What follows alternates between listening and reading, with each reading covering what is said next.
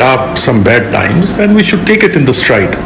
Very unfortunate. I'm very sorry the way people are going after Arshdeep. Let me go across to Karishma, who's bringing us all the updates on this. Karishma, there's been a very strong reaction to kind of trolling that Arshdeep has been subjected to on the social media. This is something that we witnessed with Mohammad Shami as well during India's loss in the World T20 again against Pakistan. And many of these bots and many of these social media handles can in fact be traced to Pakistan. So there's clearly an orchestrated attempt here to defame Arshdeep Singh. Well, it's absolutely, Siddharth. It is an orchestrated attempt not just to defame Arshdeep Singh, but also to divide India. But this attempt has fallen flat on the faces of, Pakistani propaganda, because this has united India, and everyone in India has come out in support of Arshdeep Singh. We were listening to obviously Virat Kohli, but the common man also, sympathizing with Arshdeep Singh and saying that these kind of things happen, mistakes happen. At the end of the day, it is just a cricket match and nothing more than that. But it is, these Pakistani handles on social media that have labeled him as a Khalistani supporter, as voice of Khalistan, or a Khalistan prime minister. So clearly, this is the hatred that they're trying to spread in India, but it is not successful. And now the IT ministry has also taken note of this and summoned Wikipedia officials, and they will have to explain as to how it was so easy for anybody to edit a cricketer Arshdeep's page and add Khalistani to it. It is insulting and derogatory for the cricketer, and as a matter of fact, it is just a cricket match and he just dropped a catch, and it could happen with the senior players as well, and that's exactly what Virat Kohli said. So the government of India Right, Karishma, let me just interrupt you there, because we're being inundated right now with calls from different parts of the country showing solidarity with Arshdeep Singh. We're joined by Vinod from Bengaluru. Yes, Mr. Vinod, what's your response to the kind of trolling that Arshdeep has been subjected to? My response is, it's really sad. We should question all the trollers why they did not say anything when he took the Babar Azam catch in the first match. It was a turning point for our team, and Arshdeep took that catch beautifully and we won the match. So people should introspect first themselves and then question Arshdeep. And Vinod, what's also very interesting to see is that a lot of these trolls who are in fact going after Arshdeep, labeling him a Khalistani, a lot of these social media handles can in fact be traced to Pakistan. This is something that happened against Mohammad Shami as well. True. It's always they try to mingle politics with our religion and other things. Right. Thanks a lot for that response. Vinod, we're also being joined by Mr. O.P. Swaminathan again from Bengaluru for his response. Yes, Mr. Swaminathan, what's your response to the kind of trolling that Arshdeep has received on the social media? Good evening. Arshdeep has made India proud to represent India out of 1.23 billion. See, the dropping catches and all, it is all with so much of crowd and such tension. It can happen to even the best bowler, best fielder can trip. And you see, if the last over of India, Vista scored 8 runs, which India did not deserve. So if they had not missed those chances, Pakistan, India would have lost in the 19th over itself. This trolling is done by Pakistan. No Indian in his sane mind will do it. So people should just ignore these characters. Absolutely, and he also bowled a fairly impressive last over. The match went to the penultimate ball. Let me in fact go across to Desigan as well, who's joining us from Chennai. Yes, Mr. Desigan, your response. Absolutely, and he also bowled a fairly impressive last over. The match went to the penultimate ball.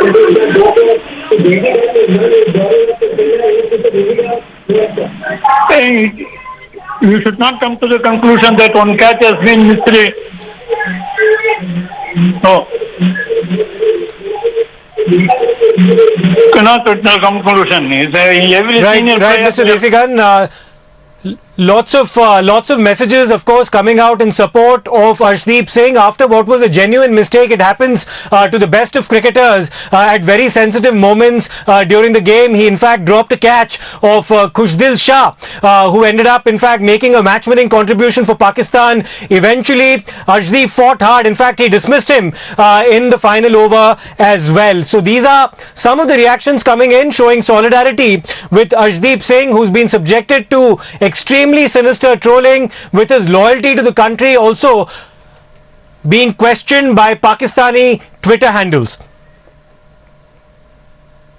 ਸਾਰੇ ਜਿਹੜੇ ਦੇਸ਼ਵਾਸੀ ਨੇ ਅਰਸ਼ ਦੇ ਜਿਹੜੇ ਨਾਲ ਨੇ, ਅਰਸ਼ ਅੱਜ ਵੀ ਸਾਡਾ ਸਤਾਰਾ ਹੈ ਤੇ ਉਹਨੂੰ ਦੇਖ ਕੇ ਬੜੇ ਬੱਚੇ ਪੰਜਾਬ ਦੇ ਮਤਲਬ ਕਿ ਸੋਚਦੇ ਆ ਜਦੋਂ ਅਰਸ਼ ਬੋਲਿੰਗ ਕਰਦਾ ਵੀ ਯਾਰ ਅਸੀਂ ਵੀ ਉਸ ਪਲੇਟਫਾਰਮ ਤੇ ਜਾਈਏ, ਅਸੀਂ ਵੀ ਇਸ ਤਰ੍ਹਾਂ ਜਿਹੜੇ ਵੱਡੇ ਪਲੇਅਰ ਆ ਉਹਨਾਂ ਨੂੰ ਬੋਲਿੰਗ ਕਰੀਏ, ਅਸੀਂ ਵੀ ਕਦੇ ਇੰਡੀਆ ਨੂੰ ਰਿਪਰੈਜ਼ੈਂਟ ਕਰੀਏ। ਸੋ ਮੈਂ ਦੁਬਾਰਾ ਕਹਿਣਾ ਕਿ ਬੜੀ ਸ਼ਰਮਿੰਦਗੀ ਵਾਲੀ ਗੱਲ ਆ, ਅਸੀਂ ਸਾਰੇ ਸਾਡਾ ਜਿਹੜਾ ਦੇਸ਼ ਦਾ ਸਤਾਰਾ ਸਾਡਾ ਭਰਾ ਛੋਟਾ ਅਰਸ਼ ਉਹਦੇ ਨਾਲ ਅਸੀਂ ਡਟ ਕੇ ਖੜੇ। We're being joined now by a caller from Kolkata. Soumen Chatterjee joins us on the broadcast. Yes, Soumen, what's your response to what Arshdeep Singh has had to go through? Yeah, these people who are trolling this kid, they cannot be told as a cricket lover. These people, they try to mingle this politics and other things and ruin this kid's career. So these should not be taken care in any circumstances. IT ministry should handle it in a very strict manner. These kids should always be highlighted in a more patriotic way. And it's very hard to understand these people who are trolling this, and they should know what mental status and other things to be done in a full-fledged in a match against Pakistan. And in the last over, these people never had a game in their own personal thing. Also, they should be banned from the social media. Right. In fact, the Indian government has taken this matter up very aggressively with Wikipedia, even questioned the ease with which somebody's profile can in fact be changed in the manner that it was. We are also being joined by Rimi from Delhi. Yes, Rimi, go ahead with your response to what Arshdeep Singh has had to go through. I feel sorry for him, poor person, because he played for India and he is going to play for India. It happens to everybody under pressure. So I'm with Arshdeep and the Indian team. Right. Thanks a lot for that response, Rimi. Let me in fact go back once again to Karishma. So Karishma, of course, the Indian government is expected to take this matter up very aggressively with forums like Wikipedia, but this is something that has happened in the past, and therefore it merits a deeper examination into the kind of bots that operate out of Pakistan with the sole intention of sowing the seeds of division here in India. Well, yes, absolutely, Siddharth. You correctly pointed out this is not the first time. We saw what happened to Mohammad Shami after the match against Pakistan in T20 World Cup, and now we have Arshdeep Singh, who is at the receiving end of all sorts of hatred from Pakistani propagandists. So clearly, the government of India taking note of this and ensuring that something is done about it, and that is why Wikipedia officials have been summoned, and they are going to explain as to how Khalistan was, added to Arshdeep Singh's Wikipedia page. But obviously a deeper interrogation needs to be done into this, because this has happened time and again that whenever it is an India versus Pakistan match and Pakistan wins it, more often than not there is hatred for Indian players. So we will have to wait and see what sort of action or what sort of a plan does the government of India have for this. But at the moment, what is a slap in the face of Pakistani trolls is the fact that the entire country is united with Arshdeep Singh, and the hashtag I stand with Arshdeep is trending on social media. Right. Complete unanimity, Karishma, in the support for Arshdeep here in India. PR Ghosh joins us from Calcutta. Yes, Mr. Ghosh, please go ahead. No, I only want to say that in a game, mistake is very common. So it is very insane to criticize Arshdeep. Absolutely. Lots of strong reactions coming in. It was not his fault. It was a bona fide error that took place on the field, and he cannot be subjected to the kind of abuse that he has on the part of many of the social media handles that are out to defame him and sow seeds of division here in India.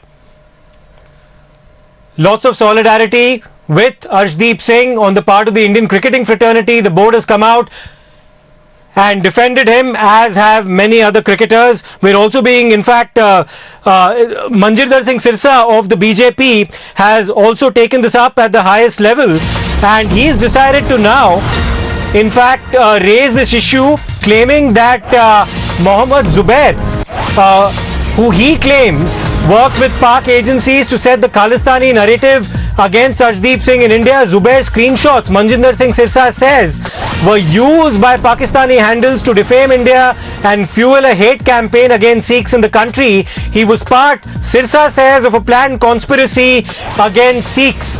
So the BJP's Manjinder Singh Sirsa, in fact, roping in Mohammad Zubair in this entire controversy. Yes, Mr. Sirsa, what's your basis to, in fact, link Mohammad Zubair with what's been happening to Arshdeep Singh? See, I'm not roping him. Actually, he's involved in all this. I've given the proofs also, and I've given the police complaint at this Parliament Street Police Station. See, the moment this the match finished, at that time only when this issue started, they start trending a message against this cricketer by saying कि ये खालिस्तानी है. See, the word they used is Khalistani ने सच दिखाया, Khalistani player ने अपनी जुर्रत दिखाई. So these all tweets were mentioned were done by Pakistani media or the people who were trolling there in Pakistan. But at the same time, Zubair entered this picture. और जुबैर का बहुत बड़ा एक रोल क्या रहा कि उसने जो जुबैर ने ट्वीट किए, उसने एक सर्च इंजन में खालिस्तान ट्वीट सर्च किया. उसमें जो खालिस्तान से रिलेटेड ट्वीट थे, जिसमें लोग ये कह रहे थे कि आप इसको खालिस्तानी क्यों बोल रहे हैं, और somebody saying कि why you using this word Khalistani, उसने सारे वो ट्वीट्स का एक कोलाज बनाकर और उस कोलाज को ट्वीट किया. और उसकी आपने शायद वर्डिंग भी देखी होगी, जिसमें उसने अपने आप को बताया एक ball missed by one ball, और आगे उसने कुछ लिखा नहीं. तो इसी सारे ट्वीट्स के जो आप हैंडल देखेंगे तो सारे के सारे हैंडल्स जो हैं वो सारे कुछ घंटे पहले बने हुए हैंडल्स हैं. और वो सारे हैंडल्स जो बनाए गए थे वो इस पर्पस से ही बनाए गए थे कि वो इस तरह से ट्वीट करने वाले हैं. अब मोहम्मद जुबैर को अगर आप उसके ट्वीट्स के सारे जो स्क्रीनशॉट्स हैं वो आप निकाल कर देखेंगे और उनको फॉलो अप करेंगे तो इनके पीछे कोई नहीं है. ये सारे फ्रेशली क्रिएट किए गए ट्वीट्स थे. तो इसलिए मोहम्मद जुबैर ने ये जो जहर फैलाने का काम किया है, इसमें बहुत बड़ा रोल मोहम्मद जुबैर का.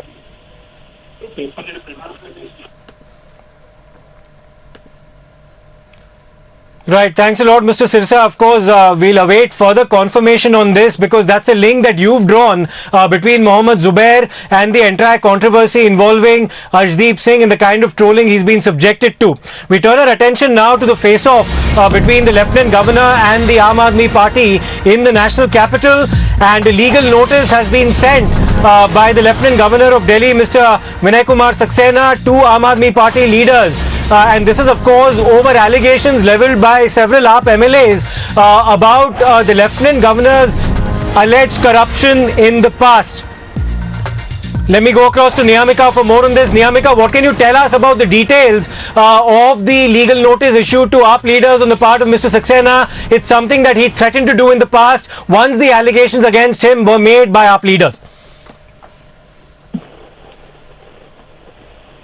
Well, the slugfest between the Aam Aadmi Party-led Delhi government and the Lieutenant Governor V.K. Saxena is getting intensified day by day, as earlier also a statement was being released by the LG office stating that they are going to take a legal action against the Aam Aadmi Party leaders. And today these notices are being sent by the Lieutenant Governor to these leaders as the in this legal notice which is being sent to the Aam Aadmi Party leaders, including Atishi, Durgesh Pathak, Saurabh Bhardwaj, Sanjay Singh and Jasmine Shah, through the council of the Lieutenant Governor. And during the recent assembly session of Delhi, we have seen that the Aam Aadmi Party MLAs had alleged that on the instructions of V.K. Saxena, who was then the chairman of the KVIC, old notes were being exchanged during the time of demonetization, and they had also claimed that a scam is being done by V.K. Saxena of 1400 crores, and that was the allegation in which they also demanded that a proper probe should be conducted against the LG V.K. Saxena on behalf of CBI as well as ED, as they said that this is a matter of money laundering and this should be investigated under PMLA Act. They also raised certain slogans demanding the resignation of LG, saying that till the time this investigation is going on, he should resign from his post. So for that matter, LG had released a statement saying that he is going to take legal action against all these leaders who have. Thanks a lot for that, Niyamika. This is something that Mr. Saxena had said he'd do. He threatened the AAP with defamation over allegations they'd levelled about his tenure as KVIC chairman. We'll slip into a short break. We'll come back with more updates on the other side. There are some among us built differently. They may be common by appearance, but are uncommon by deeds. A special breed who selflessly work to improve society and build a better nation. They are truly uncommon heroes of India, and we are looking to celebrate them. Adani presents Times Now Amazing Indians, an iconic event to recognize India's uncommon heroes devoted to building a better nation, because no good deed should go unnoticed.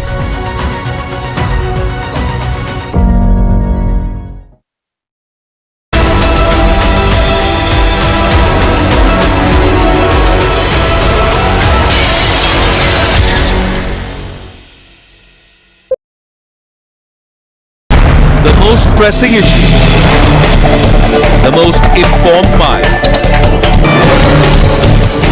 free and fair exchange. Converse India with Rahul Shivshankar.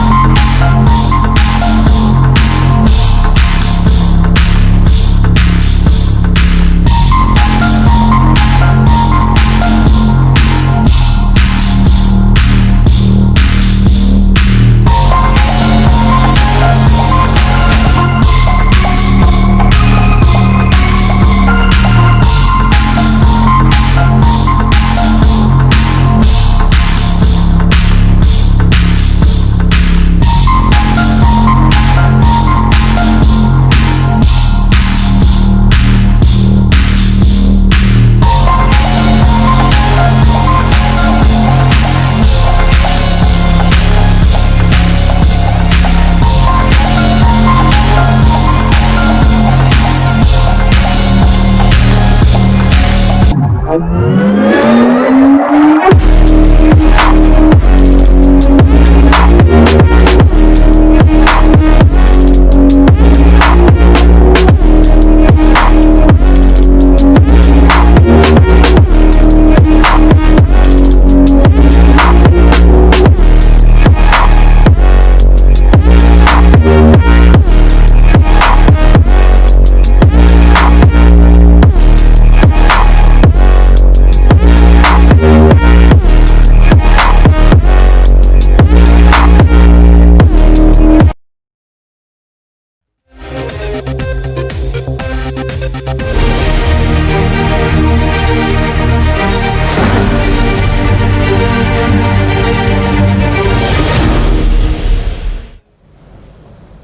evening and a very warm welcome. Thanks for tuning into Times Now. I'm Kritsween Walia. First up, let's begin with the top 50 updates and then we move on to the big story we're tracking this evening. In the case pertaining to killing of the minor tribal girl in Dumka, the National Child Rights Body NCPCR is alleged they were blocked from meeting the kin of the victim.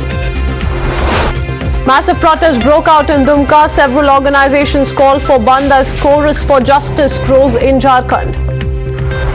Meanwhile, in yet another shocker, 3 women have been murdered in Jharkhand's Sonatu. The cops have begun the investigation. Amid Dumka, horror political storm has also gained momentum. JDU has alleged that BJP is polarizing the case. The Jharkhand Assembly has passed a confidence motion tabled by Chief Minister Hemant Soren amid a walkout staged by the BJP legislators. As many as 48 MLAs voted in favour of the confidence motion. After winning the confidence votes, CM took a jibe at BJP, saying that the Saffron Party wants to create an atmosphere of civil war and wants to fan riots to win polls. The BJP released a video and said the sting operation shows the modus operandi of Sting Master Arvind Kejriwal in connection with the excise case. BJP has released a sting on father of a key liquor gate accused, claims vendors paid up to 500 crore rupees in bribe for unchecked profiteering. Union Minister Anurag Thakur hit out at Aam Aadmi Party, claiming that Aam Aadmi Party's silence on liquor scams says a lot. Sisodia also took a jibe at the BJP and said that this is a joke in the name of a sting, also said that the sting is fake. Bangladesh Prime Minister Sheikh Hasina is on a 4-day diplomatic visit to India. The two countries are likely to ink as many as 7 pacts. External Affairs Minister S. Jaishankar took a swipe at UP-era government, said India was restricted from enhancing ties with Israel due to vote bank politics. Congress countered External Affairs Minister's statement, said India under Congress stood for countries which were oppressed. Indian Army Chief General Manoj Pandey handed over various non-lethal military equipments to General Prabhu Sharma, the Nepali Army Chief of Staff. Shivamurthy Murga, the Chief Pontiff of Murga Mutt, accused of sexually assaulting minors, was sent to judicial custody till the 14th of September by a district court in Chitradurga. A follower of Murga seer, Basava Siddhalinga Swami, committed suicide. It's learned that the seer was upset over a video in which 2 women were discussing alleged case of sexual assault in some mutts. Maharashtra governor has allowed withdrawal of the list of 12 MLC nominees proposed by the previous MVA government. The development comes after Chief Minister Shinde wrote to the governor seeking the same. No relief for Sanjay Raut and Patra Chaul land scam case. Shiv Sena MP's judicial custody has been extended till the 19th of September. Former Bihar Law Minister Kartik Singh has gone missing. Earlier, he had resigned from the party after an FIR was filed against him in a kidnapping case by the opposition. The government has released revamped Central Vista pictures ahead of its inauguration on the 8th of September.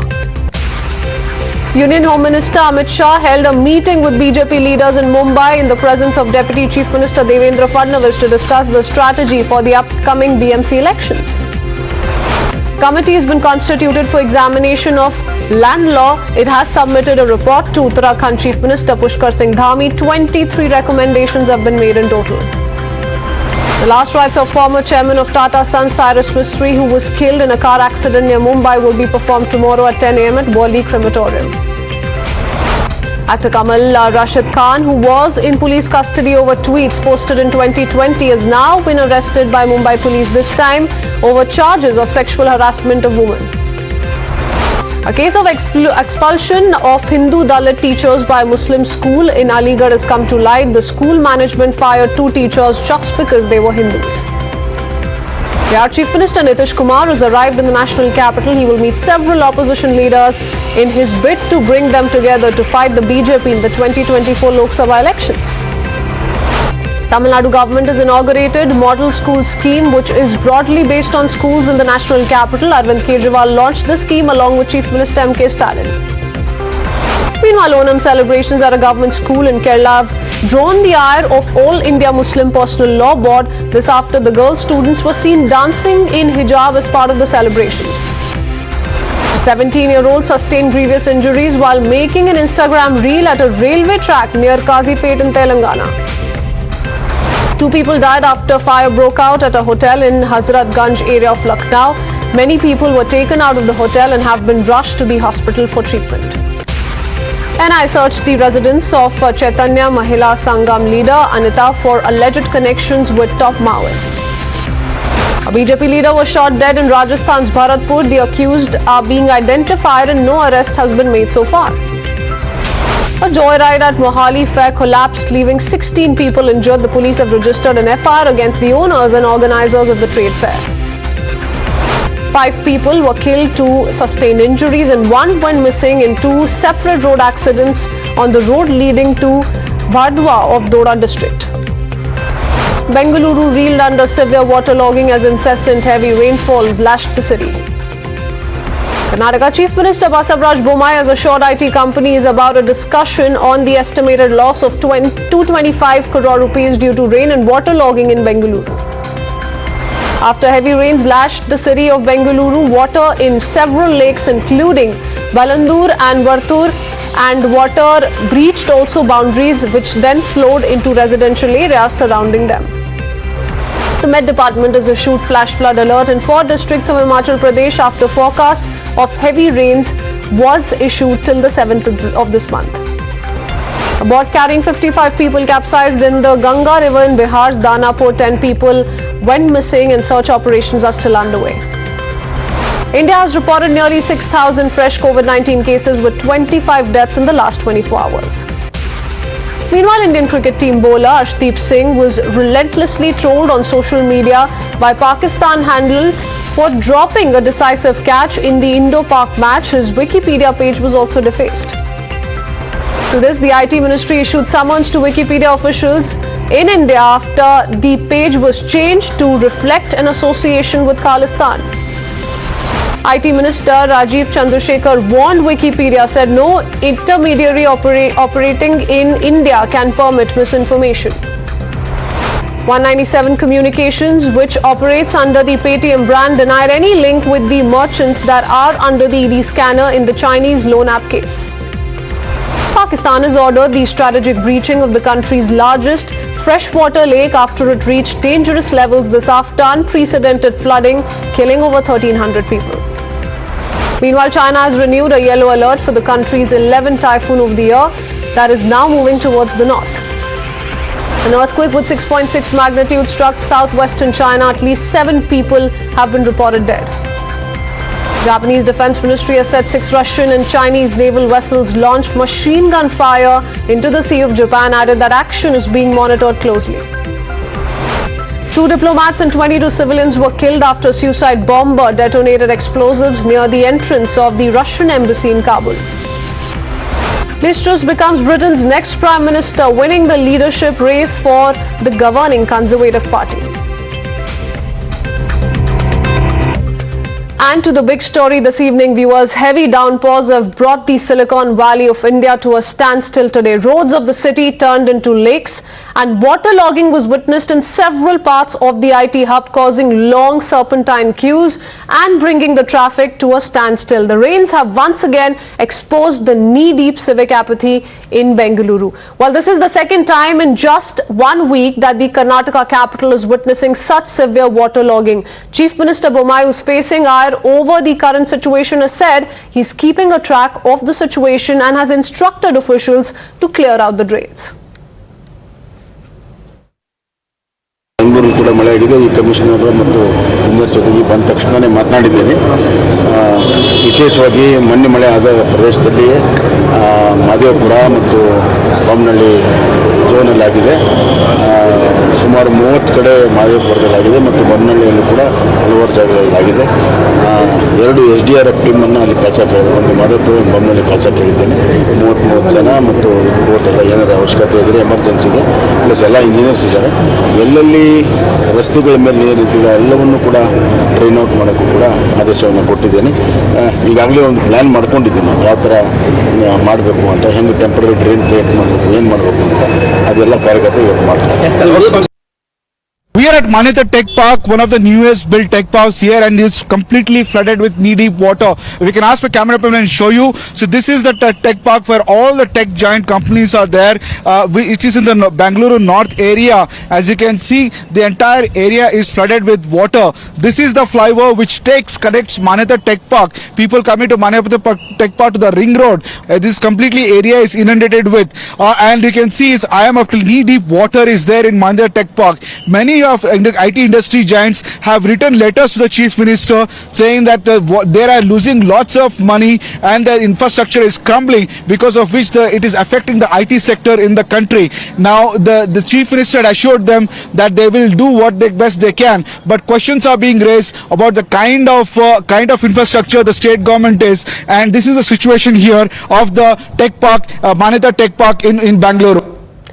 And to get a clearer understanding on what the ground reality is, the current situation is, let me go across to Deepak and Neha joining us live on this broadcast. Deepak, to you first, and we want to hear from the people themselves, because these overnight rains, the latest rounds of rains, have once again exposed the chinks in the civic infrastructure of Bengaluru. What are people saying?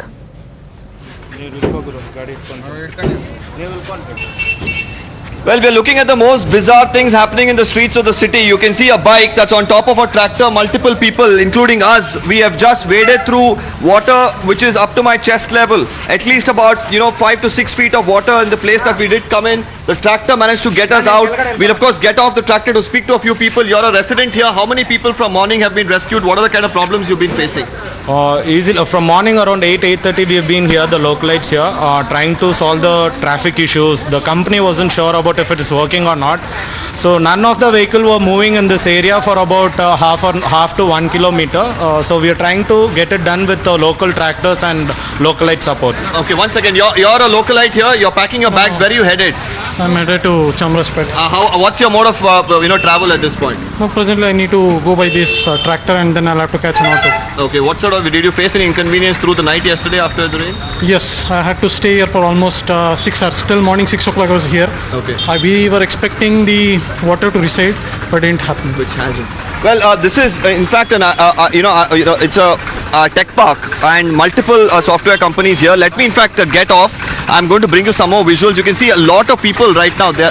Let me walk past this particular area to bring you a better visual. We'll have to get off the tractor before I could probably show you some more scenes that are being witnessed in this particular area. We had to get into this tractor to get to the location that I am in, and I'll give you a better picture of the kind of water levels and what sort of inconvenience it has caused to this entire locality. Thousands of people, and their only means of commute right now are these tractors, JCBs, and vehicles which have a capability to in fact withstand that amount of water gushing through. Now you can see a lot of people stranded. Now this is the point where they're being picked up. Let me in fact take you a little closer. My video journalist Vinay will show you these shots. Now you can see some more tankers and tractors that are coming in, which are helping these people, and all of them packing their bags right now. One person I just met a little while ago, he had to go to the airport and he was getting late. He has a flight at 9. He couldn't even get a tractor on time and just managed to cross this entire area where the waterlogging has happened. And now you see another tractor with a large number of people that is just coming in here, and it gives you an idea of how bad the situation is as people struggle. Now I'm going to show you the level of water, which starts maybe at about 1 or 2 feet and goes up to 6 to 8 feet here, and some people of course trying to get to one particular location from here, but it is not going to be easy. As you see, the bikes pass through this entire area. You can see the level of water only rising, and some of them of course daring to go right through the middle, and many people could get stuck as they pass through. Let me speak to a few more people who have been of course stranded, struggling, and of course hoping that there would be some sort of relief. Hi there. You already prepared yourself? Are you going to take the risk of wading through this? No, I won't pretty much wait for this. I'll try to go by myself, since it's pretty bad. Most of the roads you go, they're pretty bad. So my office was located next to HSR. I came next to Bengaluru, it's blocked. If you go towards this road, it's blocked, and from even Sarjapur, it's pretty bad. Okay. So I took Have you managed to reach office today, or you just commuted? I actually managed to reach. Okay. Surprisingly, I thought this route might have been free after crossing the Bengaluru lake, but now again there's a hurdle. Here. The Bengaluru lake, meanwhile, of course, has been breached. The lake bund there has been breached, and the water is overflowing. Reporting from that area. Stay on with us, Deepak. Let me get in a sense from Neha on what the situation is. The lake has breached, boundaries broken. The water has entered into residential colonies. Neha, what's going on there? So much inconvenience being caused to the common Bengalurian today.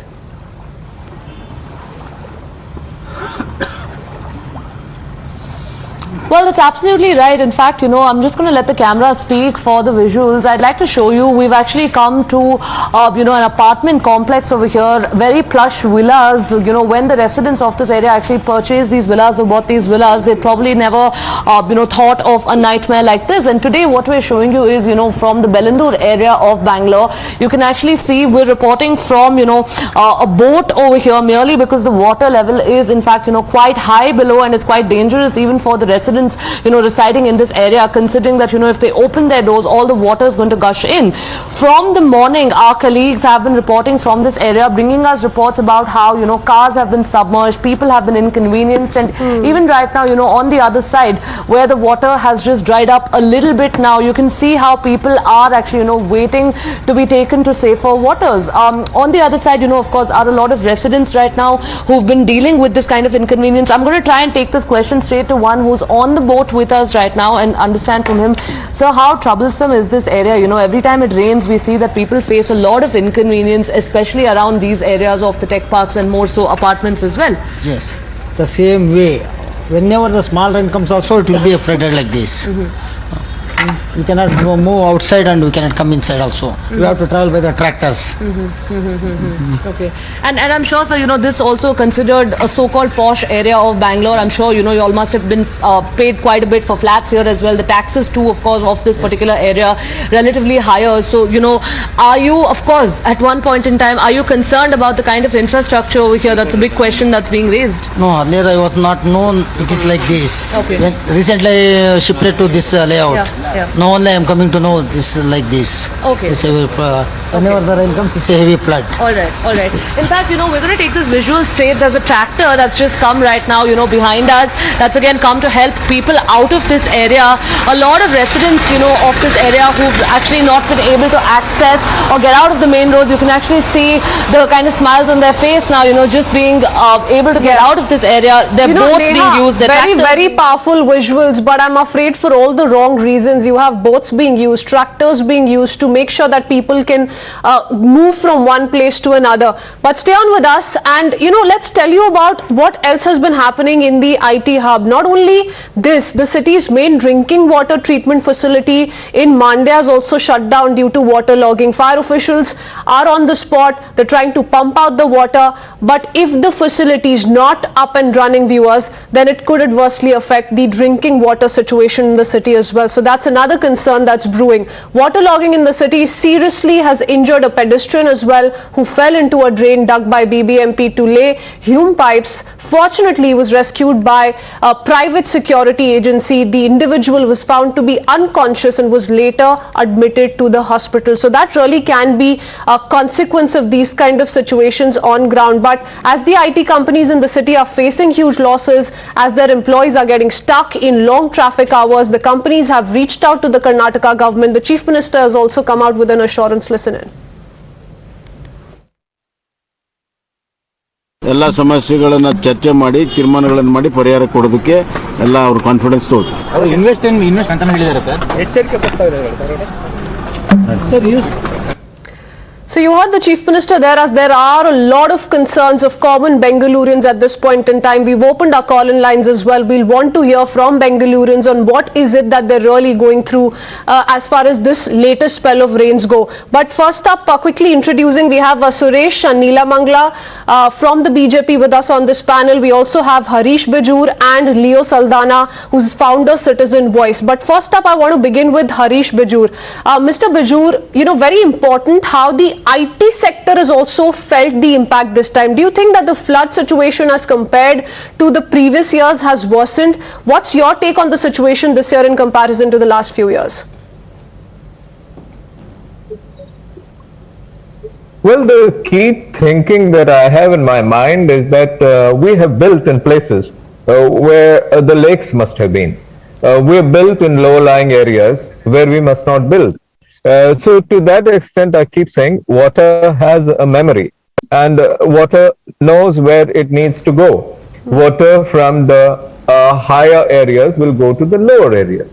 And if you have built, human habitation there, water will reach into the basements of these habitations, and water will eat into the cars and the parked vehicles there. So today we are complaining. But I think the proactive looking at it is to say that we must not build where we must not build. Let land be, let lakes be. So I think human greed has overtaken us, and that is a bigger point. Sorting it out is a possibility, but for that we need to sit together, plan and implement with vigor. And I think that vigor goes out of the window after the monsoons are over. Okay. So our memory on these issues are as fleeting as the monsoons are. Only this time round, the monsoon is not as fleeting. It's perennial. And this is certainly not a new phenomena to Bengalurians as well, to Bengaluru as a city. But before I take this up to other guests, let's quickly bring in our viewers calling us this evening. We have Ajay calling us from Bengaluru. Good evening, Ajay. Hope you're keeping well. What's going on around you? Hi, very good evening to everyone, and good evening to Times Now as well. And see, the problem, what you are seeing on TV on your channel, this is not the first time this has happened. And this is not the first time it is going to happen. It is going to happen in future as well.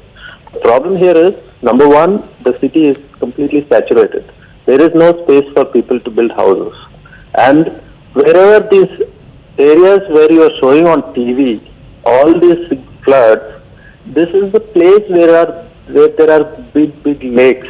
If you go back around like 25, 35 years back, all these places had a lake there.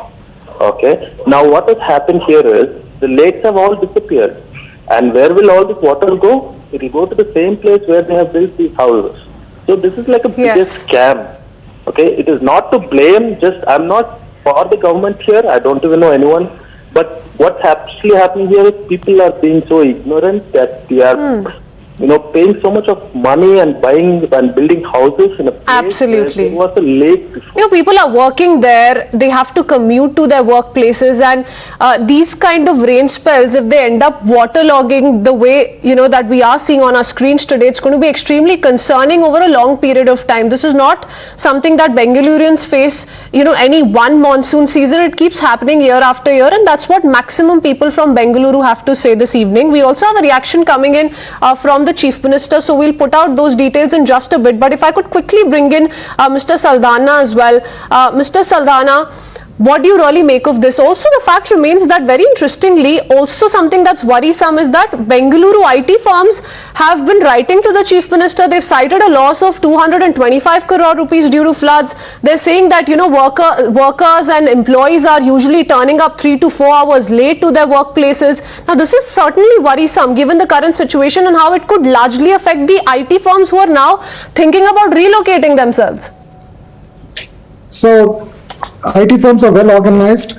They have a voice. Their voice is heard by the Chief Minister, and he comes to see them. But the Chief Minister does not go to the neighborhoods where the poor live, and the poor are worse affected. They may not have been heard by the media, but if you go to the low-income neighborhoods, it's devastating. They have no chance of coming back tomorrow to their normal life. Now, if the IT firms are leaving, I think that's a startling indicator of how terrible governance is here. And instead of going into what were the causative factors, why we ended up here, let me say this, the Chief Minister's response to this is to concretize the canals. Okay. And that in itself will cause worse flooding in the future. So I think we really have a very, unintelligent response. Okay.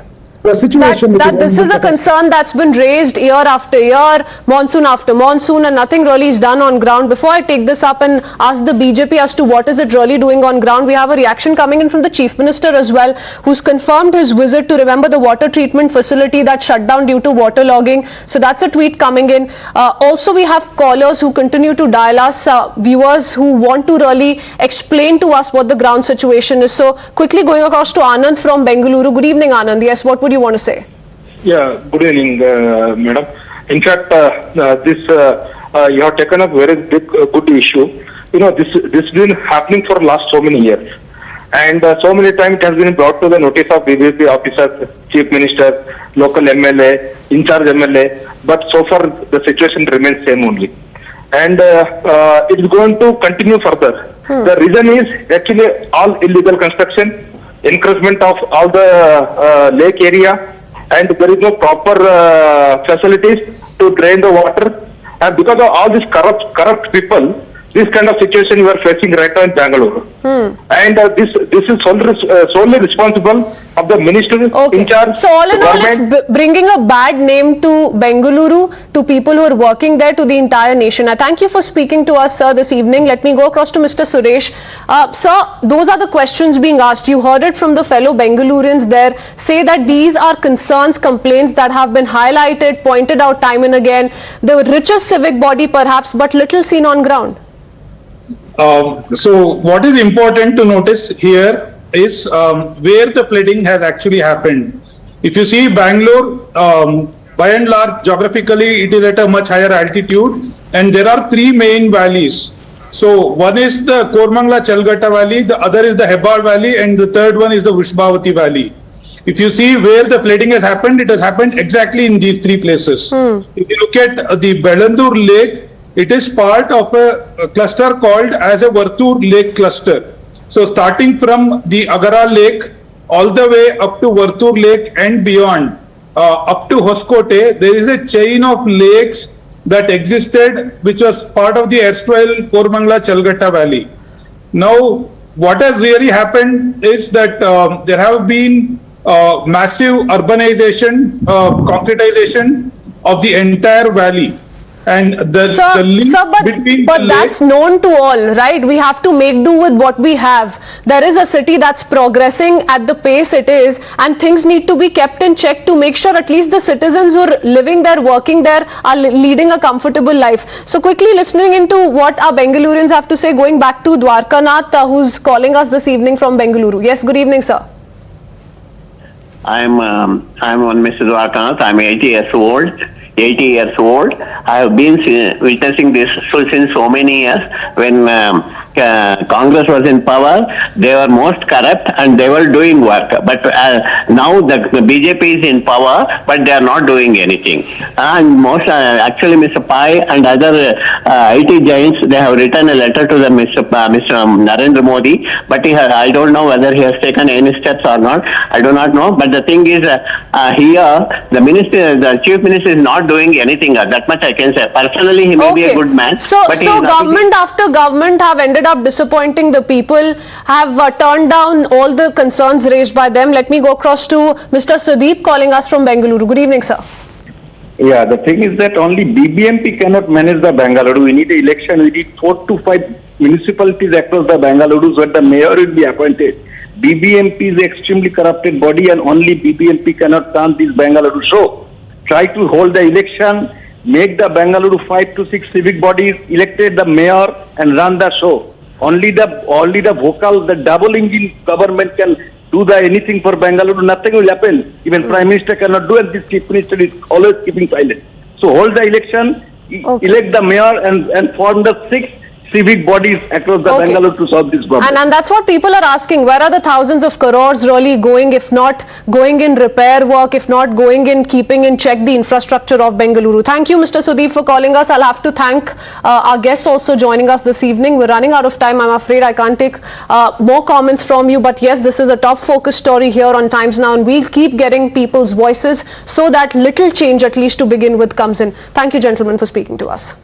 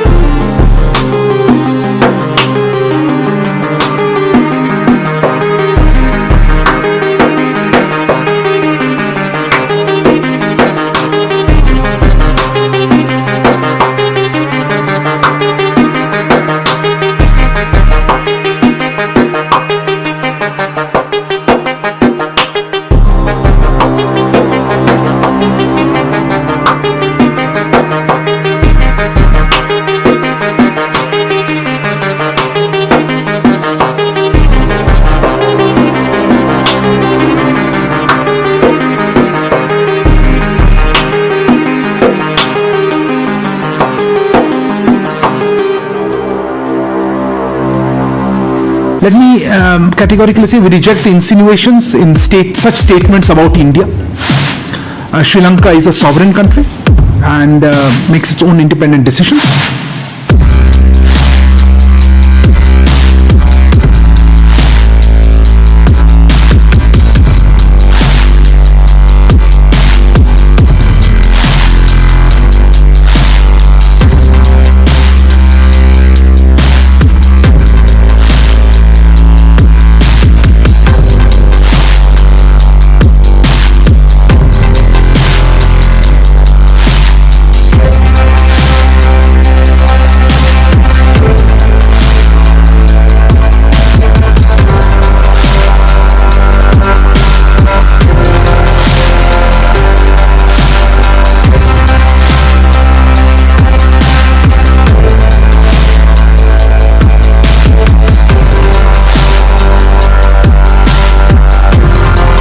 Let me categorically say we reject the insinuations in such statements about India. Sri Lanka is a sovereign country and makes its own independent decisions. This is the exclusive explosive. My name is Pranesh Kumar Roy. Modi government's ambitious park corridor in Delhi, the Central Vista, is slowly taking shape and becoming a reality. In 3 days from now, Prime Minister Modi is expected to inaugurate the revamped Central Vista Avenue, and ahead of the big reveal, the centre has today given public a sneak peek into the new and improved version of the avenue. Almost 19 months since the Bhumi Pujan ceremony and 20 months since it was closed for public, the Central Vista Avenue will be thrown open for all. The 3-kilometer long stretch starting from North and South Block to India Gate includes the Rajpath, its adjoining lawns and canals, rows of tree, Vijay Chowk and the India Gate Plaza. The refurbished avenue will be more pedestrian friendly and with additional underpasses and walkways for better connectivity. And just in case you were wondering what would happen to the iconic ice cream sellers, worry not, they've been given dedicated spaces now. There are also 6 new parking lots, amphitheatres, 64 toilets for women, 32 for men and 10 for the differently abled for a first-class experience for visitors.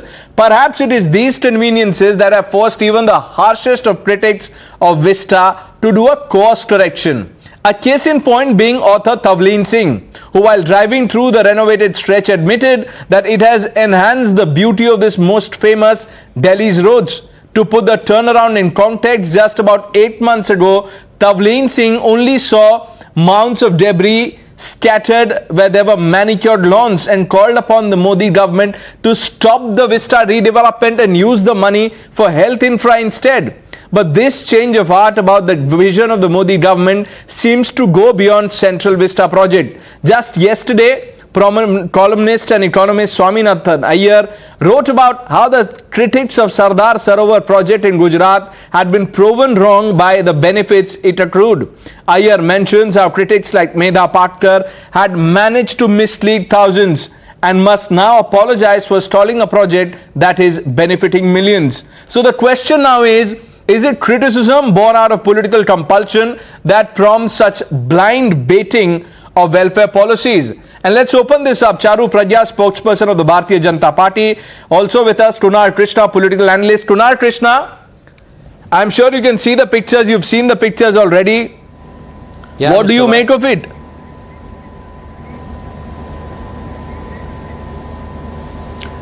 Mr. Roy, the timing when this whole project was taken up, that timing was in question. The intention was in question.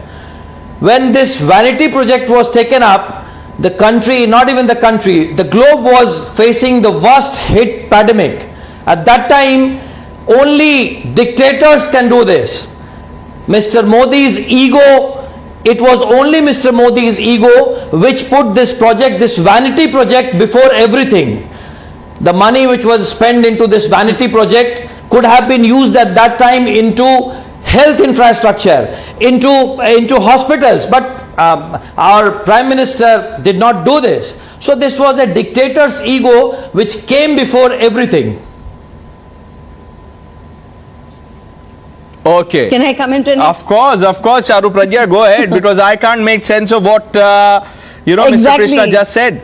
Yeah, it's, it's very unfortunate that in our country, people sometimes take to criticizing things only for the sake of criticizing Prime Minister Modi. I wish he had some facts to put forth which make sense to people at large. Unfortunately, nothing he said has made sense either to me or to our viewers today. I'm very certain of that. We have to remember that keeping our country updated with everything is an ongoing process. There has been criticism about every single project. At the end of it, it's turned out to be for the better. I am in fact so delighted to see glimpses of the Central Vista. While passing, I can see bits and pieces. I'm waiting for Prime Minister Modi to inaugurate it formally on the 8th. I cannot wait to visit it. The problem with the opposition today is whether it is the Narmada project, whether it is the Central Vista project, instead of getting into the details and the nitty-gritties of the project, they decide if Prime Minister Modi has decided something, let's oppose it. It's as simple as that. No, if PM Modi is going to say that don't breathe in oxygen or breathe in oxygen, they will want to do the exact opposite of that as well. Today, this project was much required for our country. We have to make place for our members of parliament. Anybody who's seen members of parliament in the central hall when it is at full capacity will admit to the fact that it's a very tough place to be in. The seats are uncomfortable. You're packed together like sardines. Why do they not deserve a place which is slightly more comfortable? This parliament was not made to accommodate 800 plus MPs. And not just that, why do people not deserve better? Mr. Krishna, does it not look better? Does the avenue and Pranesh, if I can add to that, I hear no criticism from him. When Maharashtra government decided to improve and update the MP quarters, nearly 1,000 crore was spent on that. What happened in Jharkhand? How much money did the government spend on themselves? Now what is being done here is for people. Everybody enjoys Central Vista. It's not for some VIP. But I'm sure Kunal Krishna will now suddenly say that, look, the pictures are great. I apologize for questioning it. Mr. Krishna, can we have that? Have you ever visited India Gate with your kids? My only point is, hello? Have you ever visited India Gate with your kids? My only point is, in a democracy, I visited madam, and my only point is, please listen to me carefully. This whole vanity project, that was not the priority project at that given time. We were in the mid of COVID. The whole money could have been diverted for some better things. At that time, India needed hospitals more than a vanity project. This project could have come. I don't agree with this. This project could have come little late. Prime Minister was already having. Prime Minister was already. Pranesh, no, I'm sorry. That just sounds very illogical. Mr. Krishna, it's very illogical. Was timing the problem? Tell me. Oh, was timing the only problem? No, Pranesh, the problem is like this. Timing and They priority. say we want free vaccines. Timing Let and me give you an priority. example. No, 1 minute. Pranesh, let me put it into perspective. It is not like that. Let me put it into perspective. Okay, go ahead, Let me put it into perspective. They started saying, we need vaccines, we need vaccines. India had vaccines. Then they started saying, we need free vaccines. So Prime Minister Modi ensured that all Indians have free vaccines. So every time something is done, completed and delivered before time, better than expected, better than any other part of the world, they have to eat their words. This is exactly what is going to happen with the Central Vista project too. And I just want to say, when the common people of Delhi go and visit this place, when their children picnic there, when you're able to have ice cream there, Pranesh just said there's going to be a dedicated place for people to go and enjoy their evening ice creams. I think it's incredible. We need all this. Why is it that you will travel abroad and appreciate the infrastructure there, applaud, click pictures there, and in India when things are getting updated, when everything is becoming beautiful, you have a problem, and this is a much needed update. I cannot stress enough on that fact. Also completed in record time. Are you aware how much rental the government of India has been paying over the last 70 years to private places to be using them as government offices? Why can we not have this space which belongs to the government of India? You know how much money we will be saving in the long everything term? that Mr. Krishna is saying will change if he decides, like Tableen Singh did, go there, see the stretch for himself, and maybe he can take all of us for ice cream. Mr. Krishna. We would love that, Mr. Krishna. Yeah, Mr. Roy, with all due regards to my friend's sense of vanity, but still I stand firm that for someone like me, any project of vanity is not that important. For me, priority is health sector at but that the priorities were taken care of. No, tell me what priority was not handled. No, what priority was not handled? And you saw dead bodies nowhere else in the world. Madam, I was hearing you very patiently. You saw dead bodies nowhere else in the world. Madam, I was hearing you very patiently. Okay, please be patient. Please be patient, madam. Please be patient, madam. See, at that given point, we were in the mid of COVID. At that given point, this huge money, the first phase is almost 13,000 crores. This huge money could have been used for other purpose, for hospitals, for ventilators, for speeding up our work on vaccines. But were they not Mr. supplied Narendra in Modi, plenty by our but government? Mr. Narendra Modi Supplied in chose so much a vanity plenty that project, Rajasthan government chose a decided vanity to throw project them away. over No, I'm sorry, people's- I will not No, stand but sir, for this. I have a Finish problem now. with the word I'm vanity sorry. that you're using because, you know, I'm sure you will agree that this is also national heritage. This is being given a facelift and that benefits all of us. Pranesh, We've run out of time. Charu Pragya, Kunal Krishna, thank you for joining us on Times Now. Let's see how this blame game and criticism unfolds in the days to come. It will be inaugurated by Prime Minister Modi in the next few days. A short break, lots more lined up on Times Now.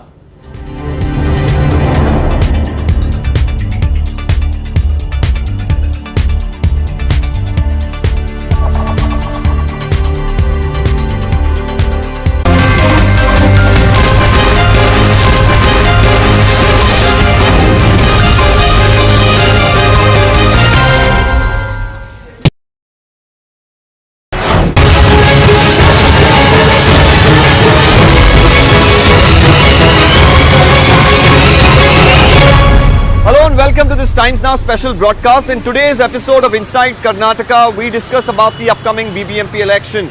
What do these polls mean for the citizens of Silicon City? What's at stake for the political parties?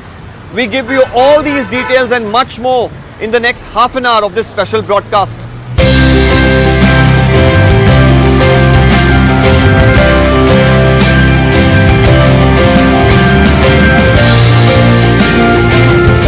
Bengaluru, the capital city of Karnataka, has a robust culture of civic activism. It's also an IT hub and in many ways a symbol of the vast strides India has made in the last few decades in the field of technology. It's a cosmopolitan city attracting talent from all parts of the country, a huge recipient of foreign investment, and a place that also stands out for its pleasant weather and greenery. But there are serious questions to be asked of the city's civic governance. Is Bengaluru's infrastructure really commensurate with its status as an international city?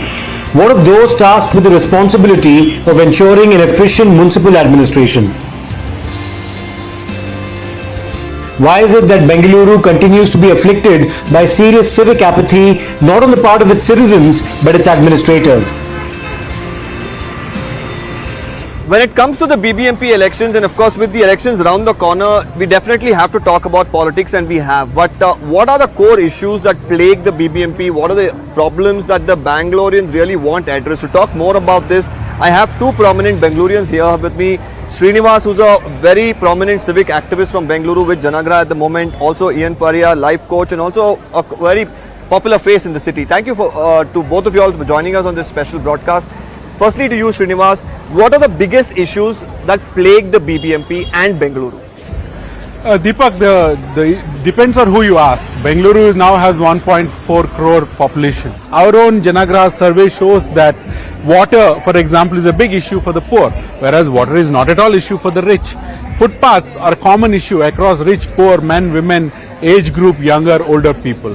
Traffic, everyone thinks traffic is a big problem, but only for the rich people. Not so much for the lower middle class and the poor people. Traffic doesn't feature as a big issue. The development of Bengaluru has become unequal. We found out that 97% of people know the name of the Prime Minister. 89% could name the Chief Minister. Not even 13% could name the last mayor of Bengaluru. So that reflects the overall understanding citizens have about city governance itself, the third tier of governance. So their lack of understanding that such a thing exists translate into lack of participation in the elections itself. So if we create more awareness that BBMP is not some agency that does some work, but we actually have an elected representative there. So has brand Bengaluru been affected? While we, have these sort of fancy roads coming up and all of that, but the traffic is a perennial problem. Potholes is still leading to loss of lives. I think Bangalore is definitely affected and in a major way. And what I find is, see, unless we choose good leaders, all of us can have the best of ideas, but somebody has to give the instruction to get the idea enacted, right?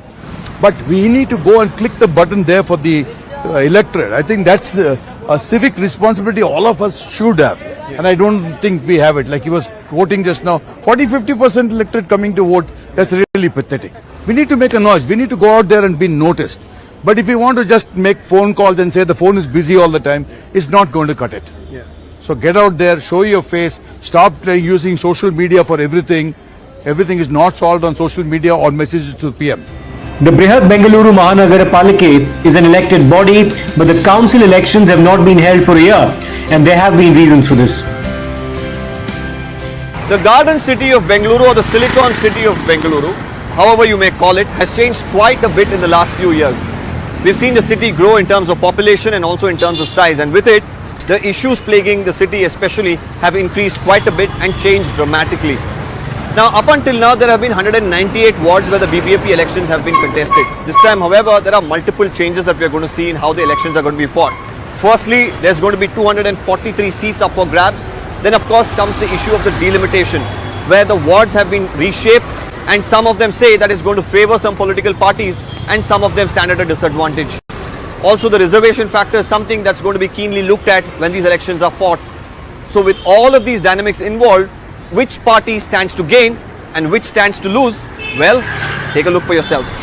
The delimitation exercise, this is something that, many Congress leaders in the past, including you, have raised and said that it's going to be a massive disadvantage for, the opposition in particular. Could you explain to our viewers, how do you think this is an, exercise that is going to not benefit you or rather benefit the BJP? So, it's not about whether it benefits the opposition or the Congress party or not. It is about whether it will benefit the city as a whole. Okay. So our problem is not only with the delimitation exercise, our problem was with the act itself, the way the act is formulated. Inputs coming in as Pakistani trolls smear Arshdeep Singh.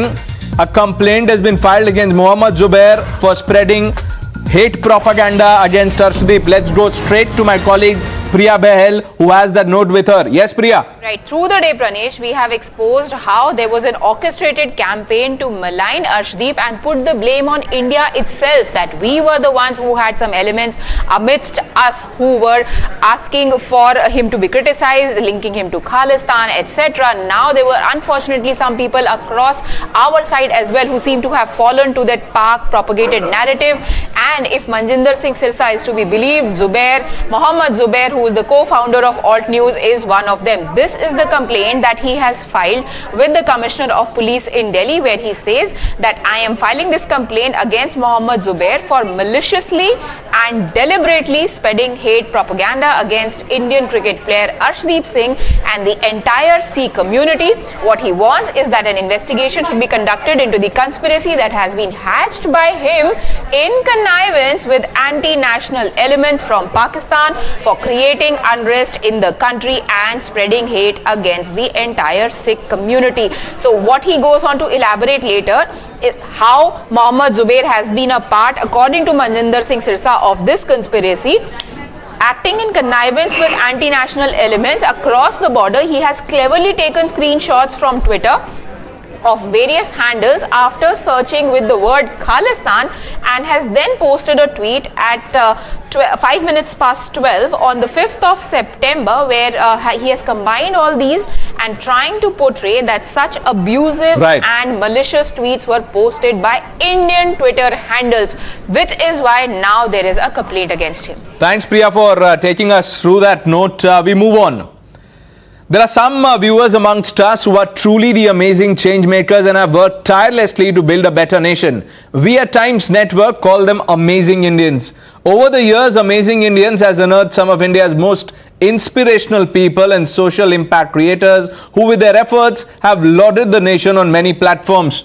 Times Network once again is all set to celebrate these unsung heroes who are contributing towards building a better India.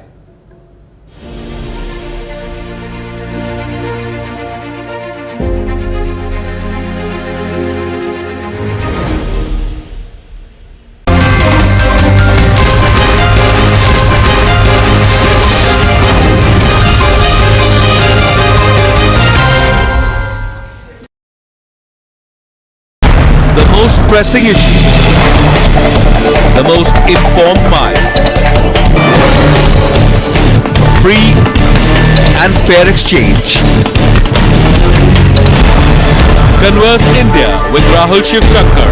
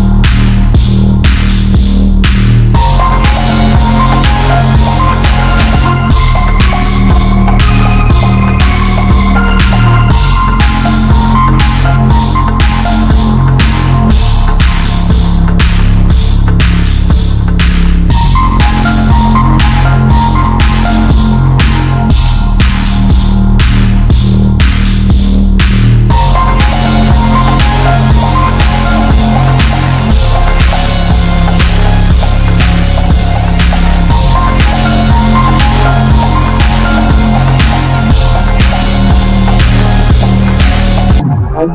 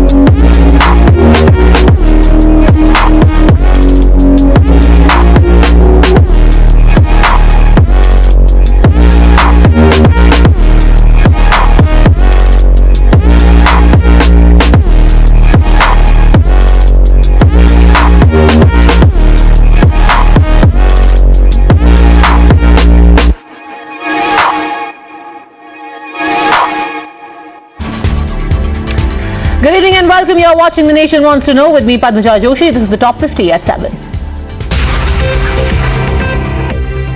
In the case of the killing of a minor tribal girl in Dumka in Jharkhand, the National Commission for Protection of Child Rights alleged that they were blocked from meeting the parents of the victim. They were whisked away by the state police.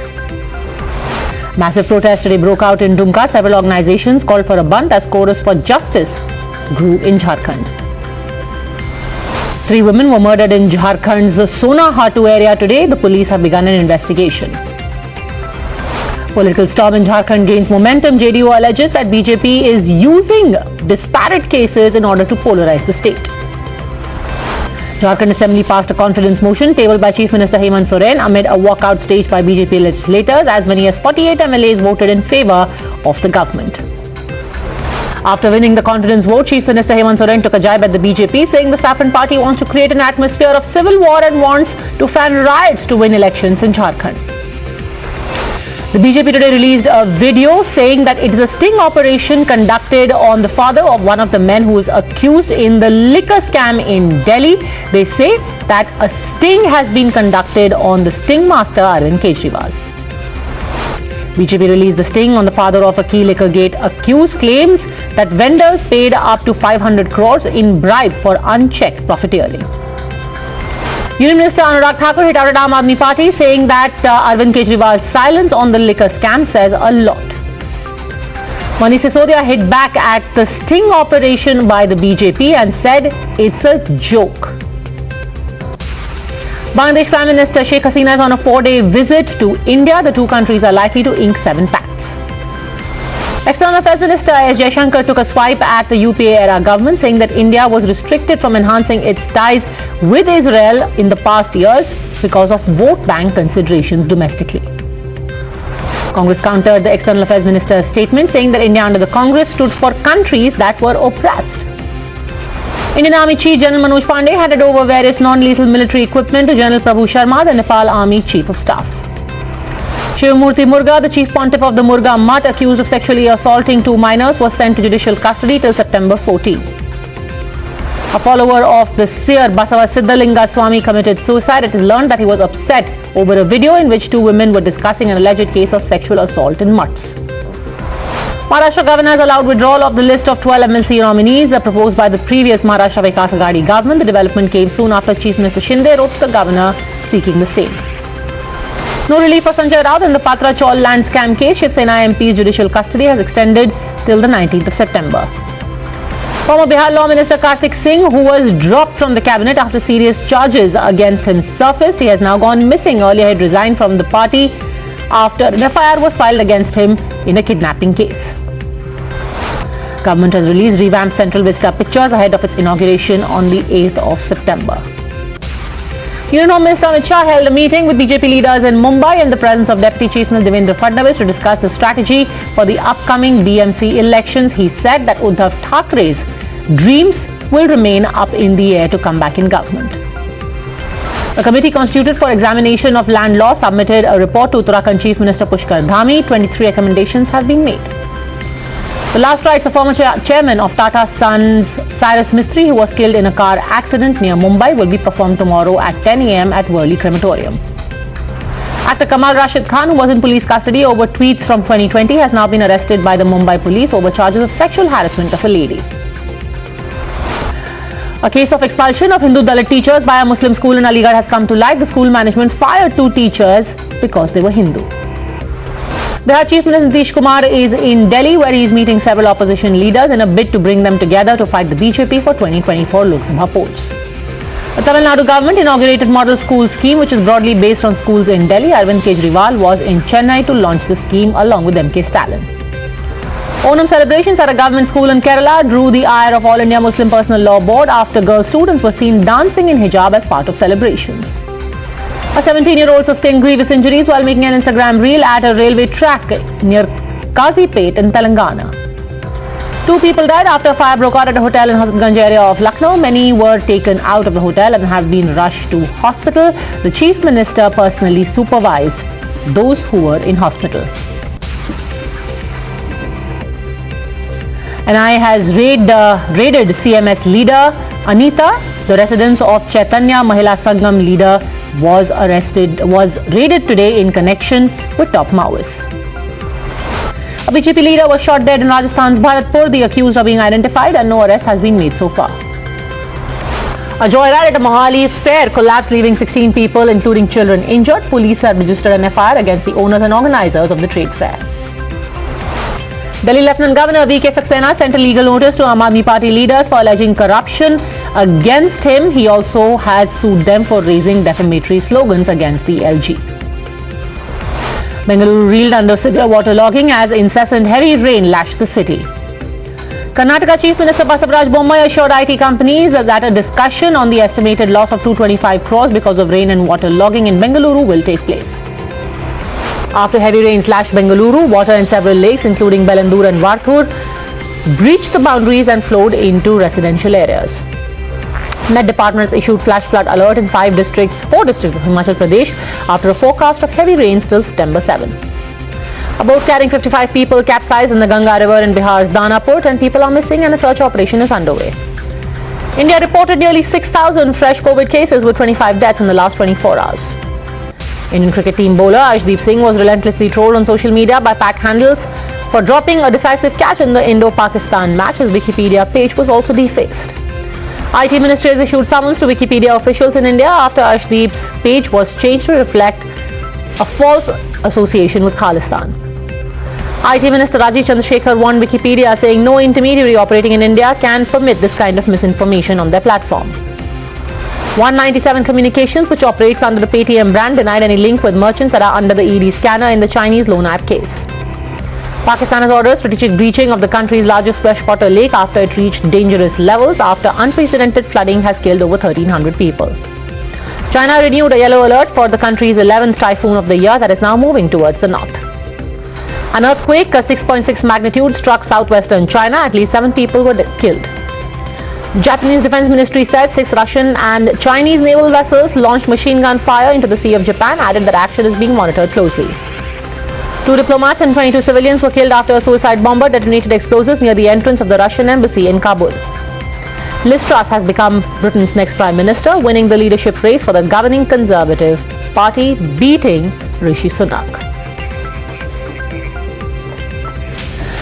The political war over the alleged liquor scam in Delhi has intensified. The BJP has stepped up its attack on the Kejriwal government, releasing a video of a purported sting operation to claim that Chief Minister Kejriwal and his deputy Manish Sisodia took kickbacks worth crores from liquor vendors. Now, this video released by the BJP allegedly shows the father of Sunny Marwa. He is accused number 13 in the CBI case on the alleged liquor scam. In the video, Sunny's father Kulvinder Marwa is heard saying that a fixed payment was made to the Delhi government, in lieu of which a free hand was given to operate the liquor business. He's also heard saying that while he paid 253 crores a year to the government, other vendors have gone up as high as 500 crores each.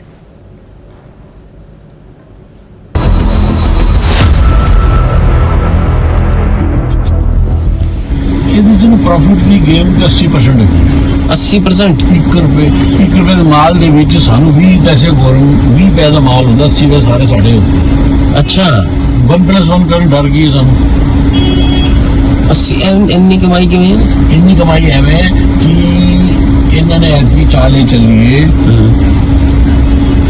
ਤੁਹਾਨੂੰ 20 ਦਾ ਮਾਲ ਹੈ ਕਿ ਜਿੰਨੇ ਦਾ ਮਰਜ਼ੀ ਵੇਚੋ ਸਾਨੂੰ fix ਨੇ ਪੈ ਦੇ साढ़े तो 253 करोड़ ले लिया ठीक है जाओ तो जितने मर्जी होगा ना करो जो मर्जी करो 20 पैसा माल आंदा 253 करोड़ एक बंदे दो एक बंदे अच्छा साल का 253 नहीं है तो मिनिमम साढ़ा है बाकी 500 करोड़ लिया साढ़े तो सब तो घाटा का क्यों गल में से 20 टेंडर की पड़े सब तो छोटे ऐसे ले ले बाकी 200 टेंडर बने महंगे में लेने पे असी जो टेंडर पड़े ना कच्ची कॉलोनियों में पड़े जितनी दुकान सस्ती डिफेंस कॉलोनी सब और एक डिफेंस में मेन रोड है ना इस पास डिफेंस कॉलोनी है वो तो दुकान है कि 200 रुपये फुट इस पास कोटला होता है 90 रुपये फुट गांव के सड़क टप के दूर चले जाता है पर वो टेंडर लैन वाले बेड़ा गर्क हो गया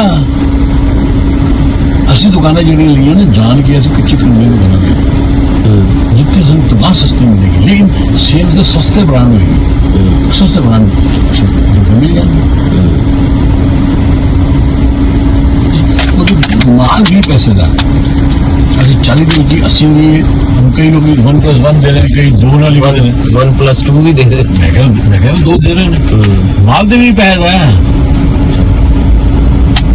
पहले इन्नी कमाई होंदी सी सर इन्नी पहले 70 पहले 20 रुपए का माल होंदा सी 70 रुपए गवर्नमेंट होंदे 10 रुपए साडे होंदे सी अच्छा हुन गवर्नमेंट ने की कीता है 20 रुपए का माल लो जो मर्जी करो BJP has done a major expose in liquor scam case and claims to have found a fresh evidence. I'm outside the residence of Kulvinder Marwa, whose sting operation was released by the BJP, exposing the role of Manish Sisodia in this case. Now in the video, Kulvinder can be seen making admissions about cut money being received.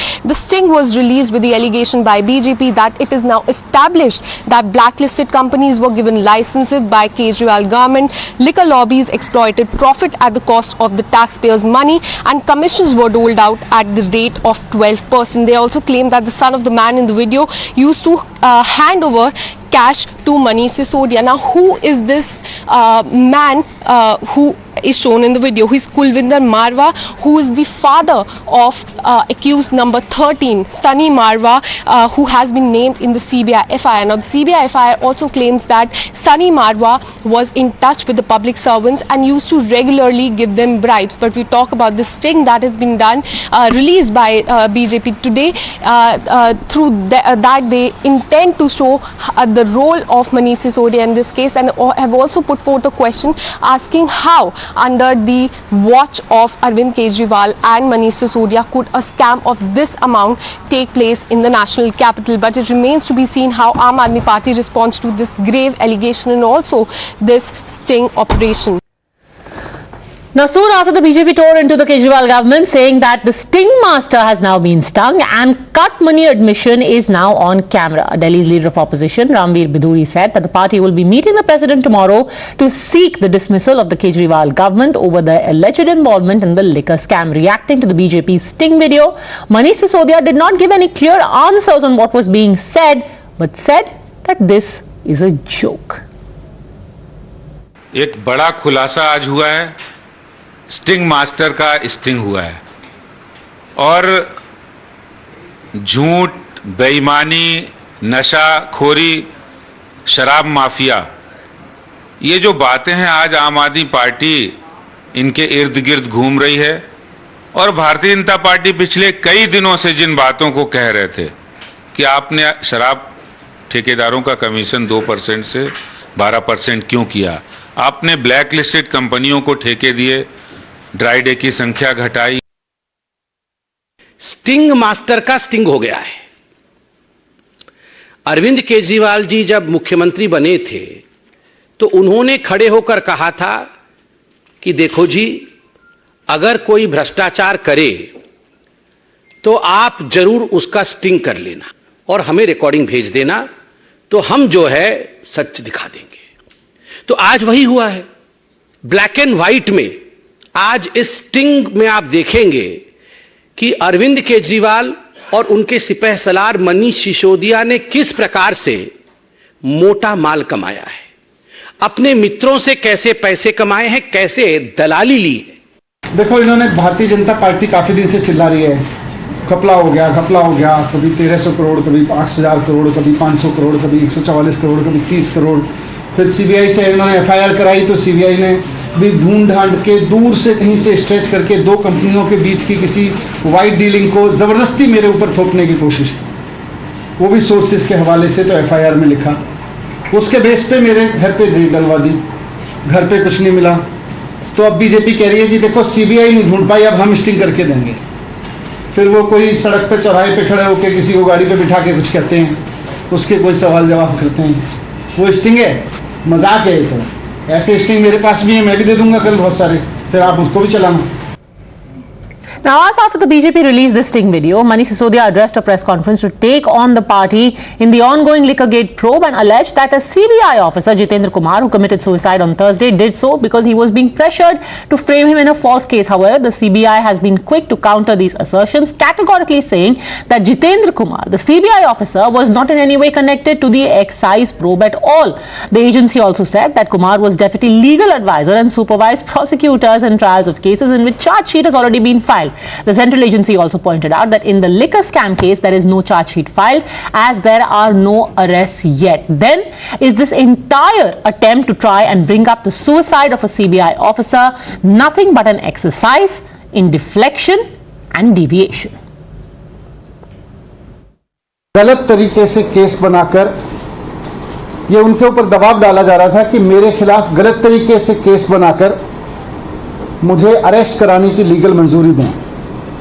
उनके ऊपर जिन अधिकारी ने, CBI के जिस अधिकारी ने suicide किया है, उनके ऊपर गलत तरीके से दबाव बनाया जा रहा था कि मेरे खिलाफ इलीगल तरीके से, फर्जी तरीके से केस बना के मेरे अरेस्ट को मंजूरी दें, जिसको वो मंजूरी नहीं दे रहे थे। उनके ऊपर इतना दबाव था कि वो मानसिक दबाव में आ गए और उन्होंने सुसाइड कर लिया। ये बहुत दुखद घटना है कि सीबीआई के एक अधिकारी को, जिसको दिख रहा था कि पूरा का पूरा मामला फर्जी है, उसके ऊपर इतना दबाव बनाया गया गलत काम करने के लिए कि उसको आत्महत्या करने पर मजबूर होना पड़ा। Alright, joining us on the show, we have Harish Khurana, spokesperson of the BJP in Delhi, Professor D.K. Giri, political analyst, Manasvi Thapar, political analyst. Harish Khurana ji, I'll start by asking you first. आज मनीष सिसोदिया जी कह रहे हैं कि ऐसे 1000 sting होंगे, कौन है ये आदमी, क्या है इनका लोकल स्टैंड है, क्यों इनकी बात पे भरोसा किया जाए? See, we should understand one thing. This sting operation is of accused number 13, Marwa's father. Nobody era gera, but it's accused number 13's father, which has clearly said what BJP was saying since last few days. Point number one, why have you changed the recommendations which was been done by committee, which they said that wholesale business should be kept in the government hands? Why have you given it to private hands? Point number one. Point number two, they have also recommended that the liquor retail business should be given to a private individuals and that to a lottery system, but you are given to your liquor mafia friends. Point number three, from 2% to 12% commission has been increased, and the 6% balance 6%, 50-50, 6% will be going to Arvind Kejriwal and Manish Sisodia Kotri. That was alleged by the BJP long back. And also, last point, that you have given a tekas and these tenders to a blacklisted companies. Okay. That was the biggest mistake what they have done. These all things was being said by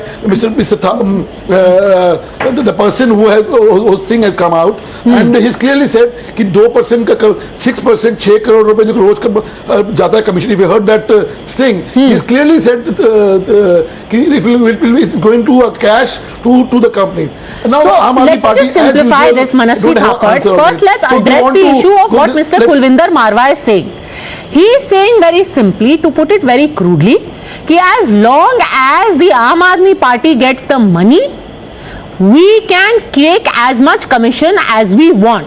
Essentially, we have to give 253 crore rupees per year to the Delhi government. Essentially, वो कह रहे हैं कि आपको जितना पैसा कमाना है, आप कमाओ जाकर के शराब के धंधे से, हमारी पार्टी को आप 253 करोड़ रुपए दे दो. ऐसा कहना है मिस्टर कुलविंदर मारवा का. This is damaging. Manasvi Thapar.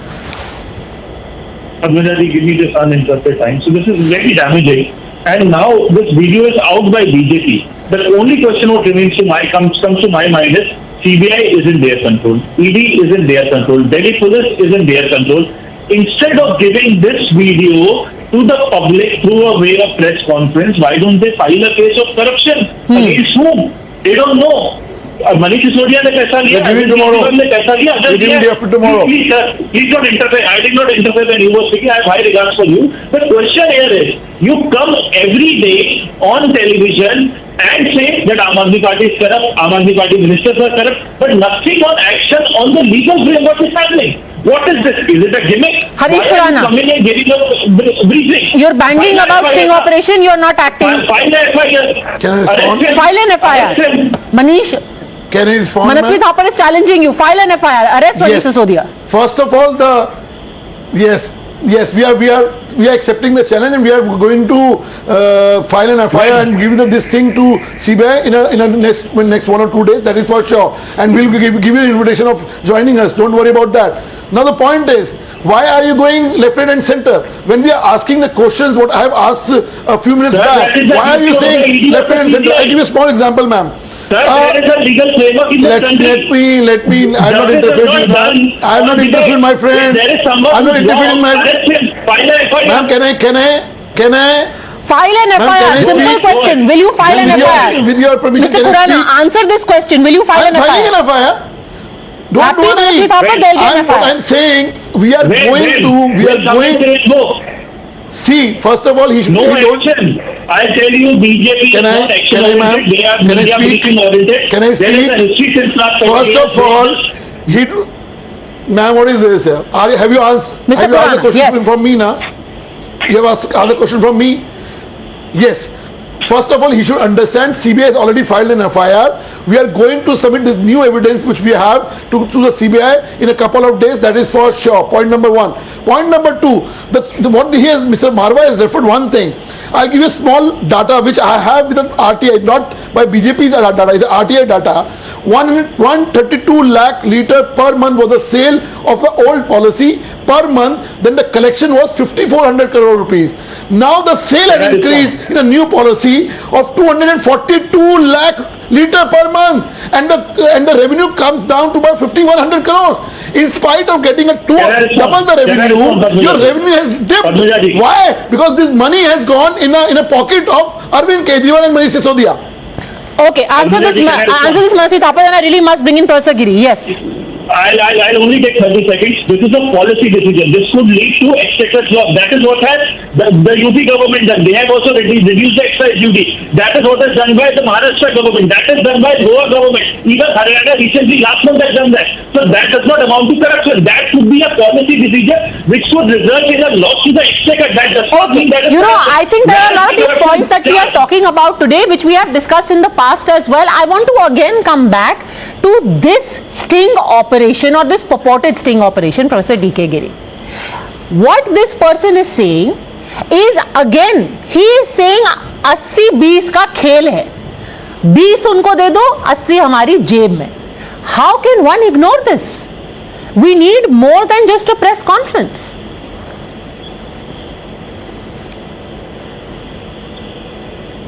No, of course not. But it should be given to the investigating agencies who can probe further to establish the veracity of the statement.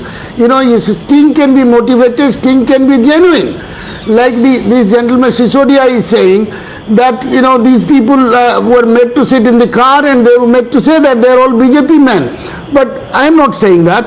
What I am saying is let it be investigated by the competent authorities. One can do one is thing. Sunny Marwa's father a BJP agent? No, I didn't say that. I didn't say that. Then why is he saying the things that he is saying? You did not hear me. I didn't say that. Sisodia is saying. Sisodia is saying it in his press conference. I quoted him. I am a political analyst. I will not say that. But I am only quoting what Sisodia has said. Obviously, so if who is right, I do not know. What like you do not know. I'm asking for your opinion, sir. So my point is, Sisodia has said. I'm asking for your opinion. Don't you think that this is extremely damaging and it deserves a response from the Chief Minister? I can give you my opinion. Of course, they have been responding. Saurabh Bharadwaj did a press conference. Sisodia did a press conference. Kejriwal also, he likes to speak to the press. Unlike the Prime Minister, Kejriwal is very fond of the press. When the CBI, just a second, hold on. When the CBI takes action and goes and searches his premises, you say कि अरे ये तो डरा रहे हैं, ये तो भगत सिंह को डरा रहे हैं, इनको डराने की जगह भारत रत्न दे दो. When the sting operation comes, you're like action क्यों नहीं ले रहे हो? तुम्हारे में हिम्मत तो जाके FIR कर दो. अरे आप ये डिसाइड कर लो ना कि आप चाहते हो कि अरेस्ट करें कि आप चाहते हो कि अरेस्ट ना करें. What do you want?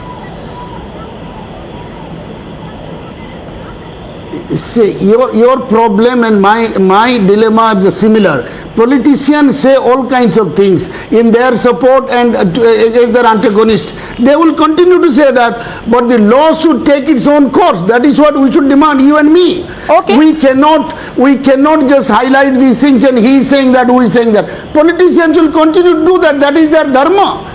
You know, Kejriwal said it is all false, it is a joke. BJP so said that, oh, this thing must hypothetically, tomorrow the BJP is going to the LG and saying in light, so you want action, right? Manasvi Thapar, you want action, right? Tomorrow the BJP delegation is going to the LG saying that the Chief Deputy CM should tender his resignation. Do you think the LG should ask for Deputy CM's resignation since you are asking for action? No. See, that is asking. No, that is not correct. That they cannot, because it is an allegation. Let me answer. Manusri, hold on. Manusri, hold on a second. Go on, Professor Giri, yes. Oh, hold on a second. See, LG, there are allegations against LG. And if the allegations against LG himself, if the AAP delegation goes to the president and demand LG's resignation, will it happen? Allegations are allegations. Let it be proved. There are allegations of corruption against LG. AAP was brought out. So do you demand his resignation? So this is political gimmick. Don't go by that. The facts are political gimmick. By the competent political gimmick. Let Mr. Khurana answer. You are going tomorrow to LG and saying Manish Sisodia should resign. Mr. Saxena himself has been accused by Aam Aadmi Party of corruption. Will he also resign? This is gimmickry, Mr. Khurana. See, Aam Aadmi Party has an habit of changing the goalposts actually. What we are asking, they are never giving an answer any time. So one day they say they're coming to arrest us. Next day 20 crores they're poaching our MLAs. I'm not going to do that. Today I'm sticking on to only one topic. This sting operation has been done of Mr. Marwa, who has got the tender by the Aam Aadmi Party government. Now Aam Aadmi Party is saying, we don't know them, it's a Rahal Chalta Aadmi, we don't know him. Arey Baba, this gentleman, who is Mr. Marwa, has got the license from your government only, and he's saying we are giving the money. We have given the money. A person who is giving the money, who has given you money, is saying I have given to the Manish Sisodia or Aam Aadmi Party government. Now you are saying, hum to jante nahi. This will not be done. And as far as I'm giving a breaking news to you guys. We are going to give this document, this CD, I mean this in a pen drive to the CBI in a couple of days. That is for sure. What Aam Aadmi Party is saying. You must. आपको जल्दी क्यों नहीं थी गिरफ्तारी करवाने की? आपको इतनी जल्दी क्यों नहीं गिरफ्तारी करवाने की? Are you friend of Manish Sisodia or दुश्मन? Are you friend of दुश्मन? Tell me. What do you want? You want us so much? Sir, what is happening? We don't understand this. I'm not in a habit of. Not given it to CBI. Ma'am, please intervene. Do we really want justice, or do I can shout more than you, my friend.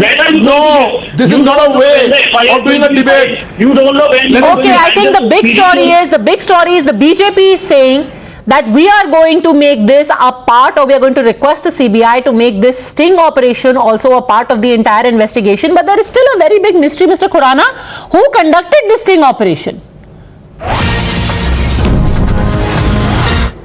I mean, somebody has done it in the public forum now. No, it's not been done by BJP. Don't worry about that. But the actual fact of the matter is, see, we should we should go in the content of the sting. The content is clearly saying that Manish Sisodia and his whole government is corrupt, and whatever the BJP is saying is right. 2% to 12% commission has been given, and the balance 6% of that is given in cash. That has been stated in that sting. Okay, so on public demand of Manasvi Thapar and Professor D.K. Giri, now this is going to be made a part of the CBI investigation as well. What happens thereafter, we'll be keeping a close watch. Thank you very much, gentlemen, for joining me. Big news coming in, and just days ahead of the Central Vista being thrown open to the public comes the news that Rajpath and Vista lawns are going to be renamed as Kartavya Path. The rechristening apparently to emphasize on duty. So what was called Rajpath, in a sense you could call it remnants of the Raj of a colonial past, but this entire revamped, redone, refurbished area is now going to be known as Kartavya Path. Alright, so already it has been the subject of much politics, much criticism, but just days ahead of the entire refurbished Central Vista, completely redone, made anew, all of Central Delhi, a new Delhi for a new India, and now it is going to be known, this particular area is going to be known as Kartavya Path. Madhav Das Gopalakrishnan is joining us on the phone line. Give us more details of what this Kartavya Path is going to include and what is the logic behind the renaming. Madhav.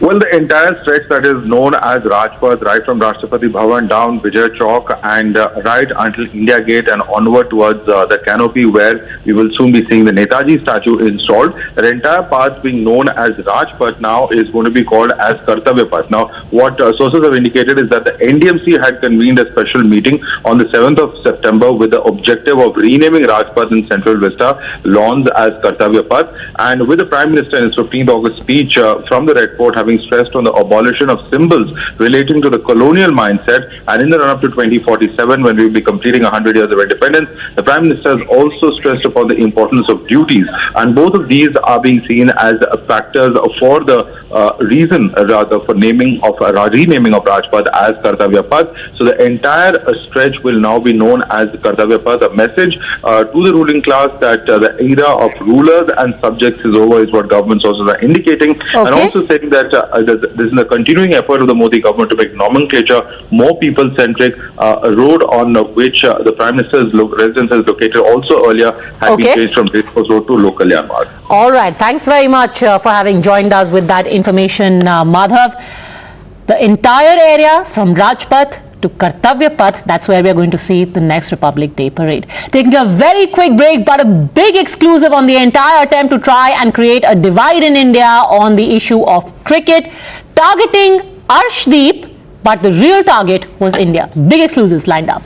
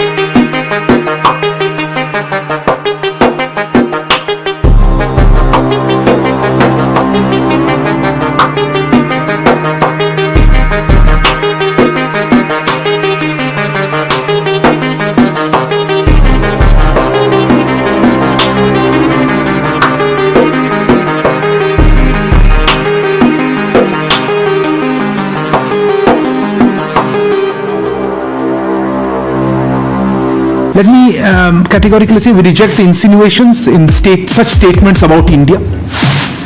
Sri Lanka is a sovereign country and makes its own independent decisions.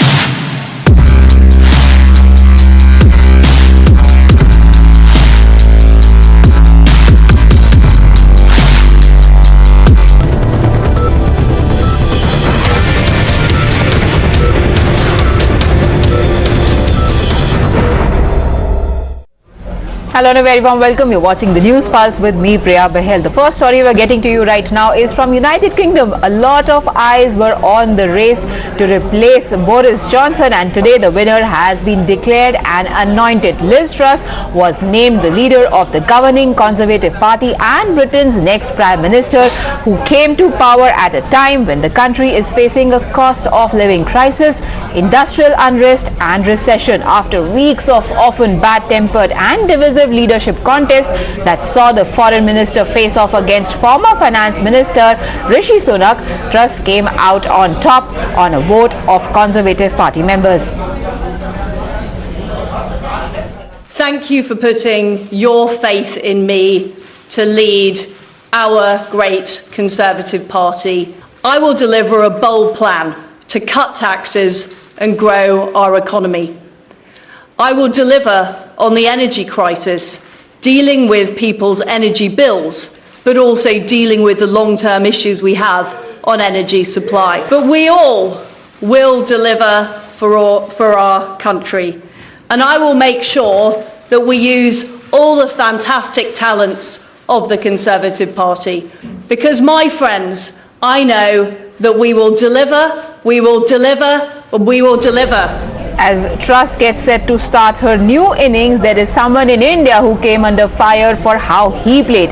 Indian cricketer Arshdeep Singh witnessed a vicious troll attack by Twitter handles operating from Pakistan after he dropped a relatively simple catch in the Super 4 Asia Cup match against Pakistan. The trolls dubbed him a Khalistani, alleging that he had knowingly dropped the catch to hurt India's prospects in the match. Even his Wikipedia page was tarnished, with trolls linking him to pro-Khalistan separatist movement. This in addition to Twitter handles traced to Pakistan mocking him and calling the player a Khalistani separatist in a bid to turn the public opinion in India against the player of Sikh origin. However, this manufactured sinister plot by Pakistani proxies was neutralized and exposed, with Indian cricket team coming out strongly in Arshdeep's support while slamming these trolls and the trolling. Virat Kohli led the charge, and there were also former cricketers like Harbhajan Singh, Mohammad Hafiz and Irfan Pathan who came to Arshdeep's defense. देखिए गलती किसी से भी हो सकती है और बड़ा मैच है, सिचुएशन भी थोड़ी टाइट थी, ये सब चीज़ें नेचुरल है फील करने के लिए, लेकिन सीनियर प्लेयर आपके आसपास आते हैं, कल हम लोग एज ए टीम फिर इकट्ठा होंगे, तो जब माहौल अच्छा होता है तो फिर आप उस चीज़ से सीखते हैं और अगली बार अगर वैसी अपॉर्चुनिटी आए तो आप लुक फॉरवर्ड करते हैं कि यार दोबारा मेरे पास क्या जानी चाहिए। पूरे देश हमारा अर्शदीप के साथ है और बहुत यंग बच्चा है, और आपको पता कि वहाँ पे बॉल क्यों कैच छूटा, कोई इस पे बात करना चाहिए ना। एक तो छोटा बच्चा, पहले तो उसको ऐसा कुछ करना चाहिए। 19 साल 23 साल का बच्चा है, लड़का नया टीम में आया है, टैलेंटेड है, उसको सपोर्ट करना चाहिए, उसको आप उल्टा पुल्टा बोल रहे हैं। ऐसा तो फिर पाकिस्तान में भी कई बार कैचे छोड़ी हैं, तो उनको क्या बोले हम, वो क्या बोलेंगे हम लोग। ये तो वेट करते हैं ऐसे कोई चीज हो और हम इंडिया के पीछे पड़ जाए, इंडिया के टैलेंटेड लड़कों के ट्रोल करें कुछ भी बोल के। तो मैं नहीं मानता कि उस कैच की वजह से वो मैच हारे हैं। ठीक है, गलतियां होती हैं और आगे सीखेंगे, अब प्रैक्टिस करेंगे और थोड़ा अभी यंग है, बॉडी में जान है, बहुत इम्प्रूव कर सकते हैं। एक यंग टैलेंटेड बच्चा है। Remember, Arshdeep is not the only cricketer to have been at the receiving end of such an orchestrated wrath and malign campaign. Earlier, an example of the social media warfare was seen last year when an orchestrated disinformation bid was on against Mohammad Shami. It was launched after India's defeat against arch rival Pakistan in ICC Men's T20 World Cup. Shami was then subjected to online abuse. Times Now spoke to him about his experience and what does he have to say to Arshdeep Singh. हाँ, तो एक ही चीज बोलना चाहूंगा, इन लोगों को ध्यान ना दिया जाए कि प्लेयर्स हमेशा 100% देते हैं और देते हैं। उसकी सपोर्ट में पूरे इंडिया के सारे प्लेयर खड़े हैं, देश खड़ा है, तो ऐसी सोचने वाली बात नहीं है। मैच हार की सोचती रहती है। आपके साथ भी हो चुका है वर्ल्ड T20 के टाइम पर। सारे लोग बोल रहे हैं कि जानबूझ के कोई नहीं करता, जो कंट्री खेलता है उसको क्या हर्ट होता है उसको पता है, समझे? अगर किसी में, मैं तो पहले भी बोल चुका हूँ, जिसमें दम हो वो अपने रियल अकाउंट पे आके बोले ना, फेक अकाउंट से तो कोई भी बोल सकता है। Now the government has also taken a very strong note of this campaign against Arshdeep. They have taken note of the defiled Wikipedia page. The Ministry of Electronics and Information Technology has summoned companies' executives in India for an explanation on how the page was changed to reflect mischievous Khalistan Association claim and how was this allowed. A high-level panel will be led by IT Secretary Alkesh Sharma and they are likely to meet Wikipedia officials. BJP has meanwhile slammed Pakistani trolls for calling Arshdeep Singh Khalistani. Arshdeep को खालिस्तान के साथ जोड़कर उसकी छवि को खराब करने का काम कर रहे हैं। देश में, भारत में अंदर सिखों के खिलाफ अपनी जहर उगल रहे हैं। इन सभी की मैं कड़े शब्दों में निंदा करता हूं। मैं भारत सरकार से भी आग्रह करता हूं कि पाकिस्तान के ऐसे लोगों के खिलाफ कार्रवाई करने के लिए पाकिस्तान को मजबूर किया जाए और ये ISI का एजेंडा जो है किसी सूरत में ना आज तक लागू हमने होने दिया है ना होने देंगे। Meanwhile, Times Now has spoken to Arshdeep's family as well. They narrate really what happened after the match where he dropped the catch and what impact did it have on Arshdeep then.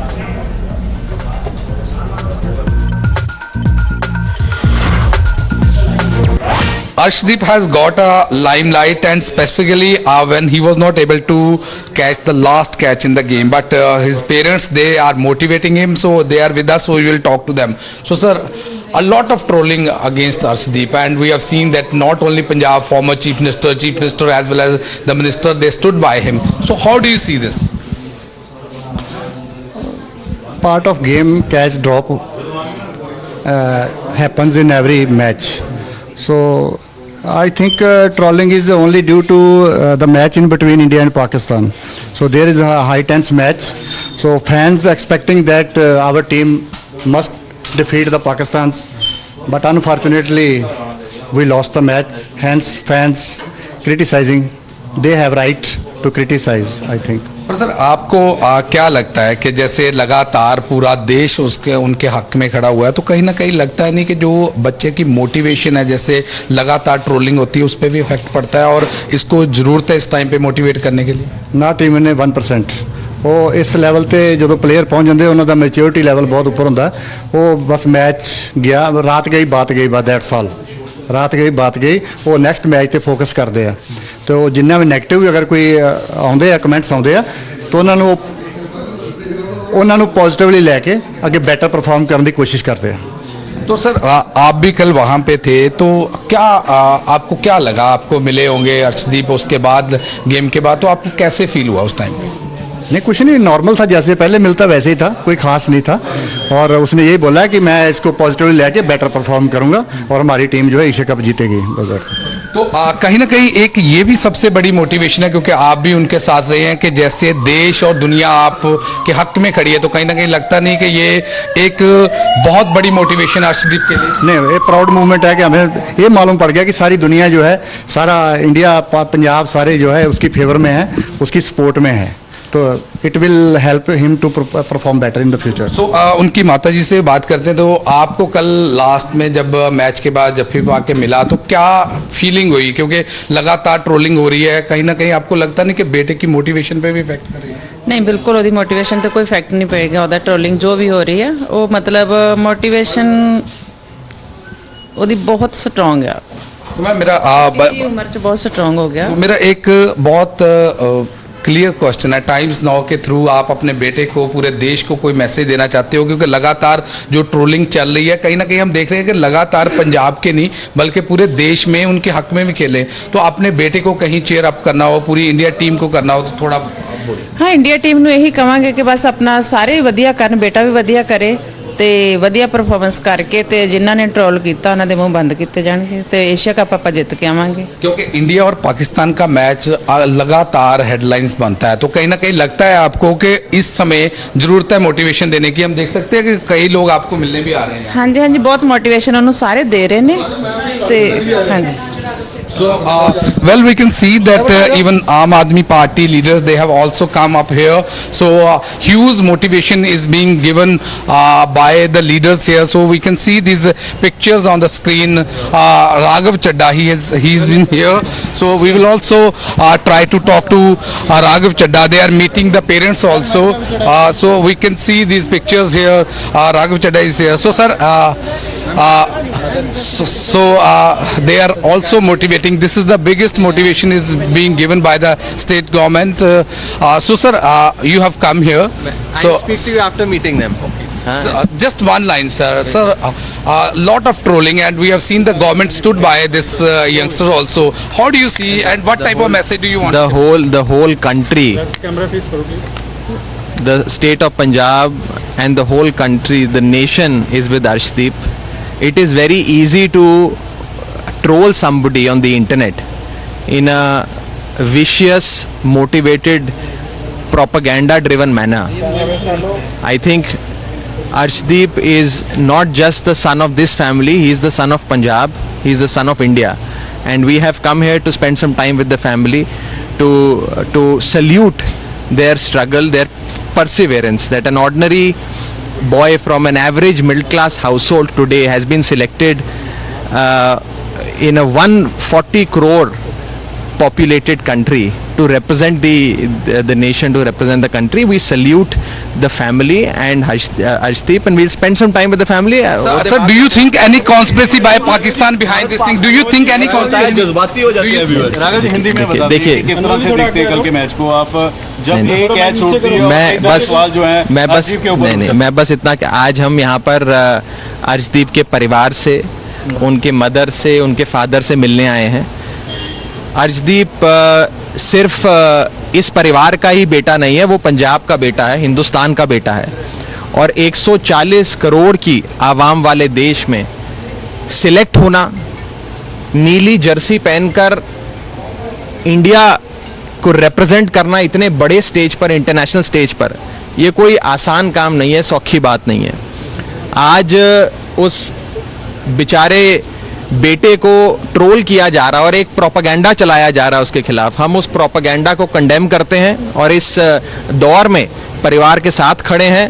परिवार की जो struggle रही है और अर्शदीप की जो personal struggle रही है उसे सल्यूट करते हैं। एक साधारण से मध्यम वर्गीय परिवार से, मिडिल क्लास हाउस होल्ड से आने वाला एक बच्चा आज महज 23 साल की उम्र में भारत को रिप्रेजेंट कर रहा है इतने बड़े स्टेज पे, इतने बड़े लेवल पे। हम उसकी स्ट्रगल को सल्यूट करते हैं और मेरा अपना ये मानना है कि वो 23 साल के लड़के का अभी बहुत बेहतरीन फ्यूचर है। उसने अभी हिंदुस्तान को कई बड़े बड़े कप, हो सकता है आगे कई वर्ल्ड कप भी जिताने होंगे, तो हम उसे सल्यूट करते हैं। और आज खरड़ में, पंजाब में उनके परिवार के साथ कुछ समय बिताने और उन्हें मोटिवेट करने, उनके साथ कंधे से कंधा मिलाकर खड़े। अगर जी 6 और 8 को मैच अगर इंडिया जीतती तो फाइनल में इंडिया पाकिस्तान का मुकाबला फिर हो सकता है। लगता है कि उस समय अर्श का जादू चलेगा। देखिए, आप अर्श के जादू का एस्टिमेट आप इसी बात से लगा सकते हैं कि जब भी क्रिकेट का मैच होता है और वो आखिरी ओवर तक जाता है तो टीम का जो कप्तान होता है वो अपने सबसे बेहतरीन बॉलर को आखिरी ओवर देता है डालने के लिए। आखिरी ओवर, आखिरी 6 गेंदें फेंकने के लिए मैदान में उतारता है। हिंदुस्तान के कैप्टन ने हमारे पंजाब के बेटे को, अर्शदीप को, मैदान में उतारा आखिरी ओवर डालने के लिए। और उस आखिरी That is what happens in India. We stand by our players. It's just about a game. It is limited to the field. We do not indulge in dirty tricks and games like Pakistan does. We take a very quick break on that.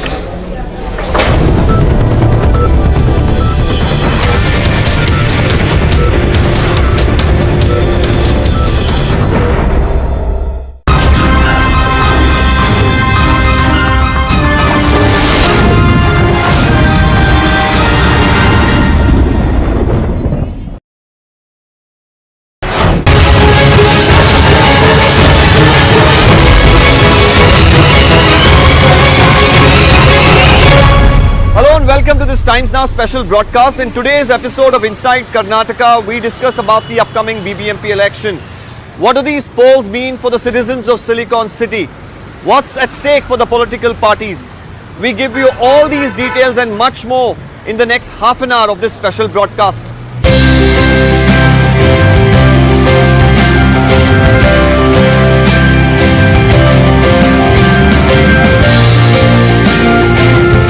Bengaluru, the capital city of Karnataka, has a robust culture of civic activism. It's also an IT hub and in many ways a symbol of the vast strides India has made in the last few decades in the field of technology. It's a cosmopolitan city attracting talent from all parts of the country, a huge recipient of foreign investment, and a place that also stands out for its pleasant weather and greenery. But there are serious questions to be asked of the city's civic governance. Is Bengaluru's infrastructure really commensurate with its status as an international city? What of those tasked with the responsibility of ensuring an efficient municipal administration? Why is it that Bengaluru continues to be afflicted by serious civic apathy, not on the part of its citizens, but its administrators? When it comes to the BBMP elections, and of course with the elections around the corner, we definitely have to talk about politics, and we have. But what are the core issues that plague the BBMP? What are the problems that the Bangaloreans really want addressed? To talk more about this, I have two prominent Bengalurians here with me. Srinivas, who's a very prominent civic activist from Bengaluru with Janagra at the moment. Also Ian Faria, life coach, and also a very popular face in the city. Thank you to both of you all for joining us on this special broadcast. Firstly to you, Srinivas, what are the biggest issues that plague the BBMP and Bengaluru? Deepak, the depends on who you ask. Bengaluru now has 1.4 crore population. Our own Janagra survey shows that water, for example, is a big issue for the poor, whereas water is not at all issue for the rich. Footpaths are a common issue across rich, poor, men, women, age group, younger, older people. Traffic, everyone thinks traffic is a big problem, but only for the rich people. Not so much for the lower middle class and the poor people. Traffic doesn't feature as a big issue. The development of Bengaluru has become unequal. We found out that 97% of people know the name of the Prime Minister. 89% could name the Chief Minister. Not even 13% could name the last mayor of Bengaluru. So that reflects the overall understanding citizens have about city governance itself, the third tier of governance. So their lack of understanding that such a thing exists translate into lack of participation in the elections itself. So if we create more awareness that BBMP is not some agency that does some work, but we actually have an elected representative there. So has brand Bengaluru been affected? While we have these sort of fancy roads coming up and all of that, but the traffic is a perennial problem. Potholes is still leading to loss of lives. I think Bangalore is definitely affected, and in a major way. And what I find is, see, unless we choose good leaders, all of us can have the best of ideas, but somebody has to give the instruction to get the idea enacted, right? But we need to go and click the button there for the electorate. I think that's a civic responsibility all of us should have. And I don't think we have it. Like he was quoting just now, 40-50% electorate coming to vote, that's really pathetic. We need to make a noise. We need to go out there and be noticed. But if we want to just make phone calls and say the phone is busy all the time, it's not going to cut it. So get out there, show your face, stop using social media for everything. Everything is not solved on social media or messages to PM. The Brihad Bengaluru Mahanagarapalikhe is an elected body, but the council elections have not been held for a year, and there have been reasons for this. The garden city of Bengaluru, or the Silicon City of Bengaluru, however you may call it, has changed quite a bit in the last few years. We've seen the city grow in terms of population and also in terms of size, and with it, the issues plaguing the city especially have increased quite a bit and changed dramatically. Now, up until now, there have been 198 wards where the BBMP elections have been contested. This time, however, there are multiple changes that we are going to see in how the elections are going to be fought. Firstly, there's going to be 243 seats up for grabs. Then, of course, comes the issue of the delimitation, where the wards have been reshaped, and some of them say that it's going to favor some political parties, and some of them stand at a disadvantage. Also, the reservation factor is something that's going to be keenly looked at when these elections are fought. So with all of these dynamics involved, which party stands to gain and which stands to lose? Well, take a look for yourselves. the delimitation exercise, this is something that, many Congress leaders in the past, including you, have raised and said that it's going to be massive disadvantage for, the opposition in particular. Could you explain to our viewers, how do you think this is an, exercise that is going to not benefit you or rather benefit the BJP? So it's not about whether it benefits the opposition or the Congress party or not. It is about whether it will benefit the city as a whole. Okay. So our problem is not only with the delimitation exercise, our problem was with the act itself, the way the act is formulated. With a 243 member council, we feel that the 198 member council itself was a burden on the city. Such a large city with such a huge organization like BBMP cannot solve and take care of Bangalore's problem. Bangalore is very complex and dynamic, so we actually wanted it to be scientifically done. So the BJP lost an opportunity by bringing an act, a new act, which doesn't help the Bangalore city, one. And according to that act, they have done the delimitation. With this structure of BBMP, this is a burden rather than a relief for the people of Bangalore. Okay.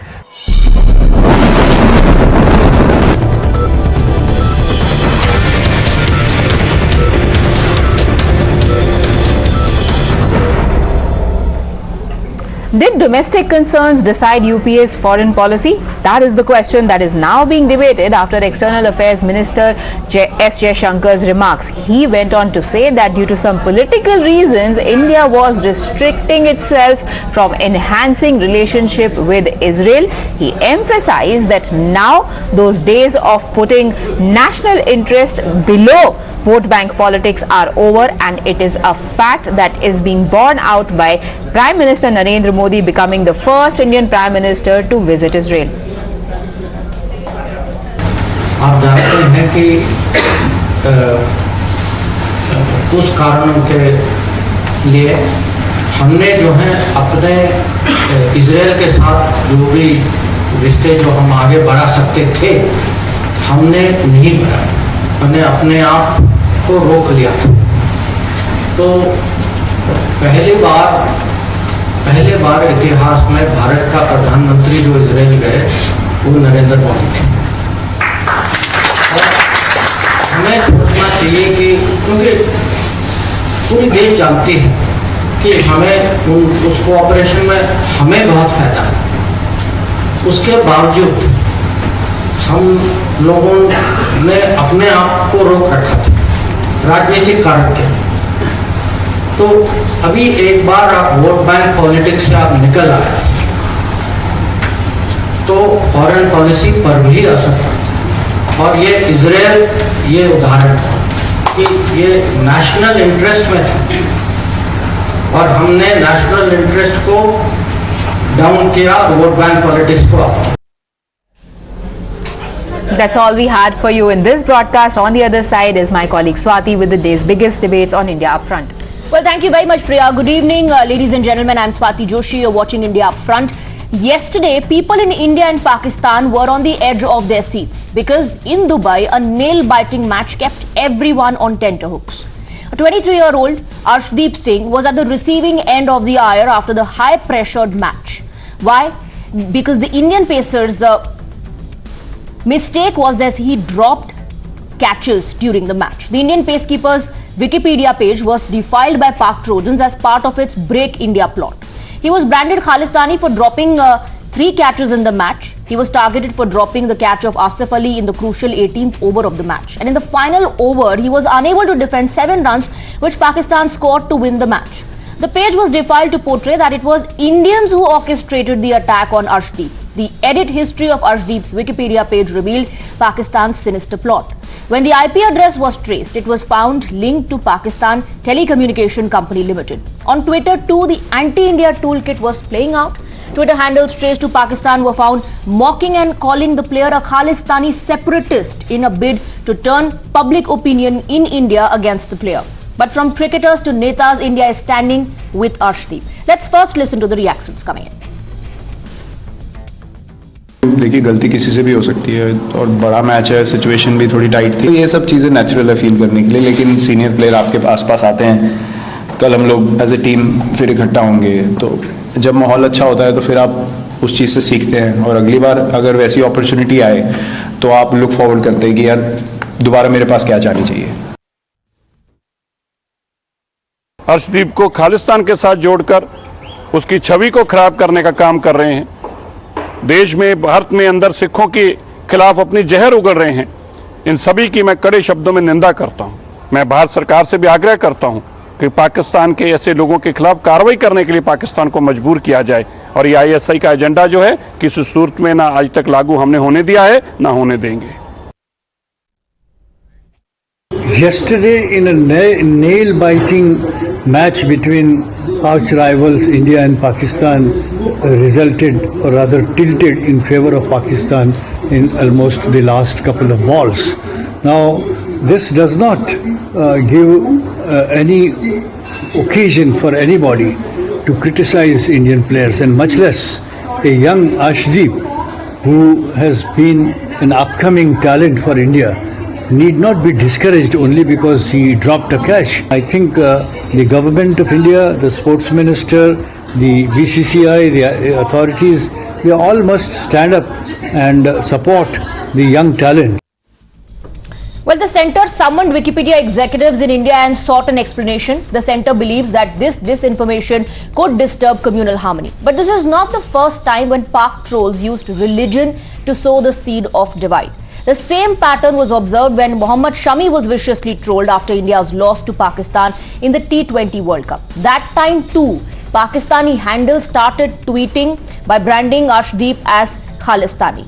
The hashtag mainly emerged from three locations. 30.5% of the tweets with hashtag Khalistani originated from Pakistan, while 26.8% originated from US and 22.8% from India. Before we go across to our guests and open this up, let's listen to what Mohammad Shami had to say. हाँ, तो एक ही चीज बोलना चाहूँगा, इन लोगों पर ध्यान ना दिया जाए कि प्लेयर्स हमेशा 100% देते आए और देते हैं। उसकी सपोर्ट में पूरे इंडिया के सारे प्लेयर खड़े हैं, देश खड़ा है, तो ऐसी सोचने वाली बात नहीं है। मैच हार की सोचती रहती है। आपके साथ भी हो चुका है वर्ल्ड T20 के टाइम पर। सारे लोग बोल रहे हैं कि जानबूझ के कोई नहीं करता, जो कंट्री खेलता है उसको क्या हर्ट होता है उसको पता है, समझे? अगर किसी में मैं तो पहले भी बोल चुका हूँ, जिसमें दम हो वो अपने रियल अकाउंट पे आके बोले ना, फेक अकाउंट से तो कोई भी बोल सकता है। Let's directly go across to our guests. We're joined by Sanju Verma of the Bharatiya Janata Party. We have author Dr. Anand Ranganathan on the broadcast. We're also joined by Vivek Srivastav, a political analyst, Lokesh Jindal, leader of the Congress, Tausif Ahmed, also a political analyst. Good evening to all of you. And I want to come to you first, Lokesh Jindal. Look at the desperation of our neighbor trying to capitalize a dropped catch as well to pit an Indian against an Indian. And some did also fall into the trap thinking that it is Indians who are criticizing Arshdeep. But you know, it's evident that Arshdeep was not the target. The real target was India. The real target was the communal harmony in India. First, what are your views, Lokesh Jindal? Yes, good evening, everybody. Yes, I would like to agree with your points. The real target was the communal harmony in India, or the real target was the free speech. Now, on 1st of June 2022, the Ministry of Information and Technology, it came out with a draft amendment to IT Rules 2021. And now on 6th of June, it further increased all forms of restrictions upon the use of free media as well as free speech. Now, whether the government is making it as a ground so as to regulate the social media by calling in Wikipedia, holding it responsible that it was because of you that Arshdeep and his name got targeted. Now, that is something which is not called for. What we want to oppose over here is that the government, it is condemnable, the manner in which Arshdeep was targeted for a loss in the Pakistan match and the way his page was edited. That's condemnable. But the manner in which Ministry of Information and Technology has been acting by holding Wikipedia responsible. Lokesh, and how else do you suggest that the matter should be taken up? If the disinformation campaign is happening on a platform called Wikipedia, why shouldn't the representatives be summoned? What other measures you suggest the government take? There has to be a probe. There has to be, we can use Interpol. We can make use of the agencies to investigate into this matter.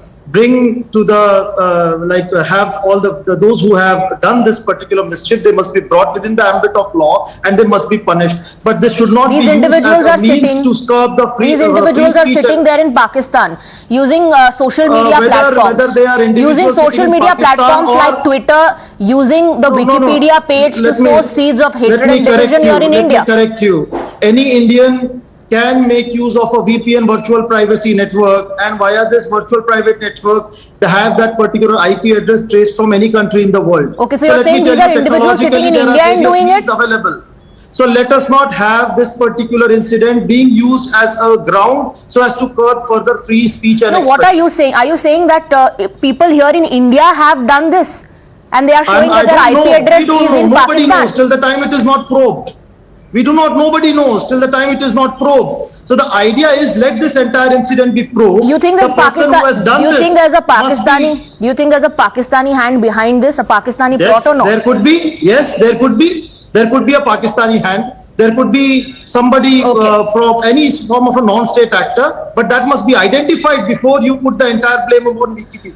Okay, I want to take a quick response from Sanju Verma, but before that, Sanju Verma, we have Anshul Saxena. He's a cyber security expert and also a political analyst. Anshul Saxena ji, सब कोई कह रहा है कि IP address जो है वो पाकिस्तान में ट्रेस किए गए हैं, ये ट्रोल आर्मी जो है पाकिस्तान अनलीश करता है हर बार. लोकेश जिंदल कह रहे हैं जांच होनी चाहिए. हो सकता है कि भारत में बैठा कोई व्यक्ति टेक्नोलॉजी का इस्तेमाल कर ऐसा कर रहा है कि इसका आईपी एड्रेस दिखा रहा है पाकिस्तान में. हो सकता है वो शख्स यहीं बैठा हो. एक्चुअली क्या होता है, कुछ लोग ज्ञान जरूर दे देते हैं हर चीज पर, लोगों को नॉलेज नहीं होती है कुछ चीजों की. पहली बात तो ये कि विकिपीडिया पे जो आईपी एड्रेस ट्रेस किए गए हैं वो पाकिस्तान के हैं, वो ओपन सोर्स टूल से ही ट्रेस किए गए हैं.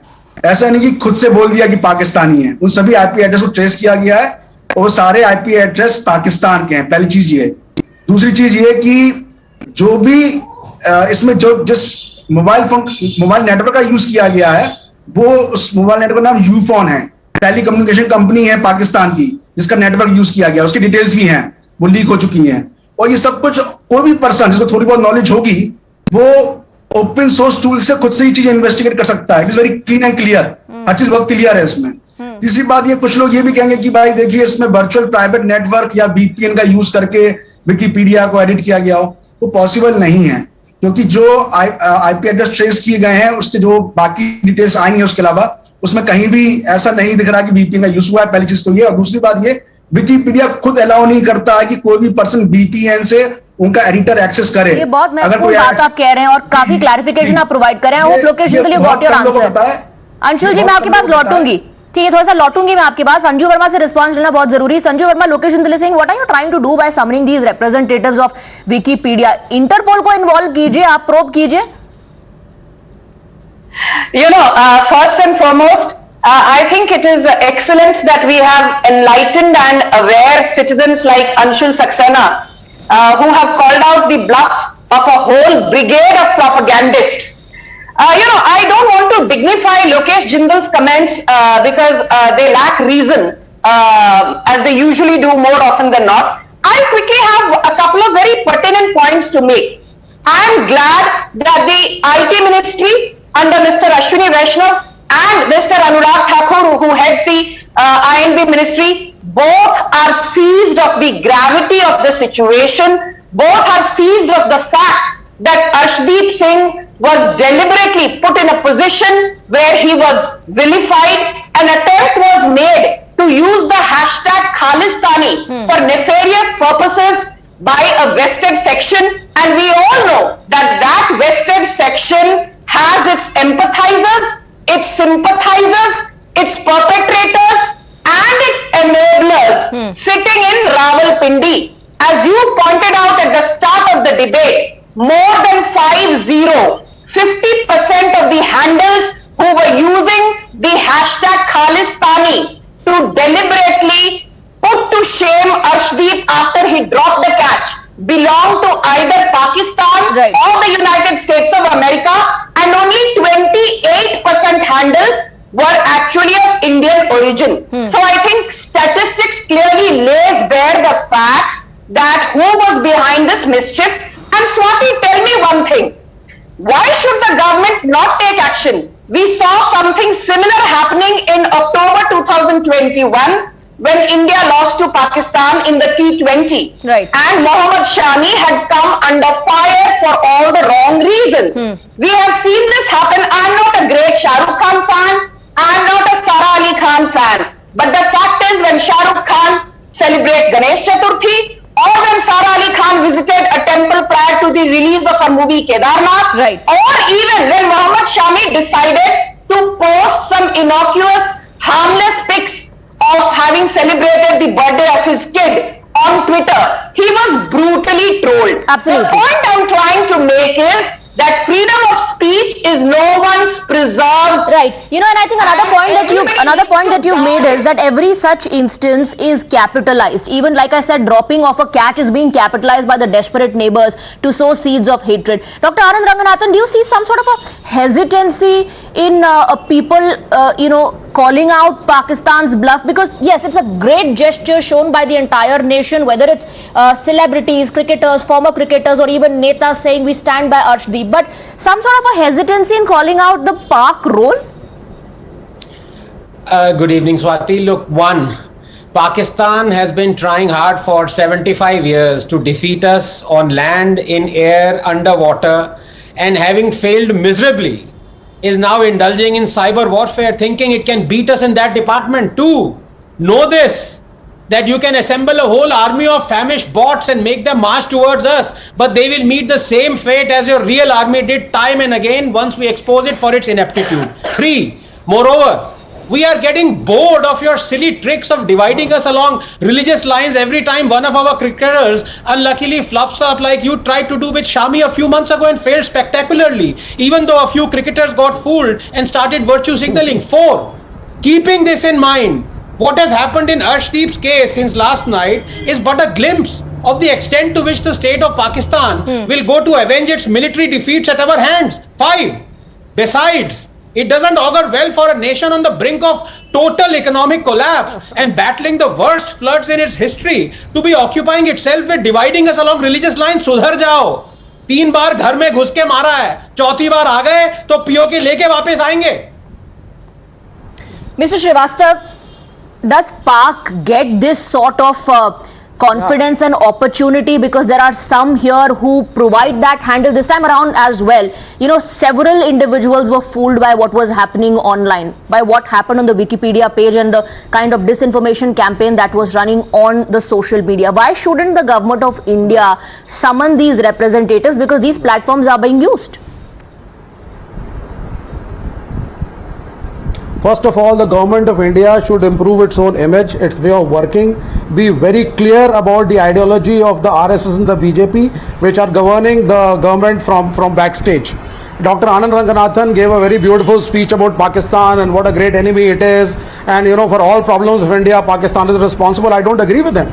We had the farmers' irritation over here, and we had the BJP minister sitting in the government saying that it's a Khalistani movement. The Pakistani Did I say that, Vivek? So it is very easy to blame Pakistan. No, he was specifically talking about this particular case and what happened with Mohammad Shami. So let me speak.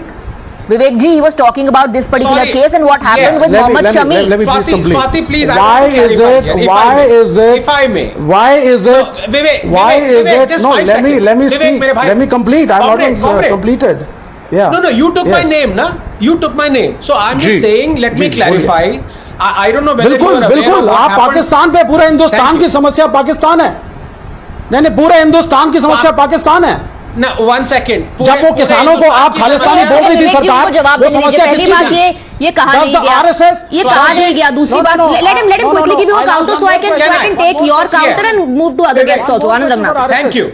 Vivek, please. Pakistan, please realize. One last question before you speak. One last question. Vivek, please. You allowed me and now you're taking my time. This is not fair, my friend. Sir, does the RSS... I'm asking you one small question. 30 seconds, then you speak. Vivek, my question is, does the RSS recognize Sikhism as a separate religion? Vivek Srivastav ji, RSS और BJP कहाँ से आ गया? RSS और BJP कहाँ से आ गया? But let Dr. Ranganathan respond and come back to you. इसलिए एक second. Now, since you've asked a question, in fact many questions, let him respond. I'll come back to you. Yes, Vivek. all I'm trying to say is that Pakistan for us is as insignificant as the communists are. I'll finish there. Swati, may I Continue. please come in? Mr. Srivastava. Okay, now let me just speak on this. Give me just 30 seconds. Give me 30 seconds. You see this whole philosophy of Hindutva, of a monolithic culture. It is isolating the minorities, including Sikhism, from us, and it is percolating through the national media and the social media into the masses. Islam and we is are all monotheism. becoming separate entities. ये मुसलमान Are you है, ये criticizing Sikh है, Islam? ये Vivek Hindu है. Srivastava. No, sir. Shame on you You for are criticizing Vivek going on the same Srivastava, you're line. not slamming the the country that is utilizing every single opportunity to sow seeds of hatred in India, that wants to see communal clashes, that wants to see a disturbed communal peace and harmony and law and order situation in the country. You're not slamming that country. You're bringing everyone else, talking about everything else but Pakistan. I think the party which is in power has got the same agenda to create differences, to polarize votes, the BJP to have a Twitter Hindu versus a handles Muslim. did the BJP Twitter handles troll Arshdeep? अरे भैया मथुरा में Pakistan create कर रहा है problem. Haridwar के नारे पाकिस्तान विवेक श्रीवास्तव जी, और आपके जनता विवेक श्रीवास्तव जी, विवेक Srivastava ji, you are accusing Dr. Anand Ranganathan of for blaming Pakistan for India's problems, but you yourself are, apart from that one issue, talking about everything else in the country. BJP और RSS के handles ने किया troll Arshdeep को. Is that what you're saying?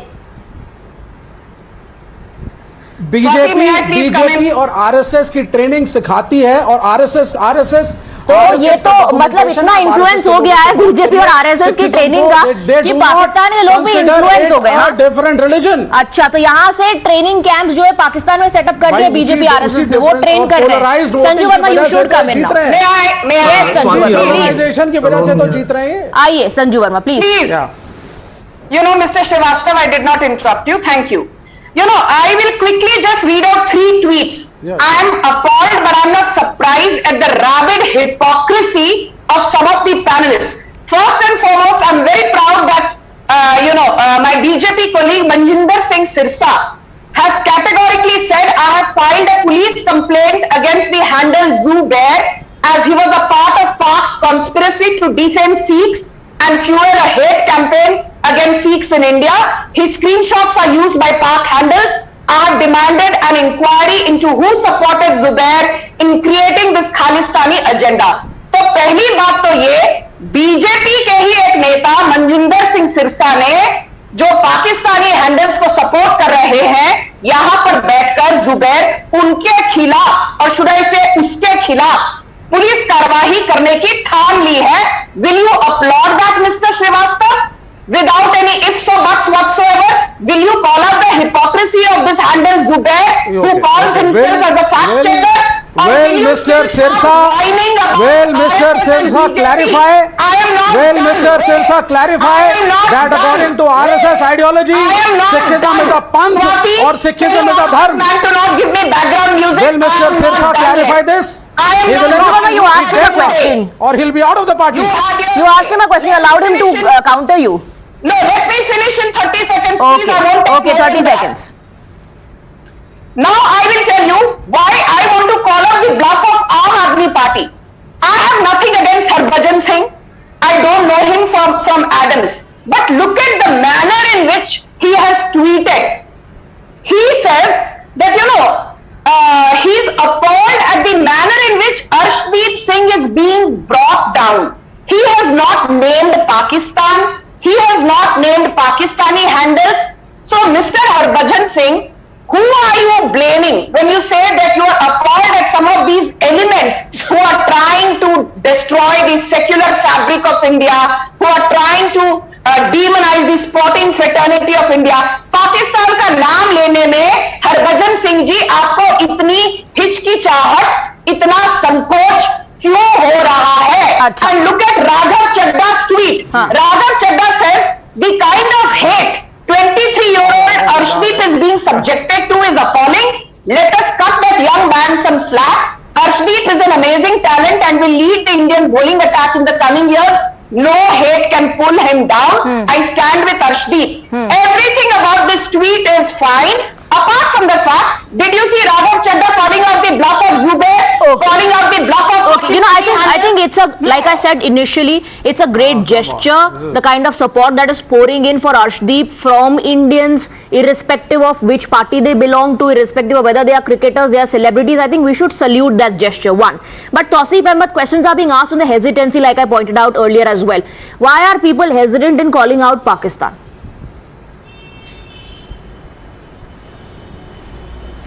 Swati, it is a very simple case. The seeds of hatred that was planted by BJP during the farmers' protest is now growing and has shown its leaves and branches yesterday after Arshdeep had some bad luck. You see, I was watching the match. Even the Pakistani fielder dropped so many catches. But when our fielder dropped one catch, and I saw how people started pouncing on him. This word Khalistani was popularized by BJP so shamelessly during the farmers' protest. The council representing the union of BJP governments in the Supreme Court said that Khalistanis has infiltrated the farmers' protest, and as a result of that, we saw this trolling happened. Now, in order to save the face, because the current BJP regime in that case, is to be blamed for, are you saying there was no involvement? Are you saying there was no involvement of terror organizations sitting abroad? Terror organizations sitting abroad, Swati, working on a toolkit, let's keep it very simple. provoking people. Announcing, let's keep this very simple. Come on, Swati. Announcing rewards. Pakistan is facing a humanitarian crisis. Has to fight the floods. The flood situation in the country. I am not going into all that. I am saying that the seed of hatred was planted by BJP, and I am giving you the evidence that they try to belittle the farmer protest by calling it a Khalistani infiltrating the Tausif Ahmed, again I'm asking the same question. Are you saying that there was no toolkit that was operating? Are you saying there were no organizations sitting abroad trying to provoke sentiments here? Are you on record on an individual basis saying that was all made up? Okay, Tausif Ahmed, you're not answering my question. You're not answering my question, Lokesh Jindal, Anshul Saxena and Sanjeev Verma, all three of them want to come in. I'll begin with Lokesh Jindal. Go ahead. Swati, people understand. Yes, first of all, thank you, Swati. First of all, I would like to correct my colleague Anshul Saxena. He stated that you cannot edit Wikipedia page using VPN, which is wrong. There are various platforms available, NordVPN as well as other VPNs, which allow you to edit the page in Wikipedia. However, the point is Wikipedia can flag your content. So the point is there are platforms available. So whether somebody is trying to bring about some form of an unrest, it must be probed into whether it is from home or abroad. Secondly, when I'm talking about this entire incident, it must be viewed into a larger picture altogether. Now, when on 1st of June 2022, the Ministry of Information Technology came up with amendments to IT Rule 2021, and later it brought about stringent restrictions upon the use of IT on 6th of June 2022. We should be very careful that the government should not use these forms of instances as a ground to curb the freedom of speech and expression of an individual or to bring about any form of restrictions. Okay, so you're saying freedom of speech is being curbed by the government by summoning the representatives of Wikipedia. Okay. Absolutely. Anshul wants to come and Sanju will counter that point. Anshul, please go ahead. बोलिए. जी, लोकेश जी ने बिल्कुल सही कहा है कि जब VPN आप use करते हैं विकिपीडिया के लिए तो अकाउंट को फ्लैग कर दिया जाता है. अकाउंट को फ्लैग करना और अकाउंट को ब्लॉक करने में मैं डिफरेंस बता देता हूं. क्या होता है कि आप VPN के थ्रू विकिपीडिया पे एक्सेस कर रहे हैं, विकिपीडिया पे आप एडिट कर रहे हैं, तो क्या होता है कि ये आपके सामने विकिपीडिया की खुद की गाइडलाइंस हैं जहां पर साफ तौर पर रखा है कि आपकी जो एडिटिंग आईडी है वो ब्लॉक कर दी जाएगी अगर आपने VPN यूज किया. कंटेंट को फ्लैग कर दिया जाता है, जो आपने एडिट किया उसको फ्लैग कर दिया जाता है और आपकी आईडी ब्लॉक हो जाती है एडिटर की. दूसरी बात, जो आईपी एड्रेस मैंने मेंशन किया है ट्विटर अकाउंट पे, जो मीडिया भी दिखा रहा है, वो आईपी एड्रेस PTCL का है, VPN का नहीं है. तीसरी बात, उस आईपी एड्रेस में सब इंफॉर्मेशन पब्लिक डोमेन पे है कि कौन सा टेलीकम्युनिकेशन हो रहा है. चौथी बात, पाकिस्तान पर कितने सर्वर से VPN का इस्तेमाल हो सकता है. आप बताइए मुझे, है ही नहीं इतने ज्यादा। पांचवी बात, the fact that has been stated by is not established by government agency. Please let me complete. Please let me complete. Humility I am asking. I'm just Lokesh ji please पहले मैं कंप्लीट फिर पूछूंगा। देखिए मैं वो चीज बता रहा हूँ सर, जो मैं सरकार की तरफ से बात तो कर नहीं रहा हूँ, मैं वो चीज बता रहा हूँ जो ऑलरेडी ओपन सोर्स टूल्स में और ऑलरेडी सब चीजें सामने हैं। जो आईपी एड्रेस है उसको मैं ट्रेस किया तो उसमें जो भी डिटेल्स निकली हैं उसमें पता चल रहा है कि वो आईपी एड्रेस टीपीसीएल का है। वो आईपी एड्रेस जो है वो किस आईएसपी नेटवर्क कौन सा है, वो आईपी एड्रेस जो है वो कौन से सिम कार्ड से यूज हुआ है, यूफोन से। तो आप कुल मिला के कह रहे हैं कि भारत में बैठा हुआ व्यक्ति वीपीएन का इस्तेमाल करके ऐसा नहीं कर सकता? मैं ये कहना चाहता हूं कि कोई पर्सन बीपीएन का इस्तेमाल करके वहां पे इसलिए नहीं कर सकता कि जो आईपी डिटेल्स निकली है उसमें बीपीएन का इस्तेमाल हुआ ही नहीं है। ठीक है, तो आप कह रहे हैं कि जो आईपी एड्रेस पाकिस्तान ट्रेंड हुई है, जो ट्रोल आर्मी फेक अकाउंट्स आए वो सही है, पाकिस्तानी अकाउंट। हाँ, पाकिस्तान का। दूसरी बात ये एक मिनट और मैं कहना चाहूंगा कि अगर कोई बीपीएन से वो एडिट करने की कोशिश भी करेगा तो उसकी आईडी ब्लॉक कर दी जाती है। खुद विकिपीडिया की डिटेल्स में लिखा हुआ है। सिक्योरिटी एक्सपर्ट कह रहे हैं कि यहाँ बैठा हुआ व्यक्ति नहीं कर सकता, ये पाकिस्तान से ही हुआ है। Lokesh Jindal, stay on with us. Sanju Verma, the allegation against BJP and is being leveled by Vivek Srivastava and Tausif Ahmed as well now कि ये पाकिस्तान से कोई माहौल खराब करने की कोशिश नहीं कर रहा है. It's the BJP that has sown seeds of hatred in this country and this is a repercussion of that. First and foremost, your audience needs to know that Tausif is a TMC sympathizer. And let us be very clear that this Tausif till date has not apologized for the Birbhum massacre in which a TMC leader was involved and 12 people were burnt alive. This same Tausif who sits here and gives a bhashan to the BJP and certificates to the RSS every single evening has not yet apologized for the riots in Bengal, be it the Bashirhat riots, the Bhaduria riots, be it the Jadavpur riots. So we don't need certificates from him. Coming to your moot question. This woman is First making. You have no defense. Let me you finish. spread hatred, and right now you are spreading hatred against me because you do not like me, my identity, which is different than yours. You do not like that, and that is why you hate me. Responding to your allegation. Tausif on this panel is a political analyst, Sanju Verma. He is a political analyst, so no personal, reactions and remarks. Okay, Sanju Verma respond. Ask her. She is responding to that allegation. Yeah. Yes. You know, we don't need certificates on what the BJP. Can you ask this man to shut up? Can you ask this man to shut up, please? Why is he so rattled? What nonsense! You rubbish woman. Okay, one second. Please don't pass any personal comments on each other. That goes for both Sanju Verma and Tausif Ahmed. Sanju Verma, please limit your reaction to the questions asked by Tausif Ahmed. Yeah. No, I am not here to answer questions asked by Tausif. I will speak on the topic of the debate. No, but he is leveled allegations against you. Are you not going to respond to that? No, I will respond on the topic of the debate.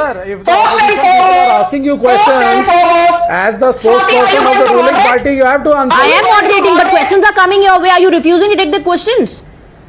I said I will answer, but can you please ask? Please go ahead then, Sanju Verma. Okay. Let her finish. Vivek ji, I'll come to you. Vivek ji, I'll come to you. Let her finish. Yeah, thank you. First and foremost, this whole narrative that farmer protests were actually demonized by the BJP. Swati, let us be very honest. There were 32 farmer organizations in the Sanyukt Kisan Morcha, out of which 22 contested the Punjab elections.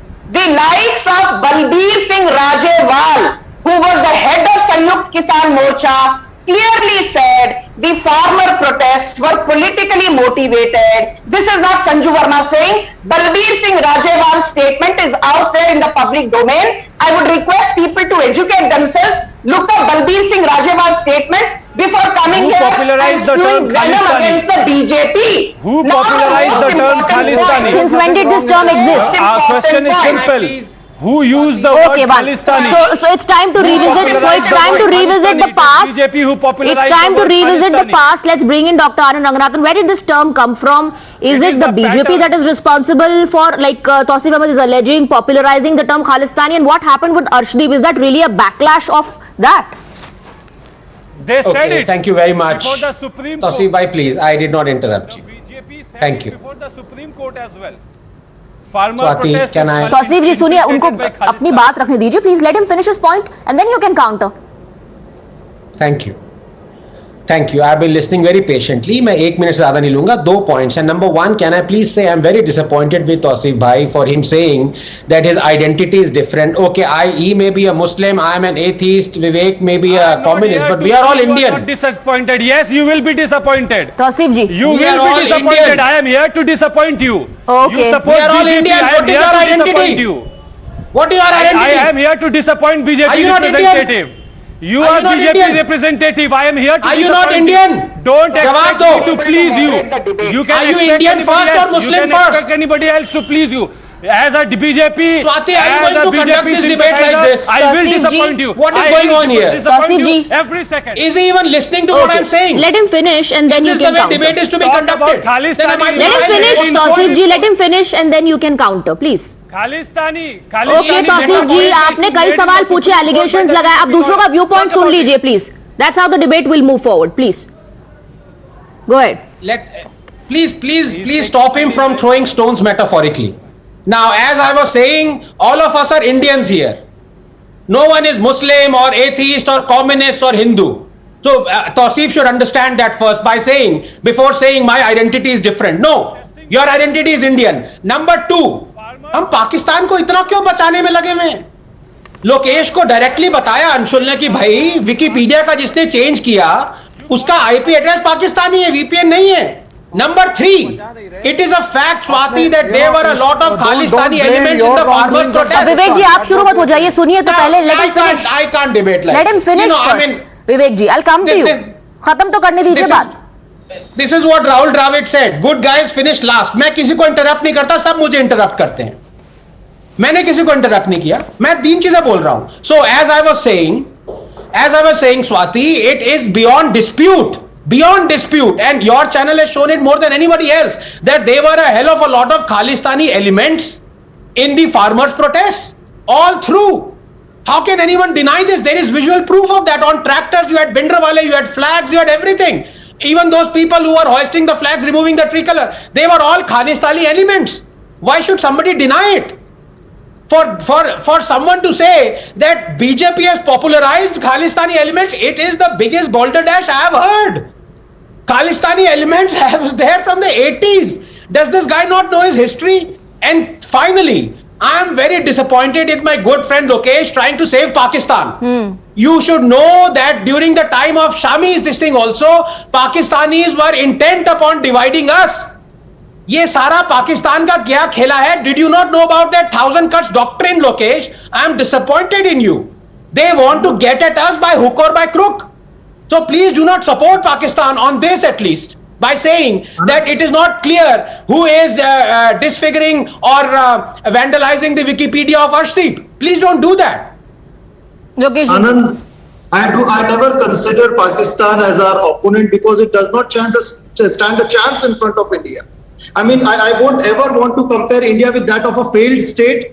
I mean, a state that has failed on all fronts. So it's not about Pakistan at all. It is about Pakistan. It's a great thought. We don't want to compare India and Pakistan, but sir, the facts are in front of you. How can you ignore the facts? No, madam, what I'm trying to say over here is this unfortunate incident should not be used as a ground to curb the free speech and expression that the government has been trying to do since June 2022. Please get to know that somebody of Wikipedia responsible is something that I protest against. Lokesh Jindal, you don't see this as no, one second. Lokesh Jindal, you don't see this as an evil design. You don't see this as a propaganda. You don't see this as a Pakistani thought. All you can see is that the government is trying to muzzle free speech. Is not the solution to this. Then what is the solution? To stay mum, to stay silent, to keep saying that it is the government that is curbing free speech and not talk about the facts that are in front of us? Vivek Srivastava? Swati, may I come in? Yeah, see, now listen to me. I'll speak it out. Nobody is protecting Pakistan or siding with Pakistan. We are all Indians, and I welcome the statement by Dr. Anand Ranganathan that we are all Indians, whether communist or Muslim or Hindu. I welcome the statement, but I do not agree that we are trying to side with Pakistan. We have to understand. No, let me speak now. Yes, I agree. I welcome your statement and I endorse it. What is right is right. But however, you have to also understand that that Punjab has been normal for decades now. People are joining the army there. People are into farming. People are into business, and the Sikh community is a part of this nation and contributing for so many decades. So where is Khalistan? But when an economic problem of the farmers started, when they started protesting against the government, for which the Honorable Prime Minister also apologized later on. What was Satpal Malik saying? He is a part of the BJP. He said it is the Sikhs. And do not try to use words like Khalistan. Nobody is blaming Punjab and the people of Punjab or the religion itself or individuals following the religion. No, Vivek Srivastava, when you say, Vivek Srivastava, nobody here is maligning Punjab or the people of Punjab.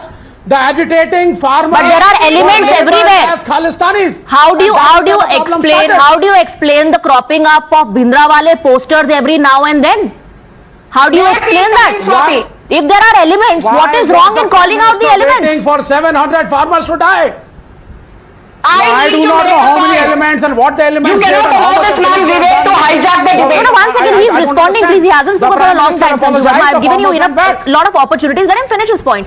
So the point here is, Vivek Srivastava, once again, don't divert the debate. Don't derail the debate. Nobody is questioning the people of Punjab. Nobody is questioning the religion itself or individuals who practice that religion. Made it Sikh versus Hindu. Who made it Sikh versus Hindu?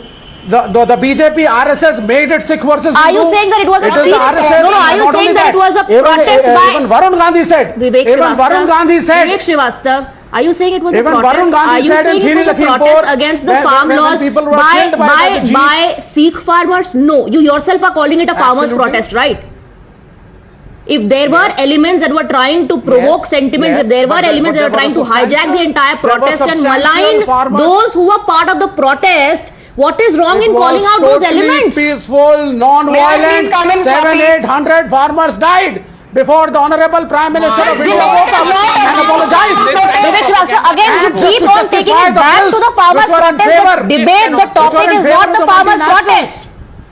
Because the people of this country were told that Sikhs are Khalistanis by the designs of this government. Nobody said all the farmers are Khalistanis. Vivek Srivastava, nobody said all the farmers are Khalistanis. Okay, Sanju Verma, respond. Swati, thank you. Swati, let me tell you very categorically that not all farmers are Khalistanis, point number 1. But should we call Khalistanis as Khalistanis? Yes. Gurpatwant Singh Pannu, the founder of Sikhs for Justice, is he a Khalistani? Yes. Has he been designated a terrorist under UAPA in 2020 by the Modi government? Yes. How many Khalistani farmers did you arrest? Pannu is Give me the number. Khalistani. Period. How many Khalistani farmers were arrested? Tell me that. And how many were you able to prove? Not a single. Because it was just a propaganda. Just to malign the Sikh community. Are you supporting Sikhs for Justice? Which is I support the Constitution of India, which is secular, which says a Hindu and Sikh are equal. A Hindu and a Muslim are also equal. Gurpatwant Singh Pannu के बारे में क्या ख्याल है आपका? Terrorist है या नहीं? गुरपतवंत सिंह भैया इतने बड़े एजुकेशन में मुझे बताइए कितने सिख खालिस्तानी मिले आपको? कितनों को अरेस्ट किया? गुरपतवंत सिंह पन्नू वहां पर बैठ करके यहाँ पर लोगों को भड़काने की कोशिश कर रहा था और उसके रिप्रेजेंटेटिव्स भी कहीं यहाँ घूम रहे थे. विवेक श्रीवास्तव जी, आप आइडेंटिफाई कर सकते हैं कि उनमें से कौन खालिस्तानी था और कौन खालिस्तानी नहीं था? If there was a threat, if there were elements trying to hijack the entire protest, what is wrong in calling them out is my question. Why are you derailing it? भाई सब कुछ farm laws पर the Prime Minister's address, Vivek Srivastava, 1 second, was on the farm laws. Don't give it a spin. His response, his reaction was on the farm laws. Elements. Stop twisting the Prime Minister's speech to your own convenience. He addressed the entire farmer community. His response was strictly limited to the farm laws. Khalistani झंडे farm protest में थे या नहीं थे? खालिस्तानी झंडे red fort पे लहराए गए या नहीं लहराए गए? भिंडरावाले के स्लोगन लहराए गए, चलाए गए या नहीं चलाए गए? यहाँ बैठकर भाषण मत दो. गुरपतवंत सिंह पन्नू खालिस्तानी है या नहीं? खालिस्तानी है. बलबीर सिंह राजेवाल ने know, 1 second, Vivek Srivastava, I think you know this very well, and you should know, every person should know that these organizations are also backed by Pakistan. These organizations are also backed by Pakistan. It's not just the cyber warfare, but Pakistan is looking at every single opportunity that can stir the situation and the communal flame here in India. Anshul wants to come in. Anshul, quickly if you can. Anshul, बहुत जल्दी से अपनी बात कीजिएगा, मेरे पास समय कम है. मैं बस ये कहना चाहता हूं कि इस तरह की इंफॉर्मेशन वारफेयर होती रहती है. जब जनरल बिपिन रावत जी का चॉपर क्रैश हुआ तब भी इस तरह की इंफॉर्मेशन वारफेयर हुई थी. आर्टिकल 370 का जब एब्रोगेशन हुआ तब भी ऐसी इंफॉर्मेशन वारफेयर हुई थी. और हम मोहम्मद शमी केस में भी देखा हमने, और अर्शदीप सिंह के केस में भी देखा. प्रॉब्लम क्या है कि आप लोग लड़ते रहोगे बीजेपी कांग्रेस इन सब चीजों में, और जो पाकिस्तान में अपना काम करता रहेगा, और विवेक श्रीवास्तव जैसे लोग जो है अपना प्रबंधन चलाते रहेंगे. लेकिन जो असली प्रॉब्लम है उसके बारे में कोई बात नहीं करेगा. किसी ने ये पाकिस्तान जो कर रहा है, उन्हें पता है कि ऐसे लोग बैठे हुए, विवेक श्रीवास्तव जैसे लोग जो डाइवर्ट करने के लिए बैठे हुए इश्यूज को, और वो अपना इन्फॉर्मेशन वारफेयर सोशल मीडिया में चलाते रहेंगे और आप लोग लड़ते रहेंगे. विवेक श्रीवास्तव जी बताइए, हम आपस में क्यों लड़ रहे हैं? % इंडियंस ने ट्रोलिंग करी. आपको क्या पता है? इंडिया उसमें सबसे टॉप रैंक इंडिया है. टॉप रैंक इंडिया है. ट्रेंड लिस्ट चेक कीजिए. कभी हमने ओपन सोर्स टूल का इस्तेमाल किया है? अगर आप ट्रेंड लिस्ट यूज करेंगे तो आपको पता चलेगा कि नंबर 1 पर रैंक पे पाकिस्तान आया हुआ है.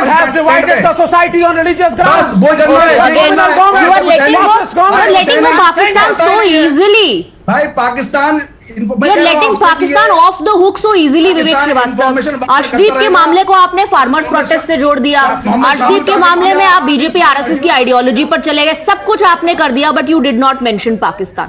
Again, you are letting them off the hook by saying the government is the one sowing seeds of hatred.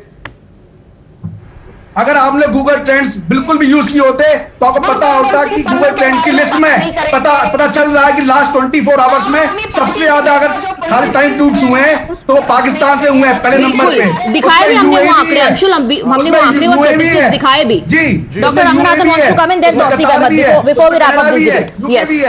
No, yes, I just want to say that I'm very disappointed in my good friend comrade Vivek, because to support Pakistan on something that is logical or rational is one thing. For example, my heart also bleeds for it. It is facing its worst flood in its history, economic collapse and everything. So of course there are people, there are humans there. But for something that it has done blatantly wrong, I expect Vivek to stand with India. Come on, what's going on here, Vivek? No, Tawseef Ahmed, I have to wrap up, so quickly last word to you. But what about the Indians who are... Swati, it's a very simple case. Yesterday, Pakistan won the match because they played better cricket than us. Very simple. As a sports lover, anyone would agree to this. But because our society has been filled with hatred, BJP wants us to believe that Pakistan won the match because they hate Indians. Pakistan won the match yesterday because they want to take revenge. All this is nonsense. I don't have time, but you're forcing me to again ask you the same question.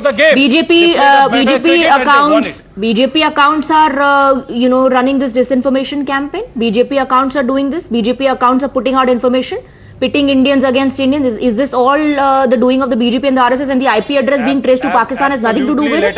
It's unfortunate. It's unfortunate that every time the role of Pakistan comes up, political parties start fighting amongst each other instead of identifying the real culprit and coming together and working against the culprit. In this case, it is our neighboring country. Thank you very much, Sanju Verma and gentlemen, for joining us. Dr. Anand Ranganathan and Tawseef Ahmed, in fact, will continue with us for debate number 2 as well.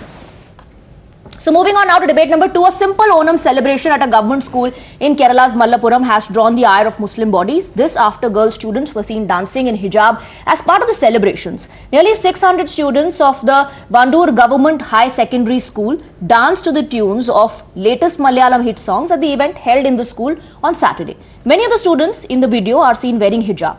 A senior member of the All India Muslim Personal Law Board, Asma Zehra, however, censured the students, accusing them of having misrepresented and misused hijab. She said that dancing in hijab defeats the very purpose of the Islamic clothing. Listen. कि अगर उन 600 लड़कियों ने अपनी इच्छा और अपनी मर्जी से डांस किया तो ये उनका पर्सनल मामला है, लेकिन अगर स्कूल ने उनको ये करने पर मजबूर किया तो ये बिल्कुल अनकॉन्स्टिट्यूशनल बात है, गैर कानूनी बात है। वैसे जहाँ तक शरीयत के लॉज की बात की जाए तो हिजाब की बहुत ज़्यादा रिस्पेक्ट है और हिजाब पहनकर गैर मर्दों के सामने डांस करने की बिल्कुल भी परमिशन नहीं है, जहाँ तक शरीयत की बात की जाए। Now, these girl students appeared thrilled, excited to be able to celebrate a festival in school after a gap of 2 years due to COVID pandemic. They danced out of their own will without anyone forcing them to do so. Listen. ഞങ്ങൾ 2 വർഷത്തിന് ഓണത്തിന് ശേഷം ഈ ഒരു വർഷമാണ് ഞങ്ങൾക്ക് ഓണം അടിച്ചുപൊളിക്കാനായിട്ട് കിട്ടിയത്. സാർമാരൊക്കെ അത്രയും സപ്പോർട്ടായിട്ടാണ് ഞങ്ങൾക്ക് നിൽക്കുന്നത്. ഇത്രയും ഞങ്ങൾ പ്രതീക്ഷിച്ചിട്ടേ ഇല്ല. ഞങ്ങൾ 2 വർഷത്തിന് ശേഷം കൊറോണ കുറേ വർഷം പോയി. ഇക്കുറിയാണ് ഞങ്ങൾക്കൊന്ന് ആഘോഷിക്കാൻ കിട്ടിയത്. അതിൽ തന്നെ ഞങ്ങൾക്ക് വലിയ സന്തോഷമുണ്ട്. പേര് Ameera. Well, you heard the girl students. It's also very important to highlight that several political leaders in the past have backed hijab as fundamental right of choice. OWC called hijab ban an assault on the right to wear what one wants to wear. Priyanka Gandhi Vadra said a woman has the right to wear what she wants to wear. But now when these Muslim girls are being censured for dancing out of their choice, why is this rights brigade silent today?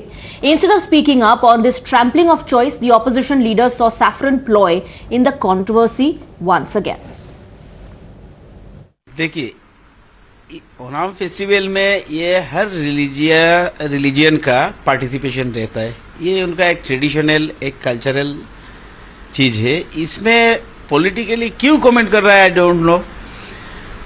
ये तो सारा जिंदगी चलते आ रहा है, आज से नहीं, सदियों से चलते आ रहा है। ये पहली बार कोई किसी ने इसको हिजाब का साथ जुड़ा, ये जुड़ा सोशली, कल्चरली, खाना पीना, कपड़ा पहनना, ये लेके हिंदुस्तान में कितना दिन डिबेट होते रहेगा।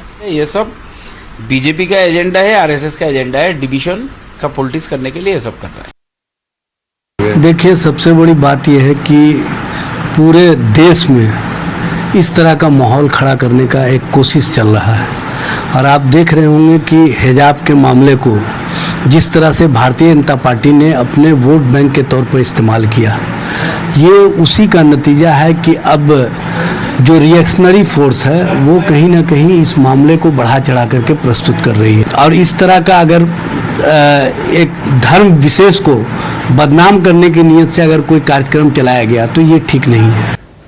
Let's go across to our guests. Dr. Anand Ranganathan and Tausif Ahmed continue to be with us. We're joined by Rahul Ishwar, an activist, and we also have Advocate Tala Rashidi, spokesperson of the Rashtriya Ulema Council. Good evening to all of you.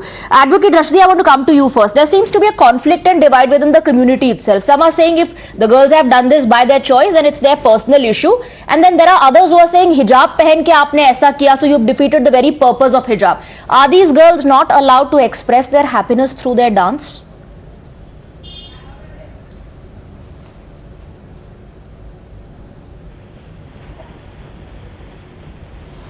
Advocate Rashidi, can you hear me? सुन पा रहे हैं आप मुझे? Yeah, I can hear you now, yes. Yes, please go ahead then. What was your question? I didn't get it because the voice was cracking. Advocate Rashidi, I said there is a conflict, there seems to be a difference of opinion arising from within the community itself. Some are saying if the girls were not forced, if they did it out of their own will, then it's fine, it's their personal issue. Others are saying that they're defeating the purpose of hijab. See, Swati ji, a very good evening to everyone on the panel here and to your viewers also. First of all, you need to understand the differences in between, you know. When you talk about a religious, if you talk about this issue on a religious point of view, there will be a different definition. But if you talk about an individual's point of view, there could be a different definition of the same. If you will ask for a religious opinion, as per the religion, you know, even dancing is not allowed as per the religion. But if you forget about, you know, wearing a hijab and then dancing around. But if you talk about an individual's opinion or individual's decision, I'm a Muslim. It depends upon me. I follow the religious lines or not. That's my own decision. You know, you cannot force me to follow a certain religion or you cannot force me to not follow a certain religion. The question when arises, if you're talking about this issue in the context of the the controversy of hijab ban in certain schools of Karnataka and some other cities of the country. There are some who tweeted on that. Now let me please complete. Give me 15 seconds. Let me complete. Advocate Rashidi, I am asking you only a follow-up question. मैं किसी के पास नहीं जा रही हूँ. I am saying, because you asked me how you look at it, I am saying when I look at these girls, I just look at them as girls, irrespective of their religion, participating in a festival called Onam, dancing, expressing themselves. But there are those who can see religion in this as well. I absolutely agree with you, and I'm also of the same opinion. These girls are, they're making their own decision. They're taking their own decision. They are free to do whatever they want to do, whether in hijab or without a hijab, in Western outfits or in Western outfits or without Western outfits. That's completely their own decision. But again, if you know, there are certain, there's also this Gungat culture in Hindu mythology. There's also this, when I have read a few texts also when the Western outfits were banned in Hindu mythology according to some Hindu religious texts. I'm not going into one second. Again, I am not doing that, and I expect you to also not pit a religion against a religion. I'm trying to understand the mentality and the ideology behind the statements that are being made. So Rahul Ishwar, like I said, there are some netas, when the hijab controversy, was witnessed in Karnataka and then in the entire country, some said this is an assault on their right to wear what they want to. So it was about freedom of choice. How does this become, defeating the purpose of hijab and not a freedom of choice to express yourself through a dance? Right to them is again denial of a fundamental human expression and fundamental human right. Inshallah, our Muslim sisters are dancing so well. I'm happy for their joy. So let us see the joy in their dance and not delay them. I'm a religious conservative myself, belong to the Hindu community. But my humble request to all India Muslim Council robot who I share a good relationship with, please let us not overdo it. If you are going to overdo it, it will only trigger some kind of a backlash. Let's be realistic about these things. Yes, family values should be there, conservative values need to be there. But if you are going to overstress it, you are going to only have a big backlash from the community. And the left liberal silence is deafening. The pseudo-secular left liberal silence is deafening. Because they want to appease the hardline conservatives in the Muslim community and win the vote back. And they even want to comment on an issue where girls are out of their field dancing. So their secular, pseudo-secular liberalism is deafening. See, we can have many standpoints. I respect Anandji. He's following the Ambedkar ji, Netaji line. I follow Gandhian line. But at the end of the day, we have some common ground so that we can accept and understand. Attacking girls who are dancing out of joy for Kerala. Absolutely. And I appreciate the stand taken by Advocate Rashidi when he says you cannot force somebody to follow religious lines. Dr. Anand, your take. No, absolutely. And I think, Swati, it is wonderful that Muslims are celebrating the Hindu festival of Onam.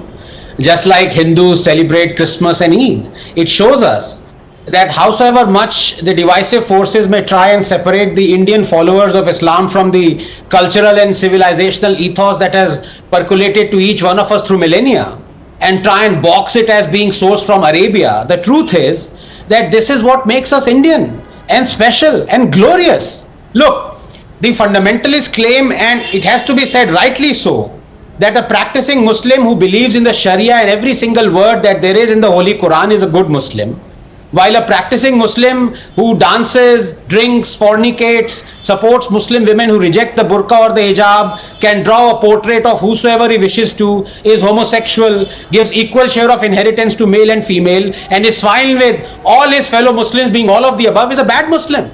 It is also a fact that according to the fundamentalists, that is, those who follow the fundamentals, dancing before someone other than your husband is forbidden in Islam, interpreted from 1737 and 3332.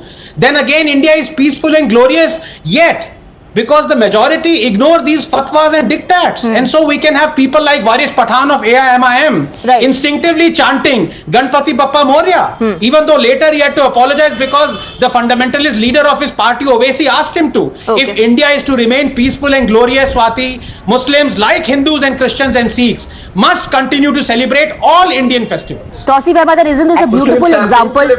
Tausif Ahmed, isn't this a beautiful example of that Sarva Dharm Sambhav that everybody talks about in India? Do you see anything wrong in the manner in which the girls are expressing themselves? No, the girls have all the right to join their fellow classmate in a traditional dance. If for an example I can talk about Ghumar dance in folk dance of Rajasthan. This dance is performed only in a audience of women. The men are not allowed. So similarly, if there are some people who are trying to signify that hijab is a symbol of chastity and modesty and that there is a certain importance of hijab in Shariat, they are also not wrong. I think what they could have done is that joining an Onam celebration is important, and you could have adopted, their traditional dress.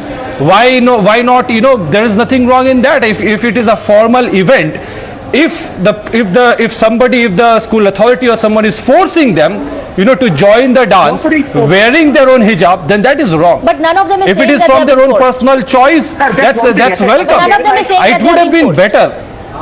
As a chairman, can I That has to be that has to be verified. This has to be verified. Rahul Ishwar. Oh, how can you and I sitting on by just watching a visual pass a judgment?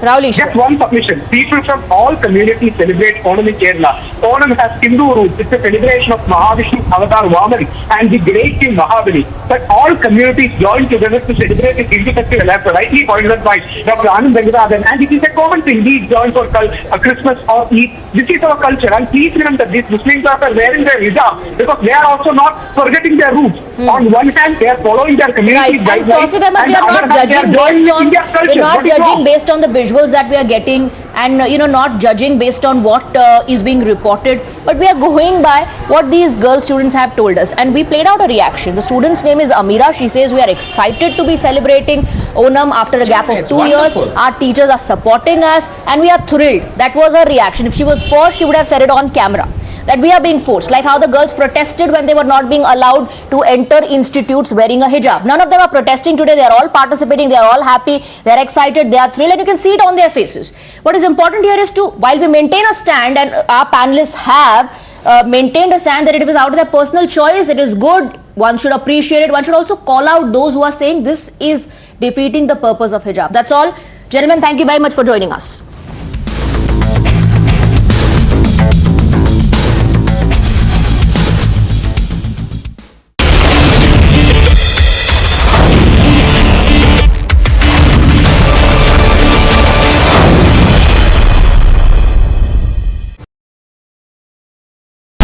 The most pressing issues, the most informed minds, free and fair exchange. Converse India with Rahul Shivshankar.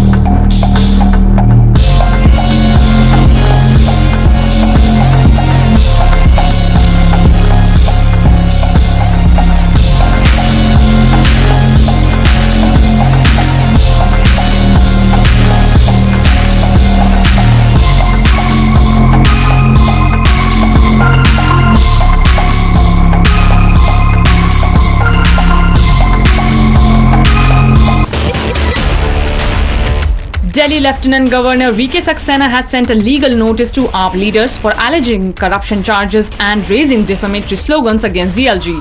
AAP leaders have been asked to reply on it within the next 48 hours. The Jharkhand Assembly passed a confidence motion tabled by CM Hemant Soren amid a walkout staged by BJP leaders.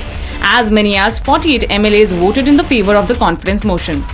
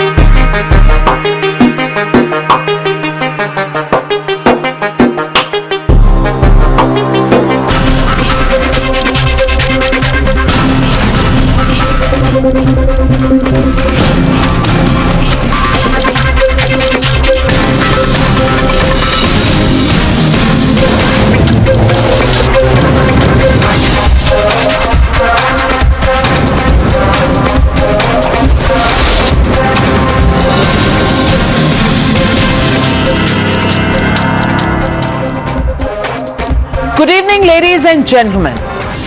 The confrontation over liquor has reached a boiling point and a point of no return between the Aam Aadmi Party and the BJP. Till today, it was all about files and lockers and CBI raids. But now, A video sting that the BJP claims to be the death knell for Kejriwal and company is out. Yes, ladies and gentlemen, the BJP has released a sting that shows the father of Sunny Marwa, who is the 13th accused in the CBI case on the alleged liquor scam. In this video, the father Kulvinder Marwa is heard saying that a fixed payment was made to the Delhi government, in lieu of which a free hand was given to operate liquor business in the state. He asserts that while he paid 253 crore rupees a year to the government, other vendors even paid up to 500 crores each. Listen in to this sting video.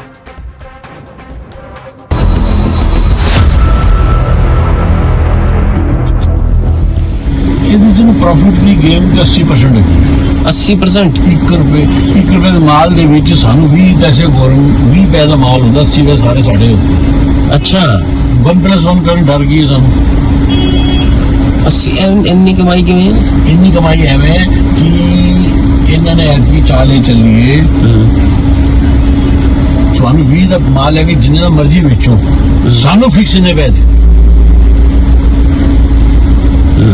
साढ़े तो 253 करोड़ लेते हैं ठीक है जाओ तो जिन्हें मर्जी उगाना करो जो मर्जी करो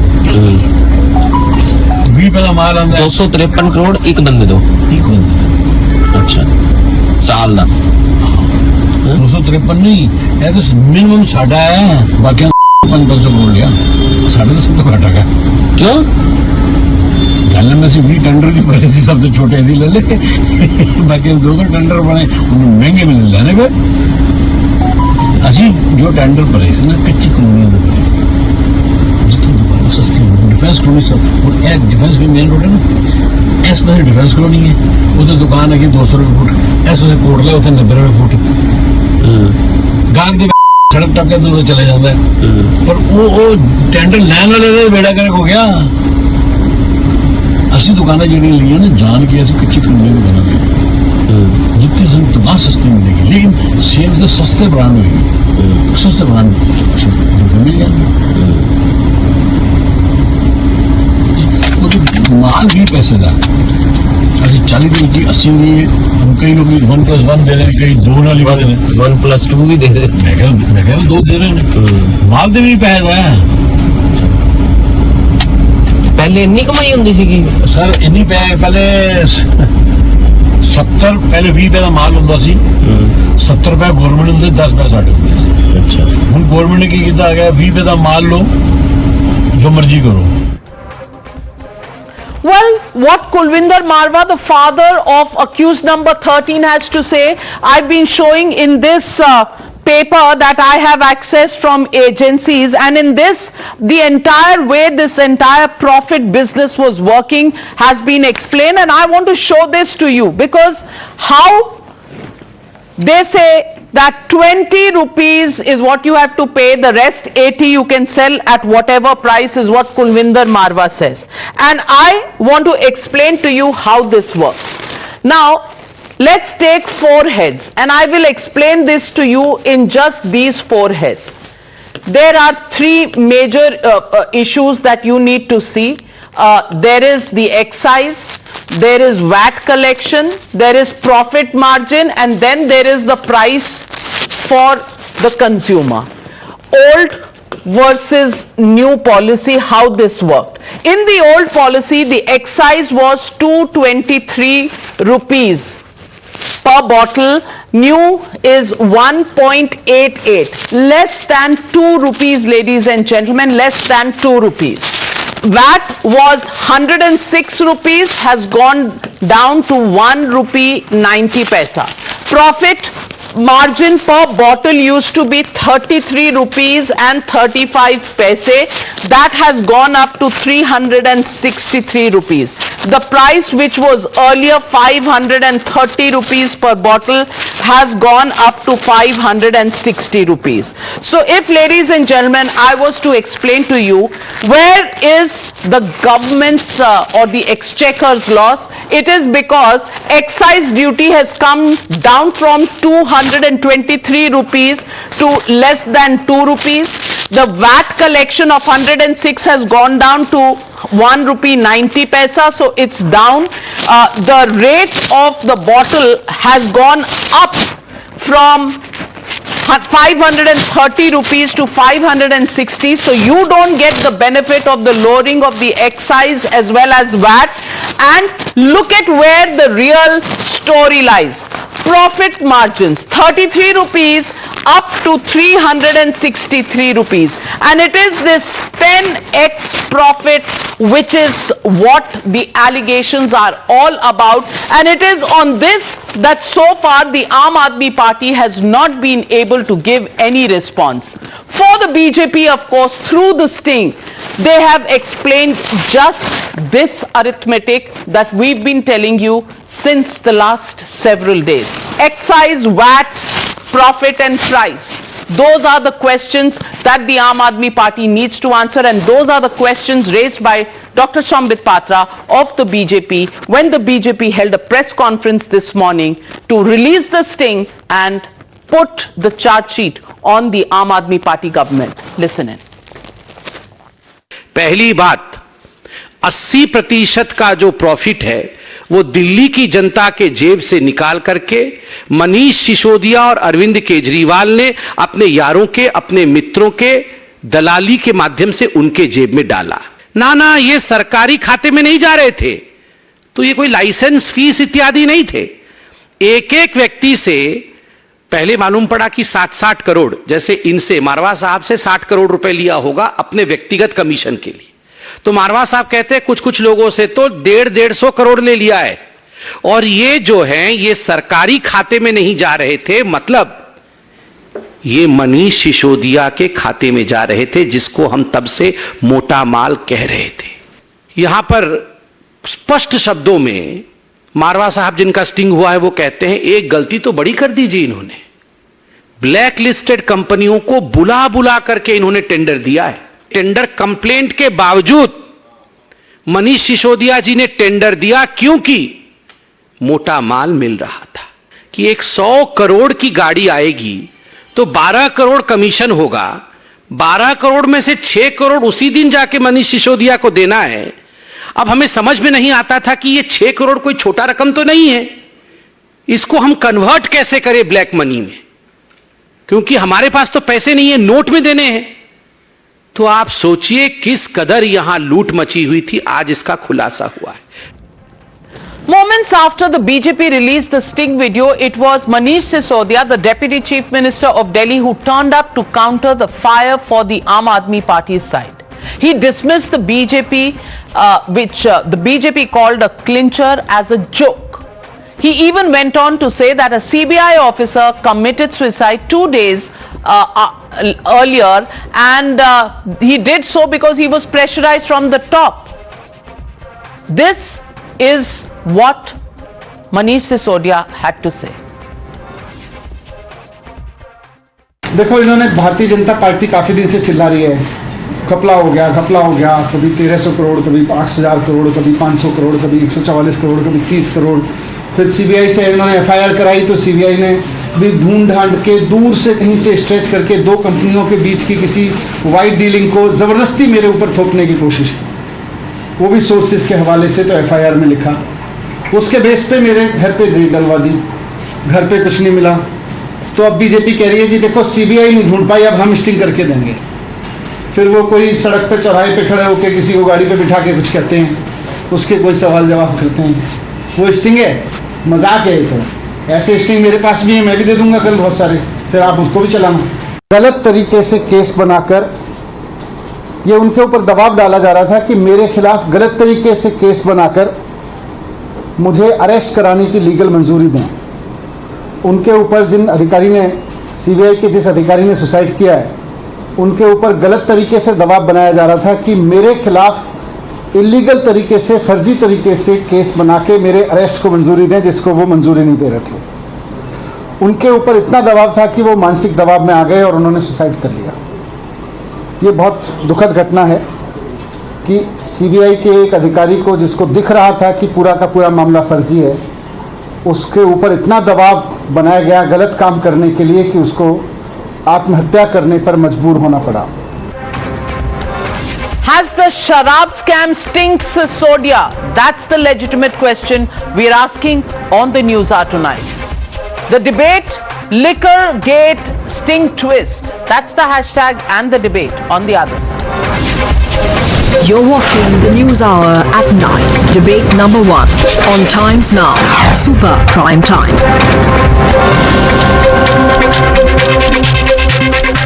Joining me tonight on the big debate, Dr. Sudhanshu Trivedi, Member of Parliament and National Spokesperson of the BJP, Ishkaran Bhandari, Advocate, Dr. Sumant Siraman, Political Analyst, Ravi Srivastav, Political Analyst, Arshdeep Muni, Political Analyst. And to you, Dr. Sumant Siraman, first. I want to ask you, there are specific questions that have been raised on this entire issue, and they are being explained in the sting operation that has been released today. And this is about the windfall gains and profits that the licensees have got, the loss to the exchequer, and the fact that blacklisted companies have been allowed and tender violations have been violated. I want to ask you, Dr. Sumant Siraman, isn't it important for the Aam Aadmi Party to answer these specific questions rather than bring in, all and sundry issues of a political fight? I'm not denying there will be a political fight between two opposing political parties, but none of the specifics have been answered, and that is the question I'm asking you tonight. Why? Navika, I think on this particular issue, we are now scraping the bottom of the barrel. A raid was conducted on Mr. Sisodia's residence, nothing was found. A raid was conducted on his bank lockers, nothing was found. And he has been very upfront in saying nothing has found. Normally, they'll at least release some saying that something has been seized. Even that release was not there this time. So I think we are now reduced to scraping the bottom of the barrel, getting various people audios and videos and so on. First of all, this person's son is 13th accused. We don't even know if that man is guilty. So before that, there is a recording of his father saying something.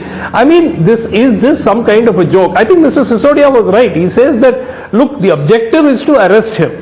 And I think it would be much simpler to simply arrest him without any reason, saying that they would like to arrest him for political purposes and be done with it. Because this is not, I mean, this is getting embarrassing, frankly. Policy decisions are not scams. So far, there has not been a shred of evidence which has been put out in the public domain of any payments being made to Mr. Manish Sisodia or, or his family. And this kind of thing is sapping the administration on a daily basis. I mean, how can one be expected to govern when you are actually expecting to be arrested at any point of time and having to deal with the legal issues which go along with it? It's very, very unfortunate, Navika. And I think the fact that we are debating this complete non-issue of a quote-unquote sting video, about which neither about its authenticity of what the contents are in it, even an iota is not known. It tells us how far we have fallen, and honestly, if Dr. I really wonder, Dr. Sumant Siraman, while you have the right to say whatever you want to say, but there are, like I started on the note that there are specific questions. The questions is listed companies were allowed to participate. Look, is that scraping the bottom of the barrel? The question on earnest money deposits being returned and tender conditions being violated. Is that a nonsensical question? Is it stupid to ask a question on why profit margins increased by 10x in this particular case? Are these stupid questions? Why was excise duty reduced from 223 to about 2 rupees? Is that a stupid question to ask? But that's a policy decision. That's a policy all decision. right. So What the is wrong with policy reducing is excise the duty? policy, Dr. Government Sudhanshu reduced excise duty Trivedi. on fuel The by 10 policy rupees. was So, the 1 policy minute. was to reduce One minute. the inflows What is into wrong the with that? exchequers, and therefore you cannot question the policy, Dr. Sudhanshu Trivedi. And this sting operation is a bogus operation, says Dr. Sumant Siraman. Respond. Government reduced excise on fuel by 10 rupees. Navika ji, I would like to respond to Dr. Sumant Siraman in the same sequence. He has said that Manish Sisodia ji he is claiming that in his office and house nothing has been found. Sir, Manish Sisodia ji has openly claimed that well before several days, as per him, he was having some information through his sources in the CBI, quote unquote, by Manish Sisodia himself, that he is going to be raided. And then he is saying that nothing has been found. So I think he would not be foolish enough to leave us around anything significant there in his house and office. Like on an examination days, if examination center is to be checked by a flying squad, and if it is announced well in advance that after 2 days or 3 days a flying squad will come, and then you will say nothing has been found, because if any material would have been there, that could have been shifted. So this logic doesn't stand when they claim that they were knowing the raid is going to happen.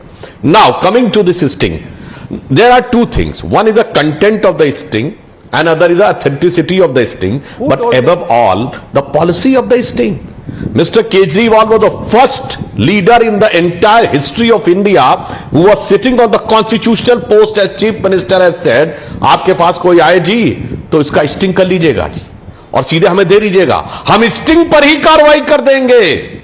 Now he is saying the authenticity is to be verified, and this roadside sting, I want to remind the sentence of Kejriwal ji 6 years back. अगर road पे कोई police वाला तुमसे कुछ मांगे, sting कर लीजिएगा जी, हमें दे दीजिएगा, हम उस पर कार्रवाई करेंगे. Now they are saying the roadside sting is not valid.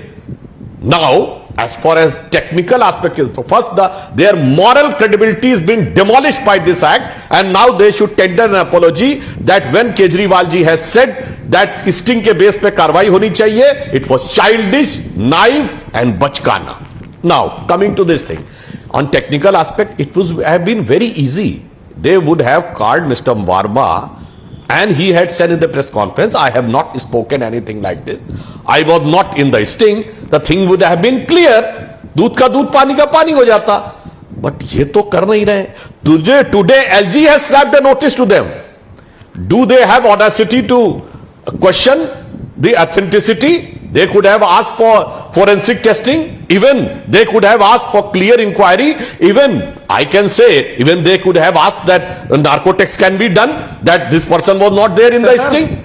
But unfortunately, on every technical aspect, they are retrieving and trying to dodge on every aspect. तो मेरा ये मानना है कि ये स्टिंग के ऊपर अब कम से कम इनकी मॉरल डिफीट तो हो गई है. जो सबसे पहले स्टिंग की ऑथेंटिसिटी कहते थे, आज उन्होंने एक्सेप्ट कर लिया कि इस ढंग से किसी स्टिंग पे उनके हिसाब से कार्रवाई नहीं होनी चाहिए, उन्हें माफी मांग लेनी चाहिए. उसके बाद हम इस बात पे जवाब देते हैं. नहीं, oh my God, I want to say whether Kejriwal ji as chief minister has said it or not. Oh my God. Now he should apology or not. The issue that is my not statement was wrong. Sting. Otherwise, the issue is whether keeping in view his own words, he should have said. And Sir, second thing, the they are issue the is person not about the जो ये video. कहते थे, What allegation लगते ही video, resign करना चाहिए.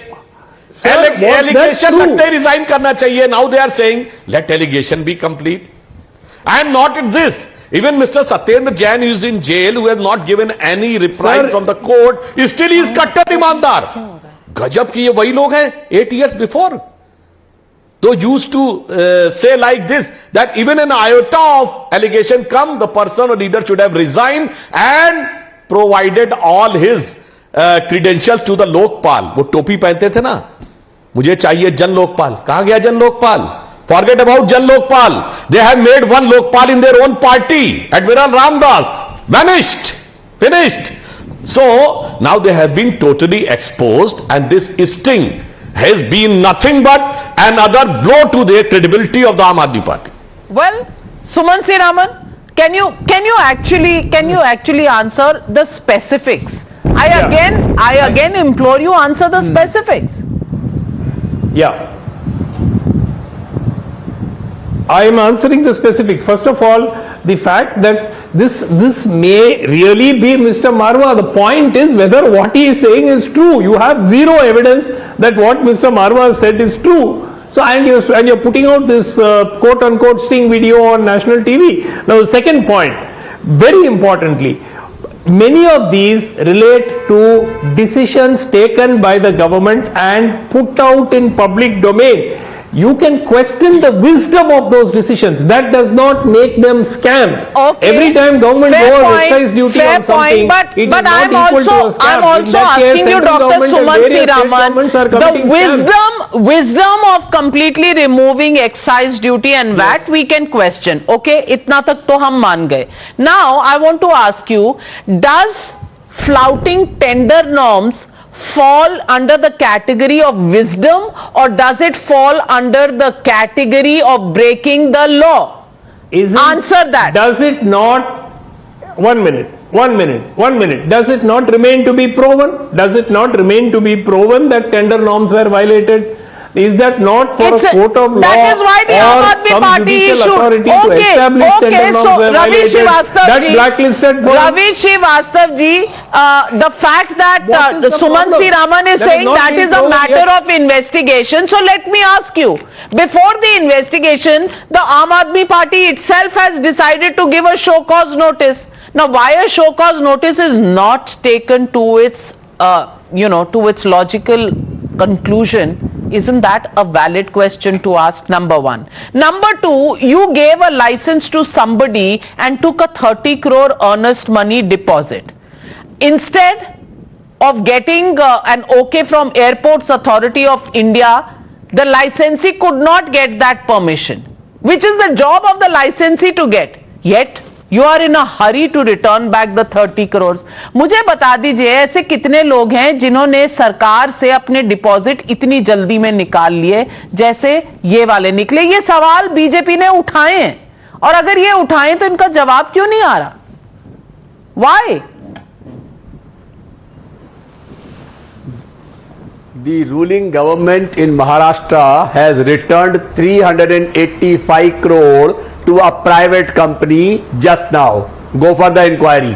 Now, first of all, let me tell you, this sting is all bogus, and all that you are asking about the show cause notice is an administrative matter. It does not fall in the preview of a scam or a fraud or any such thing. This particular sting is a fraud done by the father of an accused. I repeat, accused. How far he should be trusted and why should he be trusted? This is a homemade video by the BJP by which they have nothing else but to malign the Aam Aadmi Party. The Manish Sisodia has blatantly told, brotherly said it, that is a joke, literally a joke. And they will give you some more videos tomorrow. Will you run it? You said they will father give you videos of accused tomorrow. number 13. Father of accused number 13, should he be trusted? Then a corollary to that is, there is an accused number 1, Mr. Manish Sisodia, who's been holding press conferences. Should he be trusted? Simple corollary. What did he?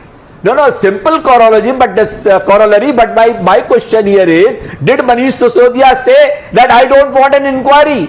He welcomed it. He said, come on, probe me. Had the Balwinder Singh said, come on, probe me. You have made a video and you are making it as it is a gospel truth. And first thing is, where is the quid pro quo? Where is the money trail? Nothing. You only want to ask 30 crore, 144 crore, 5 crore. Ishkaran Bhandari, Mr. Ravi Srivastava and Dr. Suman Raman think that we are raising bogus questions. Everything in this case, every allegation is bogus, and therefore, the entire case that has been put forth by the BJP is a bogus case. Respond to Mr. Ravi Srivastava. Navika ji, in the clip you were showing, Mr. Marwa says a very interesting line, चाल ये चली, तो उस time से चाल यही चली जा रही है. Sometimes it becomes New York Times as a defense, sometimes it becomes 20 crore is being given to my MLA, sometimes it becomes I will call a no confidence motion against myself, sometimes you have to attack the LG, but today was the lowest. Anybody who understands law knows that a person who is a deputy legal advisor in charge of prosecution is somebody who is supervising how the counsels are doing in matters which are being charge sheeted. But nothing will remain sacrosanct for Manish Sisodia not to attack. So what he says, a person whose duty is not to see the investigation, a person whose duty or responsibility does not lie into the fact whether somebody should be arrested or not, a person who's doing his professional job, seeing a charge-sheeted case, a very different stage from an FIR, and that also there will be multiple officers seeing that in charge of different cases and different courts. He unfortunately does something which is under investigation, and that also becomes something to be used to proclaim your innocence.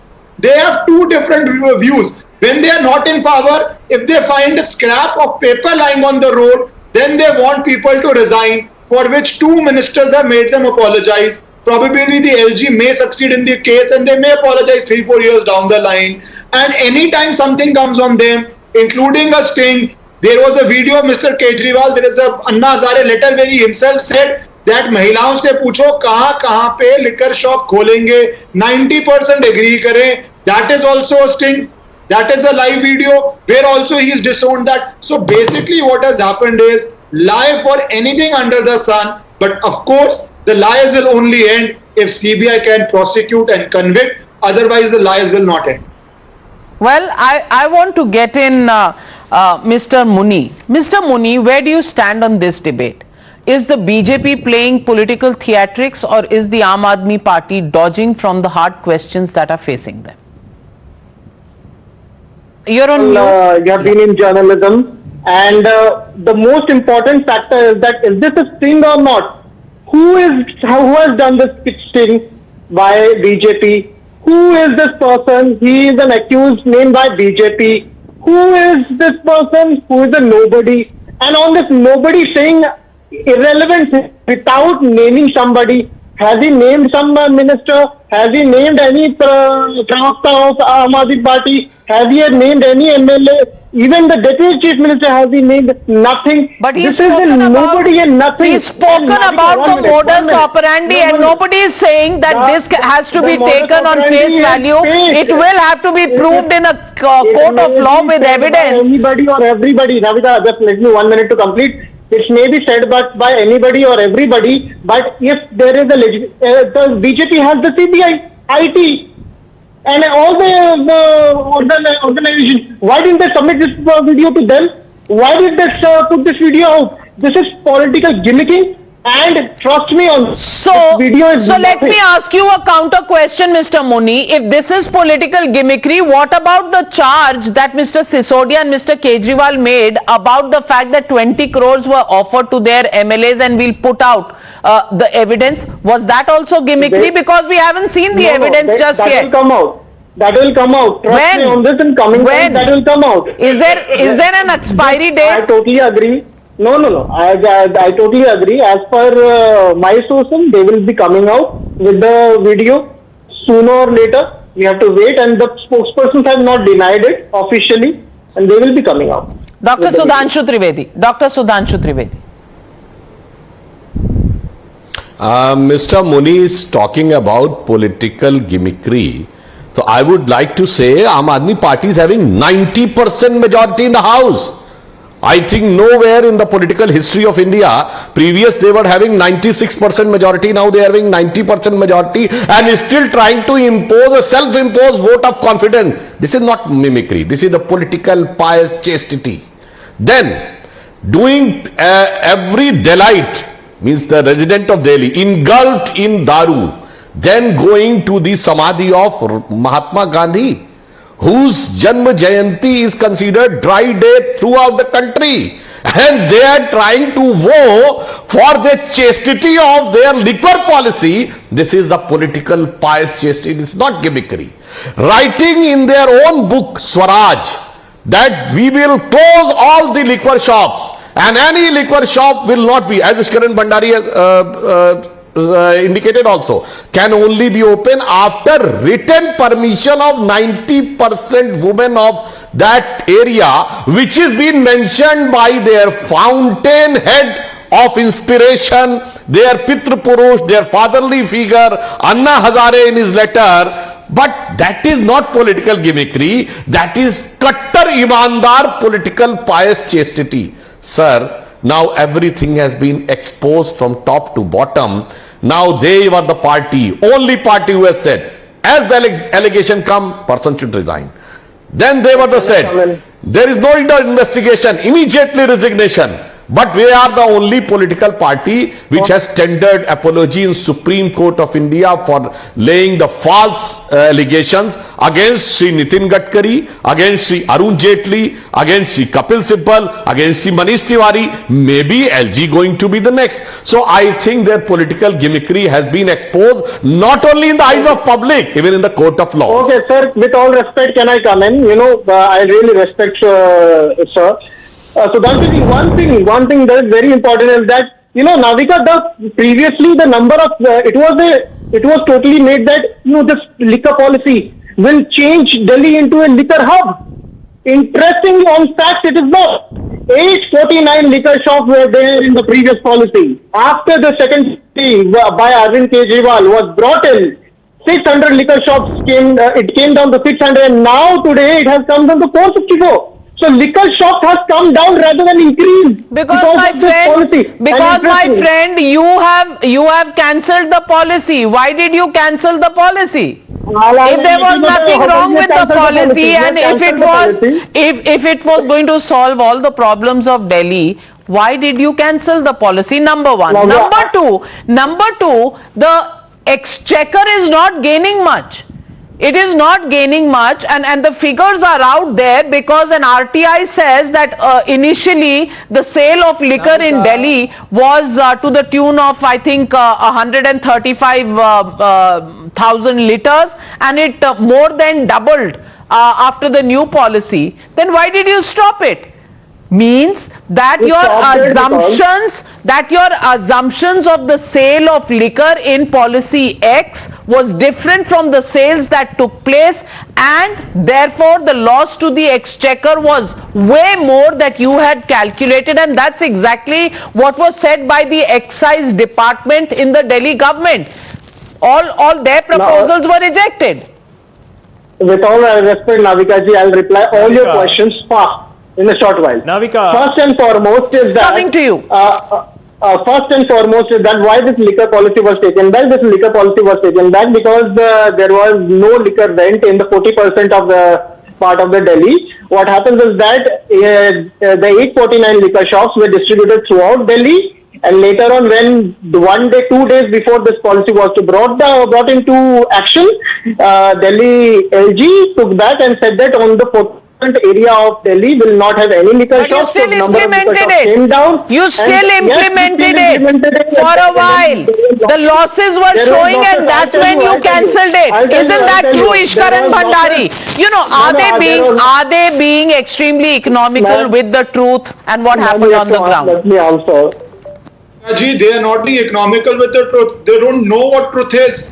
The brazenness is so brazen that it is almost admirable. That how can you be so brazen? Some CBI officer in charge of a different department, you relate to your case. You come and say CBI will raid me. You come and say CBI has given me a clean sheet. You have become CBI director. So it is not their economical with truth. They don't have a nodding acquaintance with truth. That is the reality. But let's come to the specifics. आप मुझे ये बता दो, ज्यादा दारू बेच के कम पैसे कमाने का क्या सिस्टम है जो आपने किया? And that is the reason they had to withdraw. The sales increase, but the profits go down. Let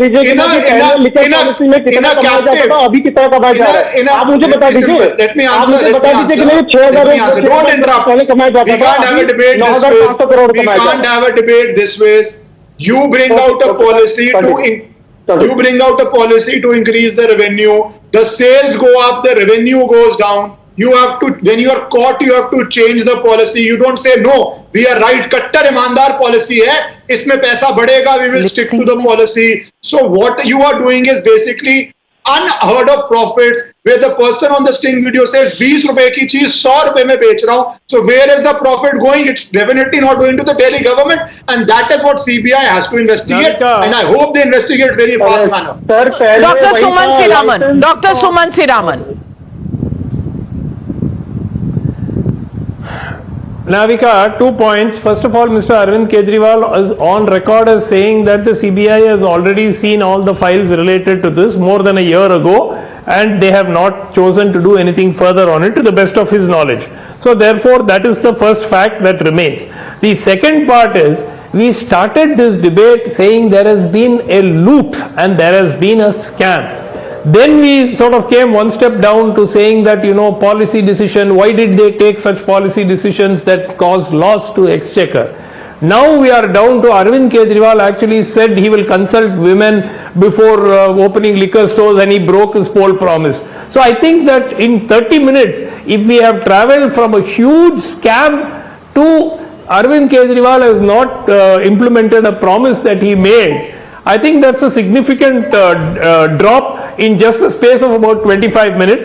I think it is best to wait for the investigation, not run these nightly pantomime shows where, the credibility of the investigating agencies, it's not about what Dr. the BJP wants to do or not. Should the BJP wait for the investigation report from the CBI rather than starting pantomime shows, as Dr. Sumant C. Raman says? Navika, I am aghast by the astounding wisdom which has been shown by Dr. Sumant C. Raman. Sir, Arvind Kejriwal has not said this. Arvind Kejriwal ji has written this in his book Swaraj, giving his concept of politics which he wants to bring. And inspired by whom? Inspired by Anna, whom he considered the fountainhead of his movement from which it has come. Like Anna ji is for them is like Deen Dayal Upadhyay for us.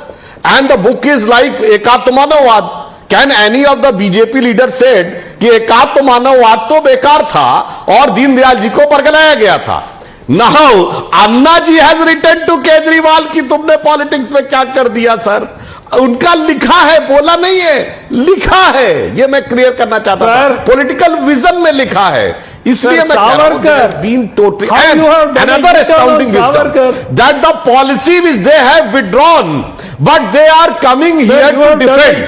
It's very peculiar, sir. When the policy is not worthy to be there in the law, then how it can be worthy there to defend in the debate on television channel? Well, I think this duplicity has further exposed the dual characteristic of I just want to tell our viewers tonight, is this political shadow boxing between the BJP and the Aam Aadmi Party, or are there some genuine questions that arise out of why would the Aam Aadmi Party government reduce the inflow into their own coffers, even though they had money to be made which could have been used for the welfare of the people of Delhi? It's a question. Why were there windfall profits offered to those who were given these licenses? And why was the commission raised from 2% to 12%? While Dr. Sumant C. Raman may want us to believe that policies are policies and should only be questioned on wisdom, the question people of India are asking, well, wisdom or not, the question is, दाल में कुछ काला था या नहीं? And we'll only know that when the investigation is out, when this matter gets to the courts, we'll know what exactly happened in this policy. We leave it at that as I thank my panelists for joining me on debate number 1. On the other side, the big Central Vista debate, has it been laid to rest? Ladies and gentlemen, Modi government's ambitious power corridor in Delhi, the Central Vista, is slowly taking shape and becoming a reality. 3 days from now, Prime Minister Narendra Modi is expected to inaugurate the revamped Central Vista Avenue, and ahead of the big event, the centre has today given the public a sneak peek into the new and improved version of the avenue. Almost 19 months since the Bhumi Pujan ceremony and 20 months since it was closed for the public, Central Vista Avenue will be thrown open for the public. The 3-kilometer long stretch starting from the north and south block to India Gate includes Rajpath, which will now be rechristened and called the Kartavya Path, because the message is clear. It's not about allowing people to rule. It is about doing the duty towards the people that will be the significant change in the thought process. The adjoining lawns of what was called the Rajpath and now becomes the Kartavya Path are lawns and canals and rows of trees, Vijay Chowk and the India Gate Plaza. The refurbished avenue will be more pedestrian friendly with additional underpasses and walkways for better connectivity. And just in case you were wondering what would happen to the ice cream sellers, worry not. They have been given dedicated spaces now so that pedestrians can go with their families and also enjoy their ice cream. There are also 6 new parking lots, amphitheaters, 64 toilets for women, 32 for men and 10 for differently abled people. All this for a first-class experience for visitors. Perhaps it is these conveniences that have forced even the harshest of critics of the Vista to do a course correction. I'm talking about author Tableen Singh, who while driving through the renovated stretch admitted that it has enhanced the beauty of this most famous Delhi road. To put the turnaround in context, just about 8 months ago, Tableen Singh only saw mounds of debris scattered where there would have been manicured lawns and called upon the Modi government to stop the Vista redevelopment and use the money for health infrastructure instead. But this change of heart about the vision of Modi government seems to go beyond the central Vista. Just yesterday, a prominent columnist and economist, Swaminathan Iyer, wrote about how the critics of the Sardar Sarovar project in Gujarat had been proven wrong by the benefits it has accrued. Iyer also mentioned how critics like Medha Patkar had managed to mislead thousands and must now apologize for stalling a project that is benefiting millions now. And that, ladies and gentlemen, is the debate. Andolan Jeevis exposed. That's the hashtag. And that's the question we are asking our panelists tonight. Joining me on the debate with Dr. Sudhanshu Trivedi and Ishkaran Bhandari are advocate Kapil Madan, political analyst, and my first question goes to Abbas Haider, national spokesperson of the Samajwadi Party. Tonight, Abbas Haider, would you actually compliment that trolling Mr. Modi on the Narmada Dam and the Central Vista was really a mistake made by the opposition, and today are you in a mood to apologize? Galti hoti hai. We sometimes are averse to change. We can apologize if we've made a mistake. Would you want to do so?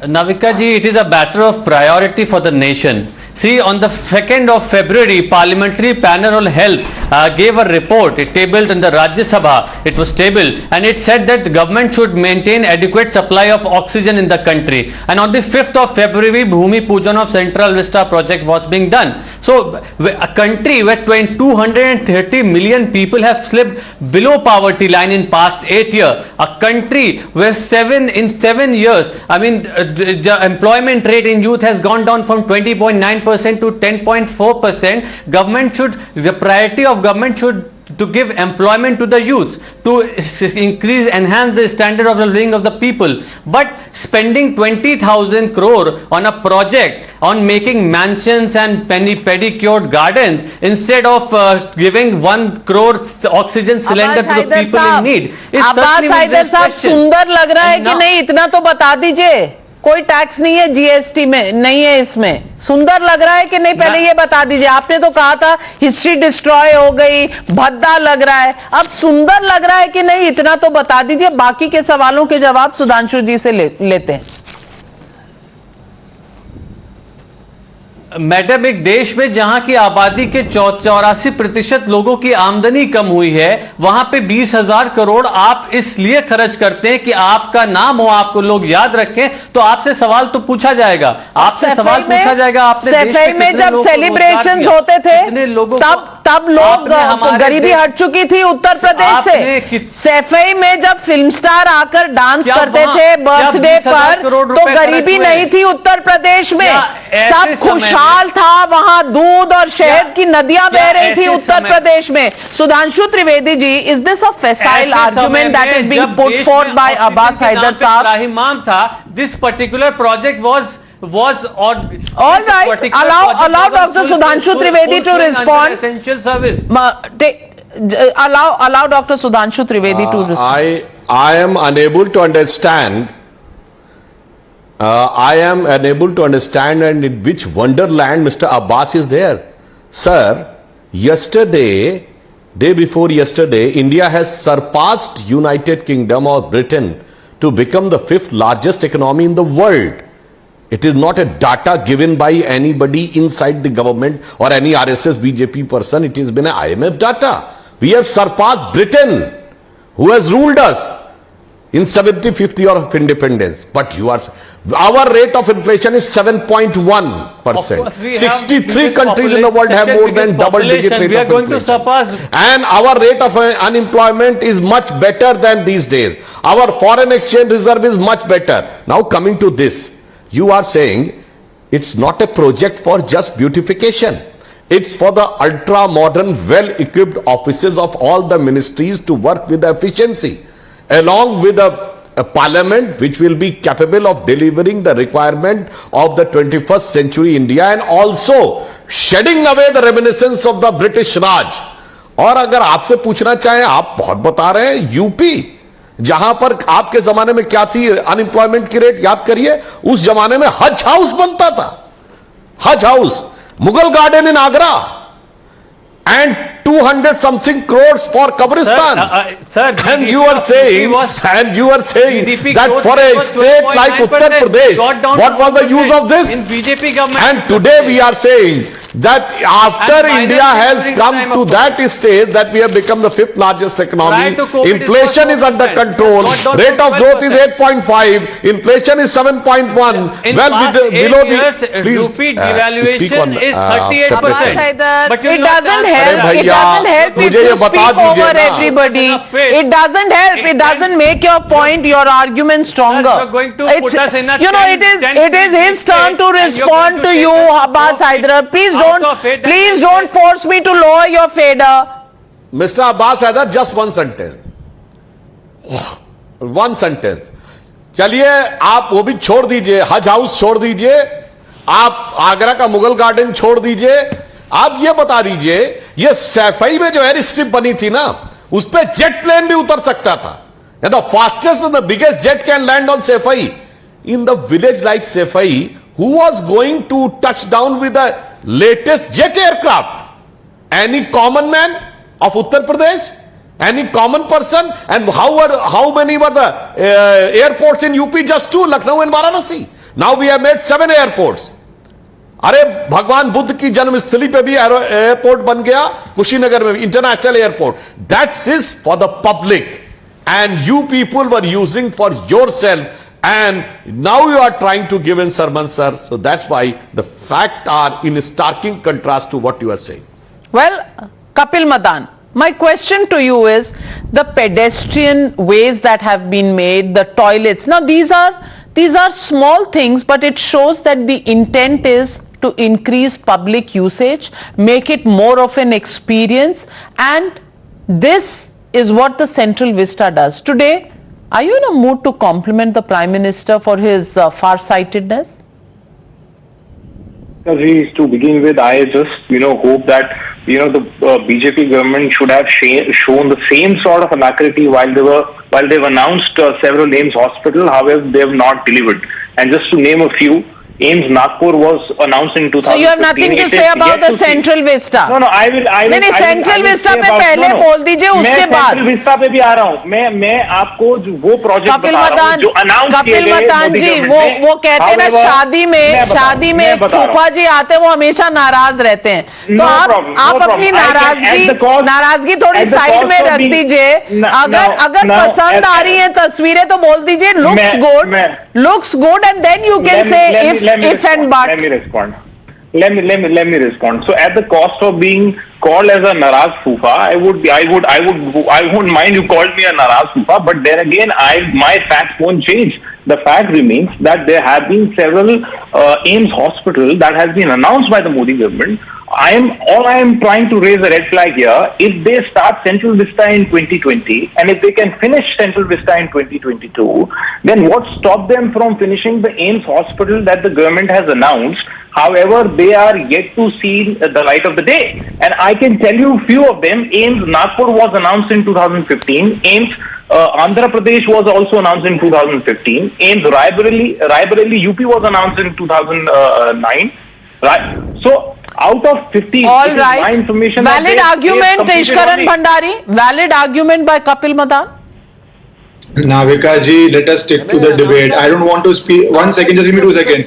Central Park. announced in 2009. One second. Can I, Navika ji, make my point? Yeah. Navika ji, Sudhanshu ji has covered Central Vista, and we'll do many debates on that. Every global city has a park which is of international standards. Be it Hyde Park in London or Central Park in New York, those people who want India to live in poverty or in unmaintained facilities will obviously oppose it, because that is their idea of what a parliament should be and what should be the central part of Delhi. Forget that. Can I speak for 1 minute on Narmada Dam? A dam which gives you bijli, electricity, pani, drinking water, roti means pani for irrigation, and has increased the prices of land. And this entire ecosystem of Medha Patkar, including some Bollywood people like Amir Khan who joined the Andolan, opposed that, escalated the cost by thousands of crores. It is the durbhagya of India that anytime we have development, anytime we want to increase the livelihood of people by increasing the business or increasing the beauty or give the basic drinking water, irrigation water, bijli, there are professional NGOs who God knows funded from where oppose it. I only request that the BJP starts investigating these NGOs and recovers the cost escalation of Narmada Dam and all such infrastructure projects which they delay. Public is paying, the taxpayer is paying the cost escalation. Please absolutely good point, Sudhanshu Trivedi ji. Last comment to you. I also agree that the leftist or the leftist inclined so-called social workers like Medha Patkar and others, you know what is their intent? In their eyes, the poverty is the capital, because on that capital they can do politics, and in their eyes, the shabby, poverty-stricken image of India is the beauty for them. They don't want to see any project coming up so that India can raise up to stature, and any good picture of India coming, as Ishkaran has said, at the international arena, then they feel a little bit of pain in their heart. तो इसलिए मैं सिर्फ ये कहना चाहूंगा, अब बहुत दुनिया बदल गई है. 75th of years of India has passed. Amrit Kaal start हो चुका है. छोड़ो कल की बातें, कल की बात पुरानी. अब नए दौर में लिखेंगे मिलकर नई कहानी. इस अमृत काल में from 75th year to 100th year under leadership of Narendra Modi ji, India is ahead. आपको आना हो तो बेहतर है कि हम सब मिलकर देश के साथ आगे बढ़े, instead of criticising and doing all sort of politics which is not required. आप एक वर्ड बोलना भूल गए सुधांशु त्रिवेदी जी, और वो बहुत जरूरी था. छोड़ो कल की बातें, कल की बात पुरानी, नए दौर में लिखेंगे मिलकर नई कहानी, हम हिंदुस्तानी. प्रॉब्लम है हम हिंदुस्तानी इकट्ठे नहीं हो जाते हैं. हम होते हैं हम बीजेपी, हम सपा, हम कांग्रेस, और वहीं कलेश पड़ जाता है. So I just want to say we Indians. Yes doctor Trivedi. नहीं नाविका जी उसमें हिंदू शब्द आ जाता है, इनको उसमें हिंदू शब्द आ जाता है, इसमें इनको बड़ी प्रॉब्लम हो जाती है, और ये कहते हैं हमें हिंदू समझ में आता है, हिंदुत्व नहीं समझ में आता है. तो जब हिंदू रेट ऑफ ग्रोथ थी तो 2% थी, अब हिंदुत्व रेट ऑफ ग्रोथ 8.5%. पर हिंदुस्तानी तो हिंदुस्तानी रहेंगे, और पुराना गाना है, गाने नहीं बदलेंगे. वो तो जो हमारे दिलों पर छाप छोड़ गए हैं वो हमेशा के लिए रहेगी. मिलकर नई कहानी लिखेंगे हम Hindustani. Thank you very much to my viewers, and thank you to my panelist for joining me on the news hour tonight. Good night, ladies and gentlemen. Be safe.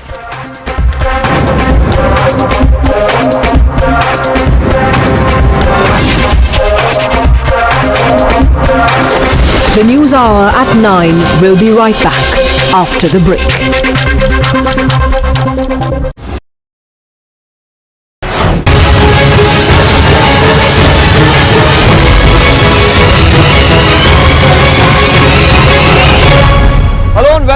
Times Now special broadcast. In today's episode of Inside Karnataka, we discuss about the upcoming BBMP election. What do these polls mean for the citizens of Silicon City? What's at stake for the political parties? We give you all these details and much more in the next half an hour of this special broadcast.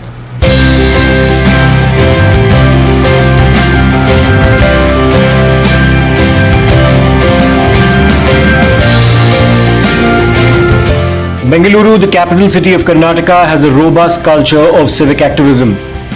It's also an IT hub and in many ways a symbol of the vast strides India has made in the last few decades in the field of technology.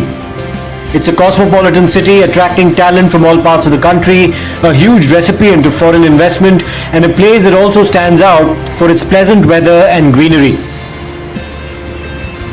But there are serious questions to be asked of the city's civic governance.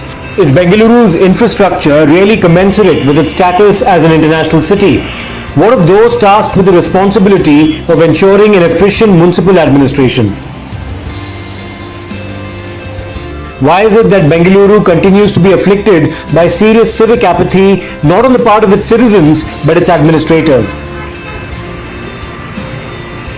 When it comes to the BBMP elections, and of course with the elections around the corner, we definitely have to talk about politics, and we have. But what are the core issues that plague the BBMP? What are the problems that the Bangaloreans really want addressed? To talk more about... You're watching the News Hour at 9. Delhi Lieutenant Governor VK Saxena has sent a legal notice to AAP leaders for alleging corruption charges and raising defamatory slogans against the LG. AAP leaders have been asked to reply on it within the next 48 hours. The Jharkhand Assembly passed a confidence motion tabled by CM Hemant Soren amid a walkout staged by BJP leaders. As many as 48 MLAs voted in the favor of the confidence motion. You were watching the News Hour at 9. Stay tuned.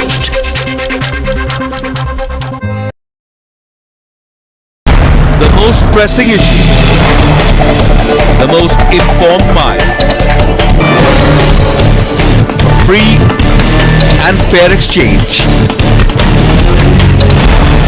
Converse India with Rahul Shivshankar.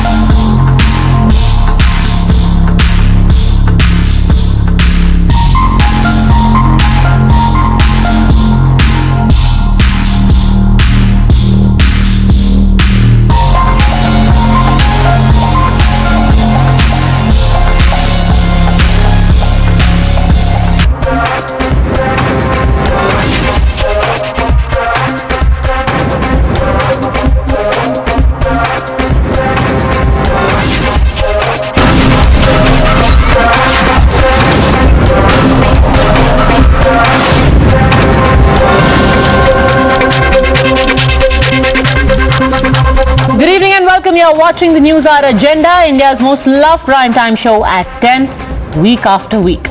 I'm Padmaja Joshi. Now, it's a fact universally acknowledged that an India-Pakistan cricket match is something of a national obsession for our country. So it's but natural that tempers and passions run high. We often shout at the screen, we have a violent disagreements about whether a catch could be caught or not, but even given the high levels of emotional attachment that we have to such a match, something very uncharacteristic happened. In the last few overs of a match between the two countries, when young bowler Arshdeep Singh dropped a catch, suddenly a swarm of people descended on social media calling him, of all things, a Khalistani. Not only that, his Wikipedia page was also edited, calling him some kind of bizarre member of a Khalistani army or a force. Now, most people would have just scoffed at this stupidity and moved on. Except then that this trolling was used by the usual suspects in India to decry the death of the sportsman spirit, and worse, targeting of members of the minority community where only their patriotism is questioned. And this is because it follows to a pattern. First, it happened with Muhammad Shami, where an online attack on him was first orchestrated, and then that attack was quoted to smear India as anti-Muslim. And now, this bizarre Khalistan angle to what Arshdeep did. You're watching the News Hour at 10, debate number 1 on Times Now, Super Prime Time.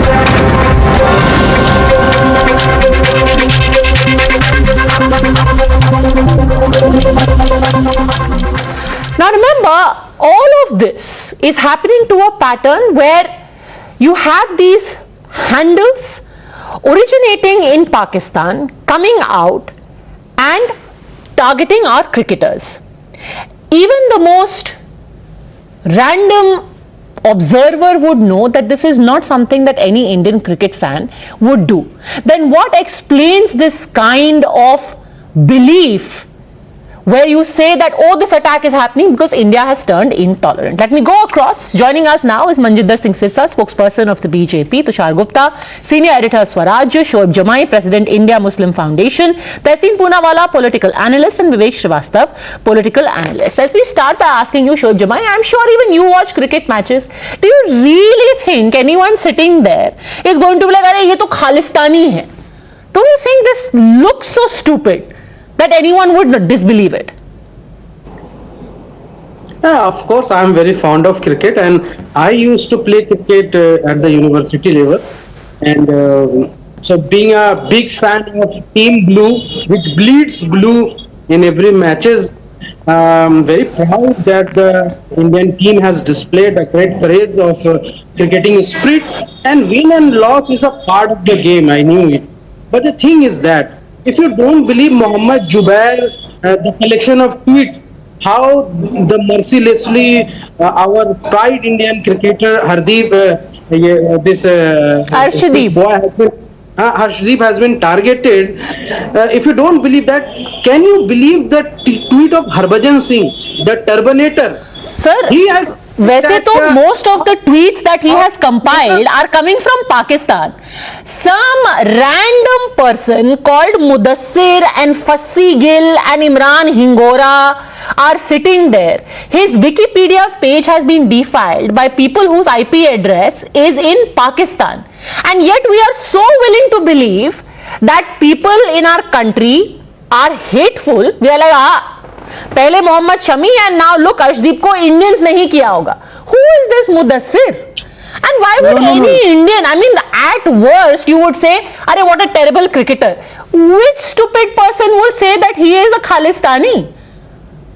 No, it has been done before. You know, when the farmers, Sikh farmers were protesting in Delhi or outside the Delhi, they were called Khalistani. Even before that, Virat Kohli was told mercilessly because he supported Muhammad Shami, and his wife Anushka Sharma was lead actress in the movie PK with the Amir Khan. So wait, now are we agreeing that this has got nothing to do with religion? Now since you've yourself brought in Virat Kohli and Anushka Sharma, you agree this has got nothing to do with religion, right? I don't think, but the thing is that when you called him Khalistani, I have seen so many Twitter handles which have originated from India, and I knew it. They are trolling me also from the so many. But then why they are attacking Virat Kohli? Virat Kohli though is not a Khalistani. I mean, why a Pakistani or other nation will troll him? Because Arshdeep, the catch which was dropped by Arshdeep, become a main factor for the Pakistan win.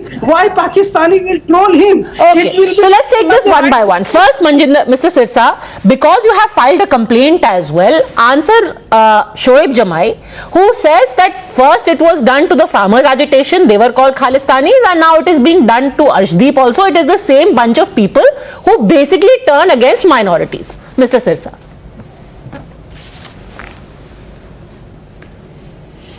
So I am not sure about the शुमेश जमाई वो क्या कहना चाहते हैं, मुझको पता भी नहीं उनकी बैकग्राउंड, वो क्यों ऐसी बात बोल रहे हैं, पर मैं उनकी जानकारी में भी एक बहुत इंपॉर्टेंट जानकारी शुमेश जी की जानकारी में लाना चाहता हूं।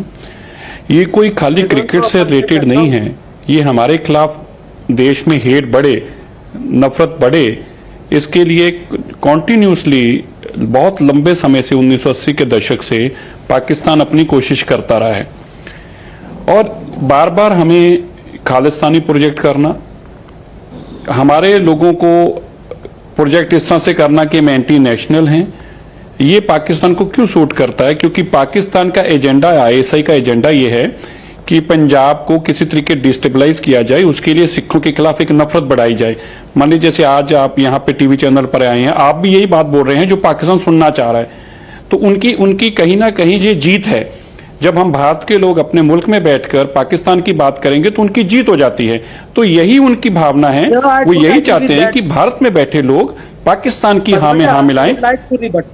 सो please let me complete my then please let me complete it. I don't know whether what you're saying, but I can't get you, but let me please complete my thing. Absolutely baseless. Very because we have seen in the previous instances also the 6 agitators were called Khalistani by the Indian media journalists and the anchors. Please, Padamja, can I? No, एक second. First of all, hold on a second, Mr. Jamai. I don't know which anchors or whoever you are speaking of, but yes, if you are talking about the people who went on the rampage on the 26th of January at Red Fort, nobody called them Khalistanis, but they sure were people who engaged in criminal activity. But let's stick to the topic right now. Finish your point, Mr. Sirsa, and then I'll come back to you for a rebuttal. Finish your point. Yes, Mr. Sirsa. Hold on a second, sir. I will come back to you for a rebuttal. Let Mr. Sirsa finish. Okay. These agitators were called Khalistani. Even Mr. Sirsa, who have come to anyone who is inconvenient is called a Khalistani. Talk about the pattern, Mr. Sirsa. So please. मैं आपको जो बता रहा था, मुझे तो कई बात करते शायद ये लगा कि जो हमारे दोस्त बैठे हैं शायद ये पाकिस्तान से हैं, पर अब मुझे क्लैरिटी हुई कि आपकी बात करने से ये तो इंडिया से हैं। तो मेरी रिक्वेस्ट इनसे ये है कि आप सुनिए, आप पाकिस्तान की तरफदारी मत कीजिए, आप हमारी भावना सुनिए और हमारा प्रॉब्लम और हमारा चैलेंज सुनिए क्या है। पाकिस्तान ने ऐसा क्यों किया, मैं आपको दिखाना चाहता हूँ। ये WS खान है, ये वेरीफाइड उनका ट्विटर हैंडल है। तो इन्होंने कल जैसे ये शॉट हुआ 11:08 पे उन्होंने ये प्रोपोगेंडा शुरू भी कर दिया और इसके अंदर कुछ इंडियंस ने भी उनका साथ दिया, जैसे ये जुबैर, जो मोहम्मद जुबैर हैं, इन लोगों ने क्या किया, मैंने आज वो कंप्लेंट भी दी थी। पदमजा, पहले आपको ये सारा समझना होगा हुआ कैसे है, तो ये कोई नई चीज नहीं है, ISI हमेशा से ऐसा करते आई है। और मैं आप जो मेरे ये मित्र यहाँ बैठे हैं, प्लीज इनको इतनी पाकिस्तान के नाम से क्यों प्रॉब्लम हो रही है? I am talking about Pakistan. मैंने तो किसी इंडियन को कुछ बुरा बोला ही नहीं है, फिर एक इंडियन क्यों इतना चिल्ला रहा है पाकिस्तान के नाम पर? मेरे दोस्त, आप भारतीय या पाकिस्तानी हैं? दोस्त, मैं तो भारतीयों की बात कर रहा हूँ, माय डियर फ्रेंड, मैं तो इंडिया की बात नहीं कर रहा, मैं अभी पाकिस्तान की बात कर रहा हूँ। अब पाकिस्तान की बात में इतनी तकलीफ आपको क्यों हो रही है? मेरे मित्र, मेरे भाई, मेरी विनती सुनिए, मैं अभी भी कंफ्यूज हूँ। आप okay, again, let's be clear about a couple of things. Okay, let's be clear about a couple of things. Shoaib Jamai, there are two kinds of people who have spoken today. One person who has said, like Harbhajan, who has said, Arshdeep, we are with you, don't worry, mistakes happen. which is fair. Then there is another bunch of people who are like, oh, India तो कितनी घटिया जगह है, India हमेशा अपनी minority के खिलाफ बोलती है, भले से ही वो सड़क पे चलता आदमी हो या फिर वो क्रिकेटर हो. These are the people who said, oh, first it happened with Shami, now it's happening with Arshdeep. These are the people who are a problem. People who are talking about boosting the morale of a young cricketer, it's fine. Everyone's saying it. We are saying it. Everyone makes mistakes. Who hasn't dropped catches? Dhoni has dropped catches. Virat Kohli has dropped catches. Rohit Sharma has dropped catches. Who hasn't dropped catches? हर कोई drop करता है. And just by the way, when it comes to poor form, Mr. Jamai, even somebody like a Virat Kohli has been mercilessly trolled. Mercilessly trolled. Nobody says it's a good thing. Trolling anyone is bad, but to suddenly make it about ये क्योंकि सिख है इसलिए इसको बोला जा रहा है, that's just plain stupidity. Or as Mr. Sirsa says, playing into Pakistan's hands. Respond to this, Shiv Jamai, and then I'll come back to Mr. Sirsa. Padmaja, it's very clear. I am just saying one point. Those bunch of group, those trollers who were trolling the Sikh agitators and calling them Khalistani, those who troll them and calling those Sikh agitators who were part of Shaheen Bagh protest with us, because I was the national media convener of the Shaheen Bagh movement, they were called Khalistani. The same bunch of groups, this right-wing group, right-wing trollers are calling the Arshdeep Khalistani. That is my point. And it's been evident because I have seen Facebook. Who is the right-winger? Name one person who's in the right wing or associated with BJP or associated with RSS who has called him a Khalistani. Name one person. Even these trollers are trolling Harbhajan Singh because they thought name one person, na. You have randomly said those same people who trolled me are trolling Arshdeep. Name them, na. आपको troll किया है ना. बताइए, नाम बताइए. Let's name and shame, and they should be booked also. Who are these? Okay, I will tell the name. Give me some time because the mobile I am using for the Skype conversation that was stored in that draft only. Right. I'll tell you. But the thing is, one point I want to make: these trollers, because from the last night I have been following this story. By the time I must. Mr. Sirsa is debating you. Mr. Sirsa is debating you. चलो अपना phone check कीजिए क्योंकि आपको कोई right winger troll कर रहा है जो कि अर्शदीप को भी ट्रोल कर रहा है. आप नाम बताइए तब तक सिरसा साहब अपना पॉइंट कंप्लीट कीजिए. Yes, Mr. They Sirsa. are trolling Harbhajan Singh also. Harbhajan Singh has become the MP. मुझे बहुत आज दुख हो रहा है कि हम दो भारतीय बैठे हैं. शोएब जुमाई जो हैं, ये देखिए, ये तो किसी को बोलने ही नहीं देना चाहते. मुझे बहुत दुख और खेद हो रहा है कि दो भारतीय बैठे हैं और उनमें से एक भारतीय जो पाकिस्तान को डिफेंड कर रहा. पाकिस्तान को डिफेंड क्यों करते हैं? हम एक बार पाकिस्तान की बात कर रहे हैं, आपको उस पर क्यों प्रॉब्लम हो रही है? मैं आपको नाम गिन के बताता हूं. The federal public service commission, Pakistan से ट्वीट हुआ. मिस्टर हसन जबाई, जिहान नरेटिव, शहजाब अब्बासी, अहमद खान, ये सारे वो लोग हैं जिन्होंने 11:02, 11:01, ये सब लोगों ने अर्शदीप को नाम लेकर पाकिस्तान से शुरू कर दिया. और सबसे बड़ी बात क्या हुई कि हमारे देश में बैठे हुए एक आदमी जिसने का नाम मोहम्मद जुबैर है, उसने क्या किया? उसने इन सब का, ये पद्मजा बहुत इंपॉर्टेंट बात आपके लिए भी और शोएब के लिए भी जानना जरूरी है. शोएब जी, इसको ध्यान से सुनिएगा. मुझे जिस बात का बहुत दुख और खेद है वो ये है, हमारे देश में बैठे हुए मोहम्मद जुबैर ने क्या किया? जो लोग भारत के हक में बोल रहे थे, जैसे टर्मिनेटर की आपने बात की, जो लोग अर्शदीप के हक में बोल रहे थे उनके ट्वीट इकट्ठे किए, जो पाकिस्तान में बोल रहे थे उनके किए, उनका एक कॉलेज बनाया, वो उस कॉलेज को उन्होंने क्या किया? प्रमोट करके ऐसा लिखा कि सारे लोग जो हैं ये इंडिया से अर्शदीप के खिलाफ बोल रहे हैं. उन्होंने उसको इस तरह से प्रमोट करके सारे ट्वीट्स को उन्होंने पाकिस्तान के हाथ में एक मसाला दिया और पाकिस्तान ने फिर उनके ट्वीट को डालकर यह कहा कि देखिए भारत के टीवी चैनल अर्शदीप को खालिस्तानी बता रहे हैं. तो एक बड़ी सोची समझी साजिश के तहत ये जो जुबैर था, इसने ये, मैं तो एक बड़ा सिंपल सी बात है, मान लीजिए जुबैर अपना है, हमारे भारत का है, अगर हक में आना चाहिए था. Cheap Pakistani propaganda, which would have remained propaganda, was amplified by some within our country. हमारे देश के अंदर कुछ लोगों ने पाकिस्तानी प्रोपेगेंडा को जानबूझकर एम्पलीफाई किया to show the country as a Muslim Sikh hater. Why? Good evening, Padmaja. Thank you for having me on your show. And at the onset, I want to thank Mr. Sirsa publicly We started a trend last night, India with Arshdeep, and Mr. Vista not only tweeted it, he also stood by the trend, and it was a national trend. And the idea of the trend was to show that the country is absolutely with Arshdeep. I am, and I have no hesitation in saying, anti the present government. I'm very, very anti it. I will never ever support them. But when it comes to India, we are all united. So last night when I saw these tweets about Arshdeep, of course there would be disappointment, and there would be tweets that are disappointed that he dropped a catch or whatever. In the last over, we didn't, he conceded those runs. But those tweets, prima facie to me, those accounts seem like bot accounts. Now, anybody who's on Twitter understands what bot accounts and what aren't. So it seemed like it was bot accounts. It seemed like this was sort of being hyped up. I will not go on to say that somebody in India is involved in a conspiracy. That's not what I want to say.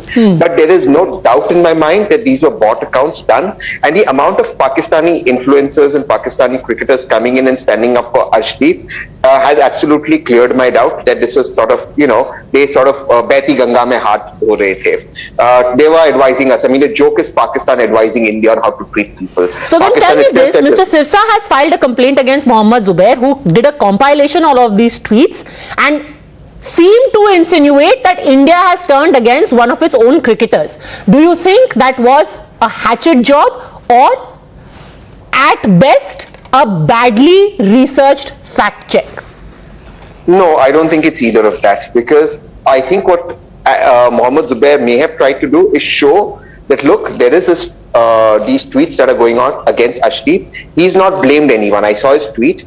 I also saw Harbhajan Singh's tweets. They are not blaming anyone, but yes, there were these tweet threads that have come in. But however, a lot of the tweets that came in seem to be from bots and seem to come from some IT cell, which obviously is not operating in India.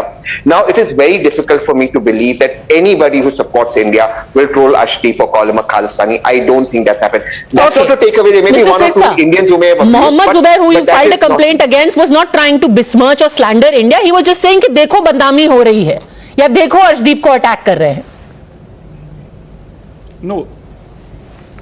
No, this was not the case, because आप देखिए, but importantly, so what he did, one drop catch. See, read his tweet. He says one drop catch, and then Ambozi. Now what he did in this is, ये सारे पाकिस्तान के जो troll tweets थे उनको उसने compile किया और उनके अंदर इंडिया के वो ट्वीट डाले जो ट्वीट उसके हक में जा रहे थे. तो मैसेज ये देने की कोशिश की, जो पाकिस्तानी ट्वीट्स थे उनको सामने फ्रंट पे डाल के 1, 2, 3 रोज जो फ्रंट रोड्स थी उनके बाद सारे पाकिस्तान टीम जो एंटी इंडियन बोल रहे थे, जो एंटी अर्शदीप बोल रहे थे, उनको डाला. नीचे उसने वो ट्वीट्स डाले जो इंडियन नाम के थे और जो अर्शदीप का खालिस्तानी लिख रहे थे, लेकिन पूछे थे why you talking about Khalistan, who Khalistani, so they were in the favour of Arshdeep. तो उसने उन सबको कंपाइल करके एक कोलैज बनाकर और उसने उसको ट्वीट करके, अगर वो हमारे, मैं मान के चलता हूं कि हो सकता मुझे भी गलती लग रही हो, मैं ऐसा नहीं है कि मैं उनको 100% जज कर रहा हूं, पर my question is, being a Mohammed Zubair a important person, उनको भी पहले अर्शदीप के लिए तो कम से कम अपनी भावना व्यक्त करनी चाहिए थी, भारत देश के लिए करनी चाहिए थी. अगर उनका कंसर्न इंडिया के लिए था तो वो कंसर्न तो इंडिया के लिए दिख नहीं रहा. तो उनका कंसर्न क्या दिख रहा है कि वो ये बताने की कोशिश कर रहे हैं कि इंडिया में अर्शदीप ट्रोल हो रहा है. उन्होंने उनकी भावना अर्शदीप इंडिया में ट्रोल हो रहा है, इस ट्वीट से मतलब यही समझ में आता है. लेकिन वो इंडिया में ट्रोल नहीं हो रहा था, वो पाकिस्तान से ट्रोल किया जा रहा था और उनका पर्पस हम सिखों को बदनाम करना. देखो पदमजा, हम एक बात आपको ना, एक भावना आप कभी हमारी शायद नहीं समझ पाएंगे, चाहे आप एंकर भी हैं, हम मिनॉरिटी में हैं. हमारे सिख जो हैं उनके ऊपर एक बहुत बड़ी मुसीबत खड़ी हो जाती है जब उनको एंटी सिख पेश करने की कोशिश की जाती है, और पाकिस्तान की ये कोशिश रहती है. मान लीजिए अब कल का ये विषय है, तो मैं आपको एक सिचुएशन बताता हूं, भगवान ना करे कभी ऐसा हो.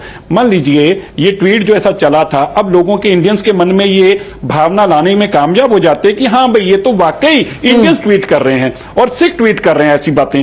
तो किसी सिख का, कोई हमारे देशभक्त कोई क्रिकेट खेलते हुए ये सोचकर कि इसने किया, उसके ऊपर कोई इस तरह की बात कर देते.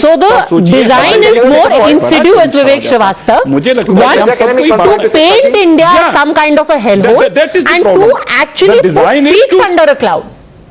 Just plant that seed. सो आप मेरी कंप्लेंट अगर पढ़ेंगे पतंजा, if you got my complaint copy, I think you must read that few lines, तो आपको क्लैरिटी होगी। हमारा विषय, हमारा यही कंसर्न है कि हमें जिस तरह का पेंट किया जाता है उससे क्या होता है, हमारे लिए बहुत बड़े चैलेंजेस, दिक्कतें खड़ी हो जाती हैं। और no, it's only a section. It's only a section which must be questioned and called out.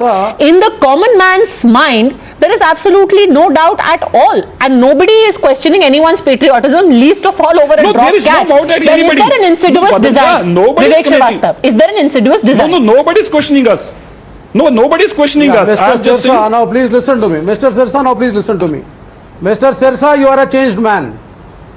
BJP join करने के बाद you are a changed man. Farmer agitation में आपके अलग वक्तव्य थे, डिबेट्स आपकी अलग थी, you are speaking something different, you are critical of the government of accusing the Sikhs participating in the agitation. BJP के खिलाफ बोलता था ना, जब तक किसान की बात थी मैं करता था। आज नहीं तो आज गलत क्या है?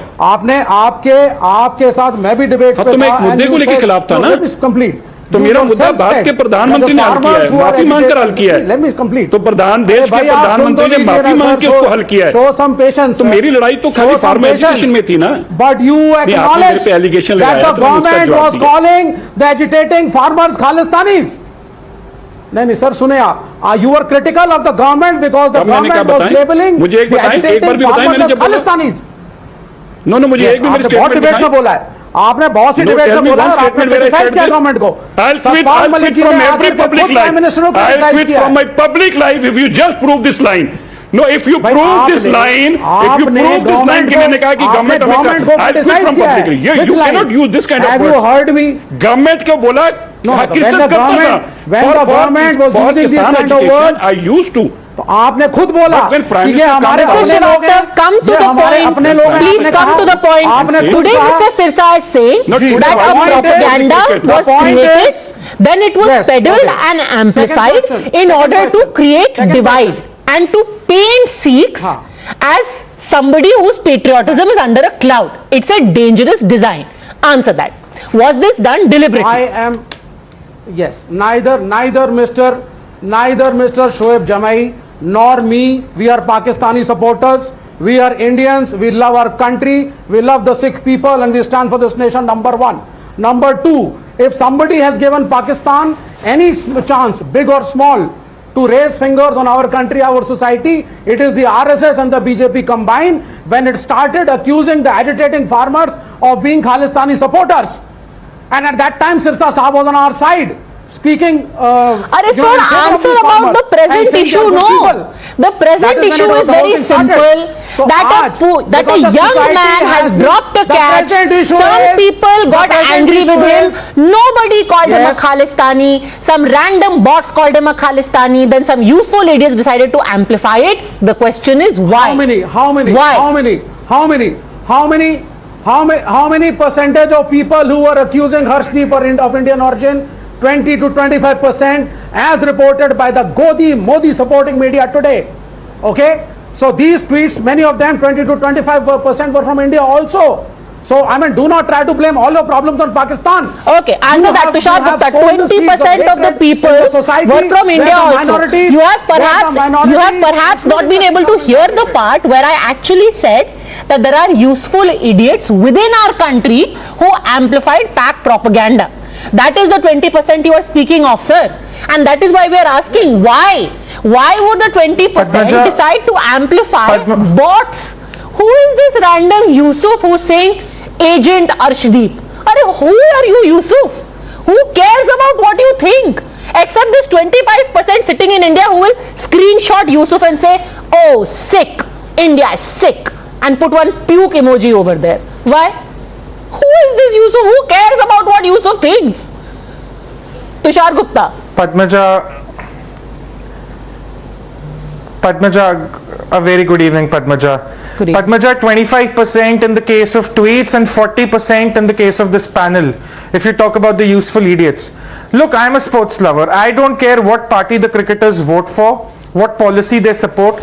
I don't care what Arshdeep Singh's stance is on farm laws or any other policy of the government. When he is on the field, for me, he is an Indian representing the country, playing for the country, playing against an opposition. That is all I care for. And it's not just about cricket, it's about any other sport.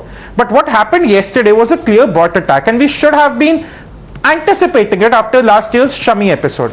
The problem is people do anticipate that. To answer Mr. Sirsa's question, rest assured, sir, there are no people in India that would fall for the propaganda that was being curated from Pakistan yesterday and which was being amplified by a few useful idiots in India, some of them even former cricketers. I say this with great disappointment, but even some former cricketers were putting out tweets supporting Arshdeep and calling out the hate that was being spewed against him. The only problem is they were not pointing out that the hate was being spewed by bot accounts, as Tehseen rightly points out. So to answer Sirsaji's very humble question, no one in the country will ever take that propaganda seriously. But the problem is, why are these useful idiots who can see through the propaganda very clearly, who understand that this is a bot account attack, who understand where this comes from, readily, knowingly amplify it? That's my question. These useful idiots are not as idiotic as we think of them. They know what they're propagating. The question is why. Shoaib Jamai.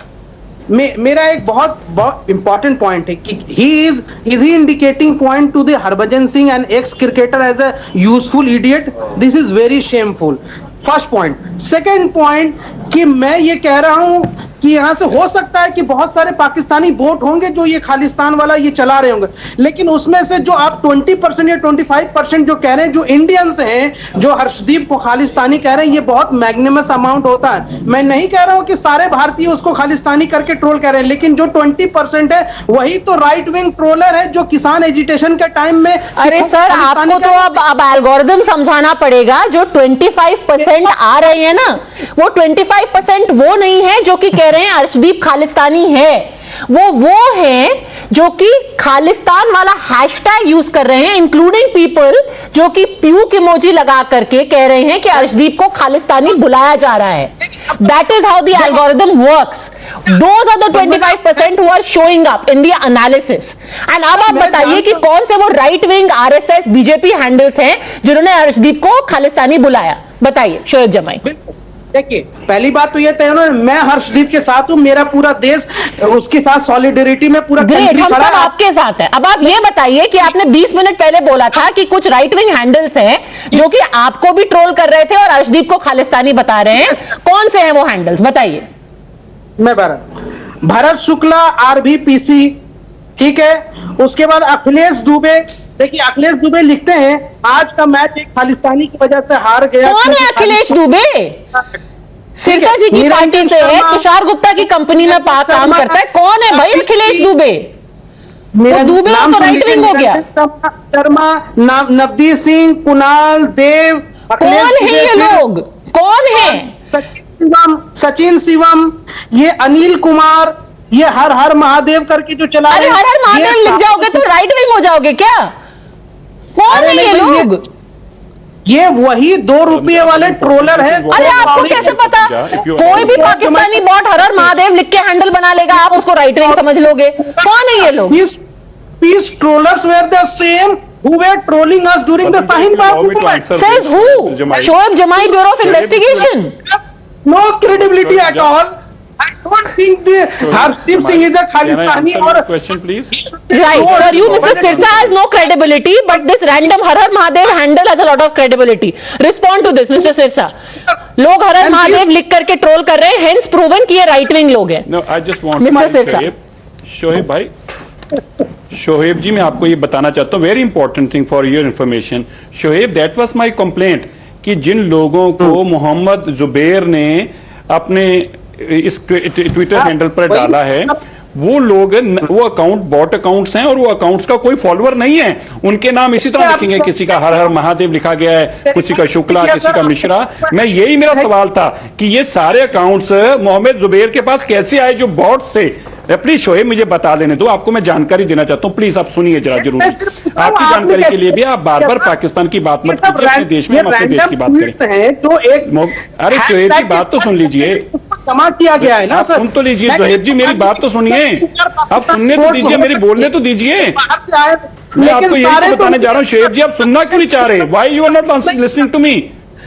भाई, आप मेरी बात तो सुन तो लीजिए please. Shoaib Jamai, before mister Sirsa explains, let me explain some basic. अभी हमने एक एल्गोरिथम डिस्कस किया. बॉट्स का कॉन्सेप्ट ना ऐसा होता है, जब कोई बॉट हैंडल बनाता है, वो ये नहीं लिखता अपने नाम में ISI प्रोपेगेंडा हैंडल, वो यही लिखता है संजीव शर्मा, हर हर महादेव, बॉट हैंडल्स ऐसे ही बनते हैं। वो अपने हैंडल में पाकिस्तान में बैठा हुआ ये तो लिखेगा नहीं कि मैं आईएसआई फ्रंट हैंडल हूँ, आईएसआई प्रोपेगेंडा विंग, वो यही लिखता है। अरुण कुमार, हर हर महादेव, ऐसे भी बॉट हैंडल्स होते हैं। Padamja, I have a strong objection to it. Please, Padamja, I have a strong objection to this guy, Shoaib. Why is defending Pakistan? मुझे समझ नहीं आ रहा कि why is defending Pakistan? ये पाकिस्तान की कुछ स्पोक्सपर्सन है क्या? मुझे समझ नहीं आ रहा। हमारा इतना सीरियस इशू है और शोएब पाकिस्तान को डिफेंड कर रहे हैं यहाँ पे। शोएब, आप सुनिए तो सही, कम से कम आपकी वीडियो पाकिस्तान के लोग चलाएंगे अभी थोड़ी देर बाद। This video will be run on Pakistan channels after a few minutes. ये शोएब शायद समझ नहीं रहे, आपको दिखाकर तो लोगों को बताएंगे कि शोएब भी कह रहा था इंडिया में ट्रोल हो रहे थे, जबकि आप भी जानते हैं ये बोर्ड जो बनाए गए थे वो सारे के। यही मेरा सवाल था कि ये देखिए अब तो बोलने नहीं दे रहे। आई डोंट नो ये कैसे फाइट कर रहे हैं। ये तो ऐसे जैसे उनकी पेमेंट का हो, पाकिस्तान की payment. Finish your point, then I want to bring in Tehseen Poonawalla. Yes, finish your point. Humble request.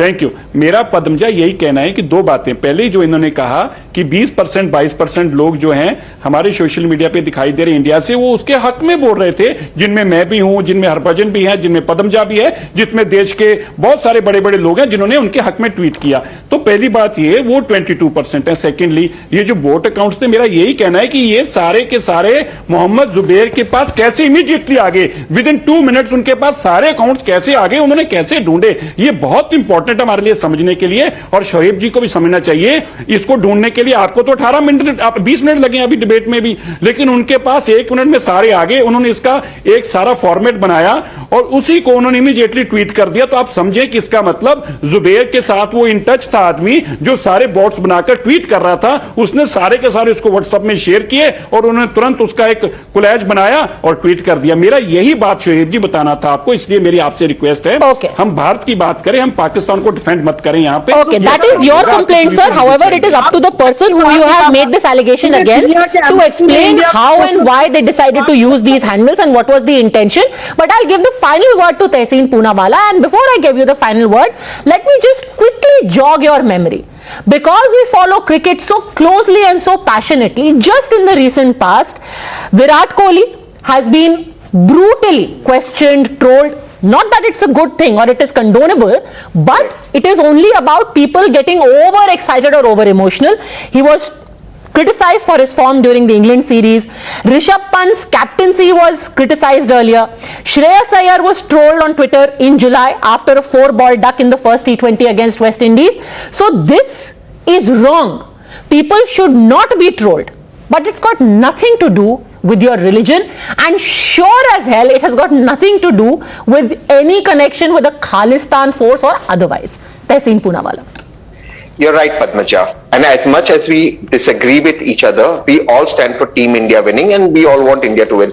So yes, sometimes fans get very passionate. They go after Virat Kohli. Sometimes they even go after his family or his personal life. And that's the nature of how sports is. I'm not justifying it's good or bad. That's the nature of the life. But to say that Shami was trolled because of a religion or yesterday's trolling was because somebody is Sikh, that's not true. India does not follow that. What hurt me is Pakistan or Pakistani celebrities giving us lectures. Pakistan is a country where minorities are very badly treated. To the last point, I hope my friend Shoaib Jamai can understand, as you rightly said, how this works. Because if you were to Google search, say Khalistani, perhaps my tweet will come on top because I'm a verified account saying that you cannot be using this language. So that's just how it works. But the more important pertinent point is, before we jump the gun, see, did anyone of consequence tweet and say this man is a Khalistani? No, it was being done by some random accounts. Now, where did these random accounts come from? And what made me think that these are bot accounts is, if you just go down to the history of these accounts, they're random tweets of some movie, some forward, something. They've not even made original tweets. So obviously it's been done by some, some sort of a propaganda. So we must be careful not to let our country down, because we all stand united to make India win. So just coming up with random tweets, I think we should be a little more mature than that. So we can disagree on other issues. If this is born out of ignorance, as perhaps in the case of Vivek Srivastava and Shoaib Jamai, it is our job and our duty to educate and inform. But if it is born out of malice as Mr. Sirsa is alleging, then it must be equally called out and investigated. And finally, as a parting shot for Pakistani trolls and bots who are sitting there and waxing eloquent on how Arshdeep is being treated in India, let's remind them that in the same match yesterday, when Fakhar Zaman dropped a catch and conceded 4 runs on the last ball, he was equally, in fact perhaps more brutally trolled in his own country by his own countrymen. I will leave it at that. Thank you very much, all gentlemen, for joining me. Arshdeep, I think I speak for the country. Every cricket lover may disagree with the way you played, may even get very angry with you in the future, but nobody has, is, or will ever question your patriotism. Thank you.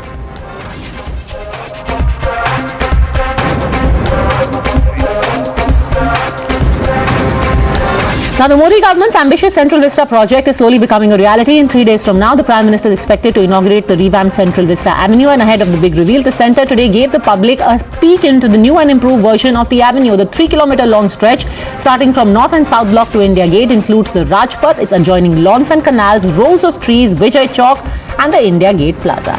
Now, this redone avenue will be more pedestrian friendly, will have better connectivity, and just in case you were wondering what would happen to the iconic ice cream sellers, worry not, they have also been given a dedicated space. 6 new parking lots, amphitheatres, over 100 toilets, all to ensure a first-class experience for visitors. Perhaps it is these conveniences that have forced even the harshest of critics of the Vista to do a course correction. A case in point being Tavleen Singh, who while driving through the renovated stretch admitted that it has enhanced the beauty of this famous Delhi road. To put the turnaround in context, just about 8 months ago, she only saw mounds of debris scattered where there were manicured lawns, and called upon the Modi government to stop the Vista redevelopment and use the money for health infrastructure instead. This change of heart about the Modi government's vision seems to go beyond Central Vista. Just yesterday, prominent columnist and economist Swaminathan Iyer wrote about how the critics of Sardar Sarovar project in Gujarat had been proven wrong by the benefits that it accrued. Iyer mentioned how critics like Medha Patkar had managed to mislead thousands of people and must apologize now for stalling a project that is benefiting millions. So the question now is this criticism of government and its policies born out of political compulsions? Is there a blind baiting of welfare policies without analyzing the merits? And will those people who stood in the way of changes, which may not be apparently visible straight away, now admit to their mistakes and their short-sightedness? You're watching the News Hour at 10, debate number 2 on Times Now, Super Prime Time. Dr. Aparajita Sarangi, MP and National Spokesperson, joins us. Tushar Gupta, Senior Editor, Swaraj, continues with us, as does political analyst Tehseen Poonawala. But I'll start with Anurag Bhadoria, National Spokesperson, Samajwadi Party. Anurag ji, Central Vista, Narmada dam, सिर्फ 2 examples हैं. पहले oppose किया, अब acknowledge करेंगे कि सही थे?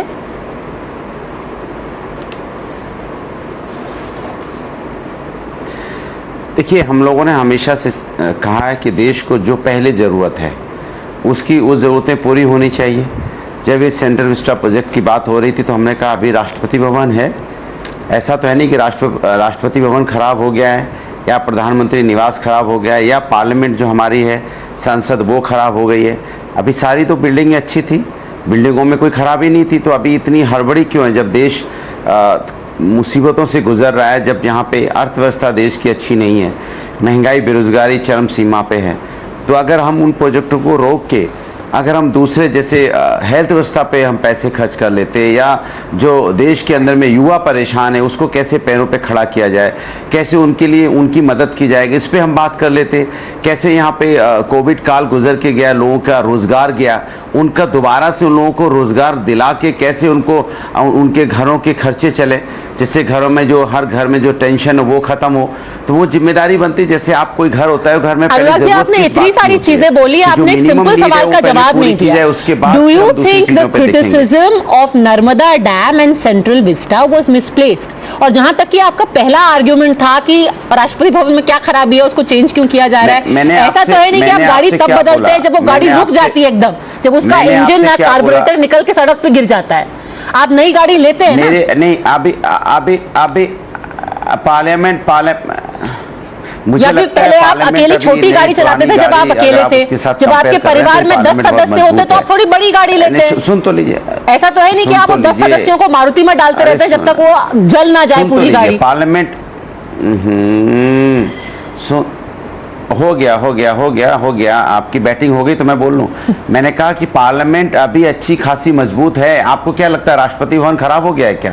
मैं आपसे ही पूछता हूं, क्या राष्ट्रपति भवन अभी उस लायक नहीं है? क्या उसमें राष्ट्रपति जी रह पाए? क्या आपको लगता है नॉर्थ ब्लॉक साउथ ब्लॉक में कोई कमी आ गई है? क्या आपको लगता है कि जो पार्लियामेंट एनेक्सी अभी नई बनी थी, कोई पुरानी नहीं है parliament annexe? I am sure अगर आप नॉर्थ ब्लॉक साउथ ब्लॉक जाते ही रहते होंगे, अगर आप हाल फिलहाल में गए होंगे नॉर्थ ब्लॉक साउथ ब्लॉक, तो आपसे सवाल पूछते नहीं थे कि उसमें खराबी क्या है। वहां पे जो लोग काम करते हैं वो आपको बता देंगे क्या प्रॉब्लम है। सिमिलरली कृषि भवन में क्या प्रॉब्लम है वो भी आपको लोग बता देंगे। But anyway, this is a debate of the past. एक आखिरी बार आपसे कोशिश करूंगी पूछने की, आपको लगता है, अब आप मानते हैं that criticism and attempts to block Narmada Dam and Central Vista were wrong? हमें लगता है कि सेंट्रल विस्टा में जितना पैसा खर्च किया गया, अगर पैसे को जिस समय देश कोविड काल से गुजर रहा था, देश को जरूरत थी कि आप हेल्थ इंफ्रास्ट्रक्चर ज़्यादा डेवलप करते। इस पैसे से अगर हेल्थ इंफ्रास्ट्रक्चर ज़्यादा डेवलप किया गया होता इतनी शिद्दत से, जितनी शिद्दत से आपने ये बनाया विस्टा, तो आप वायद कोविड काल में इतने लोगों की मौतें नहीं होती। वैसे शायद आपको पता नहीं होगा that in the time that Central Vista was being built, the outlay for vaccines was increased. Along with that, additional money was also allocated to give free food grains to people during the time of COVID. तो वो अलग से allocation किया गया था, ये इधर और नहीं होता है। But anyway, answer that. Aparajita Sarangi, is the government today gloating? Because in retrospect at least there is an acknowledgement. Aparajita Sarangi. A very good evening. It has become a fashion with all these people to criticize each and every move of Prime Minister Modi and his team. Every initiative, every intention, every action of Prime Minister Modi and his team has to be criticized. Otherwise, they will not stay relevant. And this particular Central Vista project is definitely an example. I just want to say that all these doomsayers have been rebuffed again. Now, Medha Patkar, you remember the days when she used to sit for Narmada Bachao Andolan, and she had created an uproar in the country, and she had actually halted the progress of that major dam project. And now we are all well aware of the fact that the Narmada Dam has actually benefited millions of people through the irrigation facility and through the drinking water facility. Many tribals have also been benefiting. So I think these people must understand that this Central Vista project has been grounded with the noblest of intention. The entire area has to look beautiful. In 1911, Edwin Lutyens had designed this area, and now it's high time that we take into account the needs of the day and we give very good atmosphere, very positive surroundings to the people who work there, to the government servants also who work there, and that is why this is going to be called Kartavya Path. That is what it is being contemplated. So Poonawala, if you look at the larger picture, you know, individually we have argued for each of these projects and what they bring to the table. We're not even going to go back on that debate on talk of how maintenance charges, maintenance expenditure, electricity charges in most of these bhavans was much less less return on investment. We are putting in far too much money, we are not getting enough returns. That's point number one. But look at the larger picture. Rafale acquisition, Central Vista construction, Narmada Dam that we spoke of earlier. Is this a symptom of what Mr. Jaitley used to call compulsive contrarians? You are like, okay, this government is doing it, we must oppose it. Let's oppose it and then we'll talk later. No, Padmaja. Let's separate the two, because Narmada is a very different issue from Central Vista and from Rafale. So, for example, in Rafale, like in Bofors, I think the BJP was horrendous. In fact, Mr. Jaitley himself went after Bofors, and the Delhi High Court came heavily down on him that, when they lost the cases in 4 international courts and 2 Indian reports and spent 400 crores on a 60 crore or corruption allegation. So that the BJP opposed a nuclear deal, 1-2-3 agreement in cahoots with the left loonies, and I have no hesitation in calling the left loonies of our country. Narmada was a Congress project, which actually, if you go to history, the BJP opposed, then of course turned around, went along with the Narmada. They of course enhanced it. The Congress continued to support the BJP, and therefore my one advice, and I've said this publicly to both the national parties, the Congress and the BJP, first, if India has to progress, be away from the left loonies. Don't make the mistake. The BJP aligned with the left in the 1-2-3 nuclear deal. They went along with the left to try and topple the Manmohan Singh government, and the BJP had its worst performance. I think you might be speaking too soon, because some members of those who hobnob with the left loonies have just recently signed a letter in support of Bharat Jodo Yatra, but that's a conversation for another day. Don't be surprised if some of those loonies are going to be jodoing Bharat in the next few days, but go on. I'm very critical of those loonies, including Yogendra Yadav, who has said, and I will not mince my words, that the Congress must die. So my advice to the Congress, which I love and I've always voted for, stay away from these loonies. They will only make the Congress irrelevant like they made the BJP irrelevant. A. B. I'll come to the Central Vista, which is a completely separate issue. In the Central Vista, while some of those issues do require renovation, including the Parliament, which was spoken about during the Congress time, some of these I feel are vanity projects. Some of them, for example, the new house of the Prime Minister, the new house of the Vice President, not the Rashtrapati Bhavan as alleged by the earlier spokesperson. They are vanity projects, but I think that now that the Central Vista has been constructed or is going on, now you go along with it, but some of it is a vanity project. Others of it could be economical projects. Okay, so this was Tushar Gupta not being contrarian. This was just about, putting a little red flag here and there just to keep the government in check. And Narmada, of course, is the Congress project. But we should keep the government in check, shouldn't we, Padma? No, of course you should. Of course you should. But there is a difference between keeping somebody in check and hounding somebody mindlessly. And I think it's not a thin line. It's a very, very wide line. It's almost a margin. Just take 10 seconds, Tushar. No, but let Tushar have his say and then I'll come back to you. Tushar. Just 2 seconds. No, you never take 2 seconds. Tushar will have his 2 seconds and I'll come back to you. Yes. Okay, give Tushar. Padmaja, the problem is in India, all the activists, all the NGOs, all the Natak Mandlis, their favorite time pass is to restrict each and every infrastructure project. Because a successful infrastructure project means good economy for the region, and a good economy for the region is less number of people to exploit, as Teesta Seetalwad used to, as Medha Patkar used to. So the favorite time pass of all these activists in India is to halt as many infrastructure projects as they can, be it a metro, be it a dam, be it a Central Vista. Now, Anurag Bhadoria here tells that the money that was being sent on Central Vista should have been allocated to the tension that the families were going through in COVID-19. I asked him, there were 1200 crore rupees that were allocated in the last year's financial budget. This year it's 2600 crore, total 4000 crore approximately, give or take. Where would you want to rather put this money? Have the people that have been vaccinated any less than they should have been? Has there been less number of expenditure on healthcare? No. Does the Samajwadi have a plan on how that money should have been spent better, and where were the fault lines or where the gaps were that could have been covered? No. What they want to do is sit on every news show, every news debate and cry out how the Central Vista should not have been made. And I do not blame him, because the Samajwadi party does not have enough MPs to understand the shambles in which our current parliament is and how badly we need a new Central Vista. And you were right, probably if he made a trip to the north or the south block, he would understand why we need a new office for a legislature, for an executive. Okay, Mr. Bhadoria, I think it's only fair you get to respond.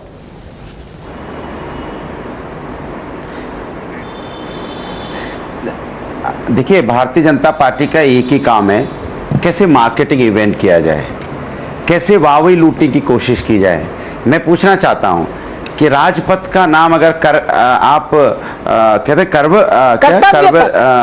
उन्होंने क्या नाम दिया है, अभी नया दिया, आपको याद नहीं होगा, कर्तव्य पथ अगर वो कर्तव्य पथ कर देंगे,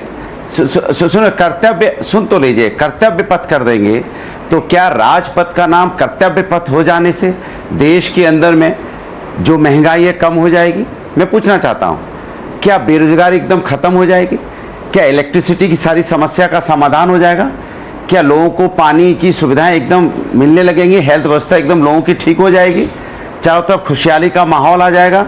मेरा सीधा सा सवाल है, अगर उसको कर्तव्य पथ कर देंगे, अगर ये करने से होता है तो आप कीजिए, कोई दिक्कत नहीं है, लेकिन आपको सिर्फ अपना एक नाम देना है राजपथ की जगह एक कर्तव्य पथ देने की बात है, सिर्फ देना ही है, नाम देना है, जिससे कि वाह भाई वो हमने एक नया नाम दिया कि हमने कर्तव्य पत्र दिया, जिससे कि काम करने की एक आप इंडिकेशन उसको इंडिकेट कर रहे हैं। You're absolutely right. Anurag ji, उससे ना महंगाई कम होगी, ना उससे गरीबी चली जाएगी, पर उससे एक चीज जरूर होगी कि आप जो अपना क्रिटिसिज्म का कर्तव्य है वो पूरा करने के लिए आपको एक और टॉपिक जरूर मिल जाएगा, बिकॉज अब नर्मदा का टॉपिक खत्म हो गया है, सेंट्रल विस्टा का टॉपिक खत्म हो गया है, तो कम से कम कर्तव्य पथ will keep you in business for the next few days. I'm going to leave it at that because the next 3 days, you say the proof of the pudding is in the eating. The people of India will be actually able to judge whether this was a right decision to take or not. Sometimes we must be very critical when we hear of causes about how much we want to believe in those causes and how much it is just agenda. Thanks very much, all gentlemen, Aprajita Sarangi, for joining me. Thanks for watching.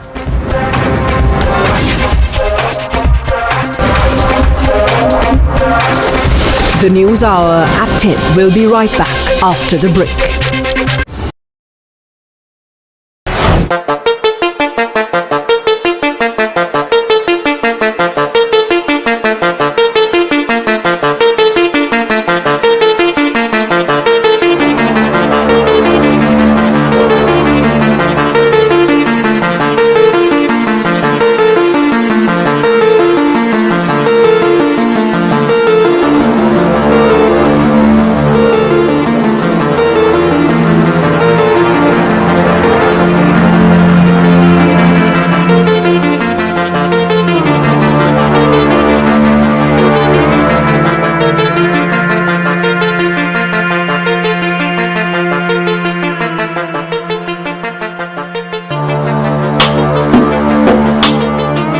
At 10.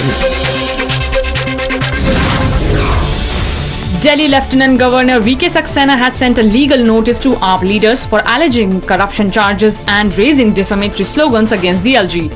AAP leaders have been asked to reply on it within the next 48 hours.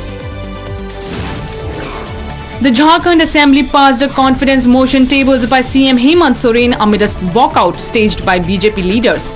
As many as 48 MLAs voted in the favor of the confidence motion. Union Home Minister Amit Shah held a meeting with BJP leaders in Mumbai. The Home Minister discussed strategy for the upcoming BMC elections.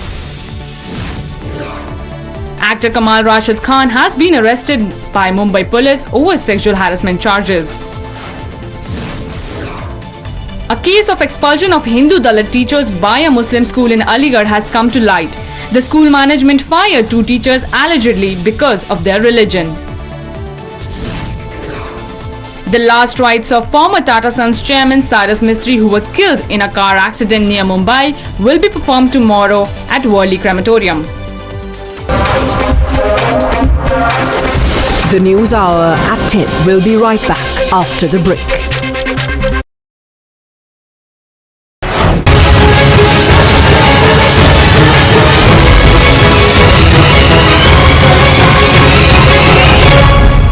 Welcome to this Times Now special broadcast. In today's episode of Inside Karnataka, we discuss about the upcoming BBMP election.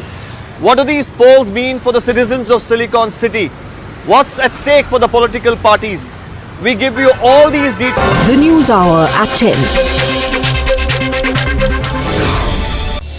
In his bid to bring opposition together to fight the BJP in the 2024 Lok Sabha polls, Bihar CM met Rahul Gandhi today. In a major move, the Modi government has decided to rename Rajpath and Central Vista lawns as Kartavya Path. Liz Truss becomes Britain's next Prime Minister, winning the leadership race against Indian origin Rishi Sunak. 2 Russian embassy staff members have died and 11 others were critically injured in Kabul after a suicide bomber detonated explosives near the entrance of the Kabul embassy.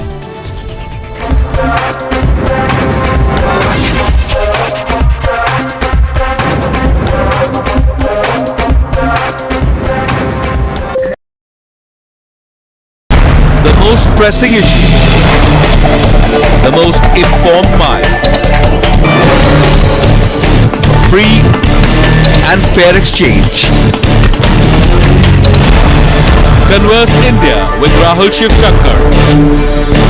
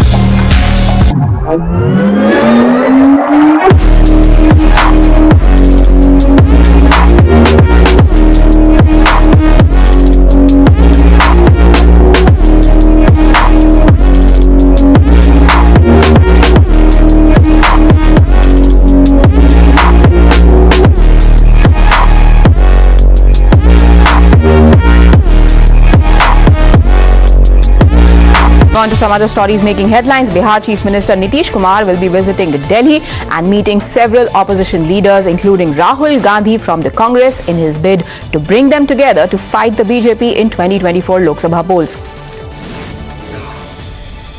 A major fire has broken out in a building near Chandni Chowk metro station. 40 fire tenders have been rushed to douse the flames. More than 150 fire personnel have been deployed at the site. No casualties have been reported so far. A massive fire broke out in Chintalmate area in Rangareddy district. 3 shops gutted after massive fire blaze erupted in Chintalmate in Telangana. No casualties here as well. India has reported nearly 6,000 fresh COVID cases with 25 deaths in the last 24 hours. The country's daily positivity rate stands at 2.6%.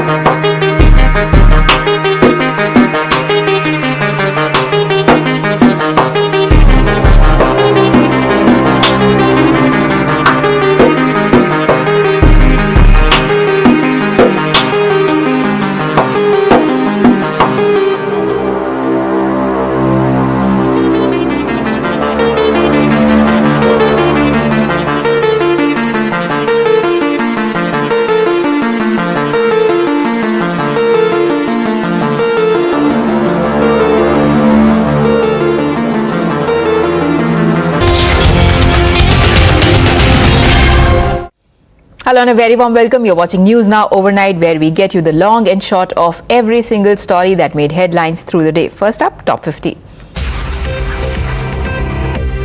In the case pertaining to killing of a minor tribal girl in Dumka, National Child Rights Body has alleged that they were blocked from meeting the family of the victim.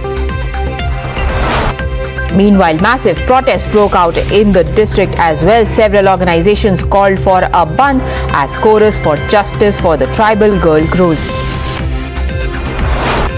Meanwhile, in yet another shocker, 3 women were found murdered in Jharkhand's Sonahatu district. Investigation begins. Amidst the Dumka horror, political storm gains momentum. JDU alleges that BJP is polarizing the case. Jharkhand Assembly passes a confidence motion tabled by Chief Minister Hemant Soren amidst a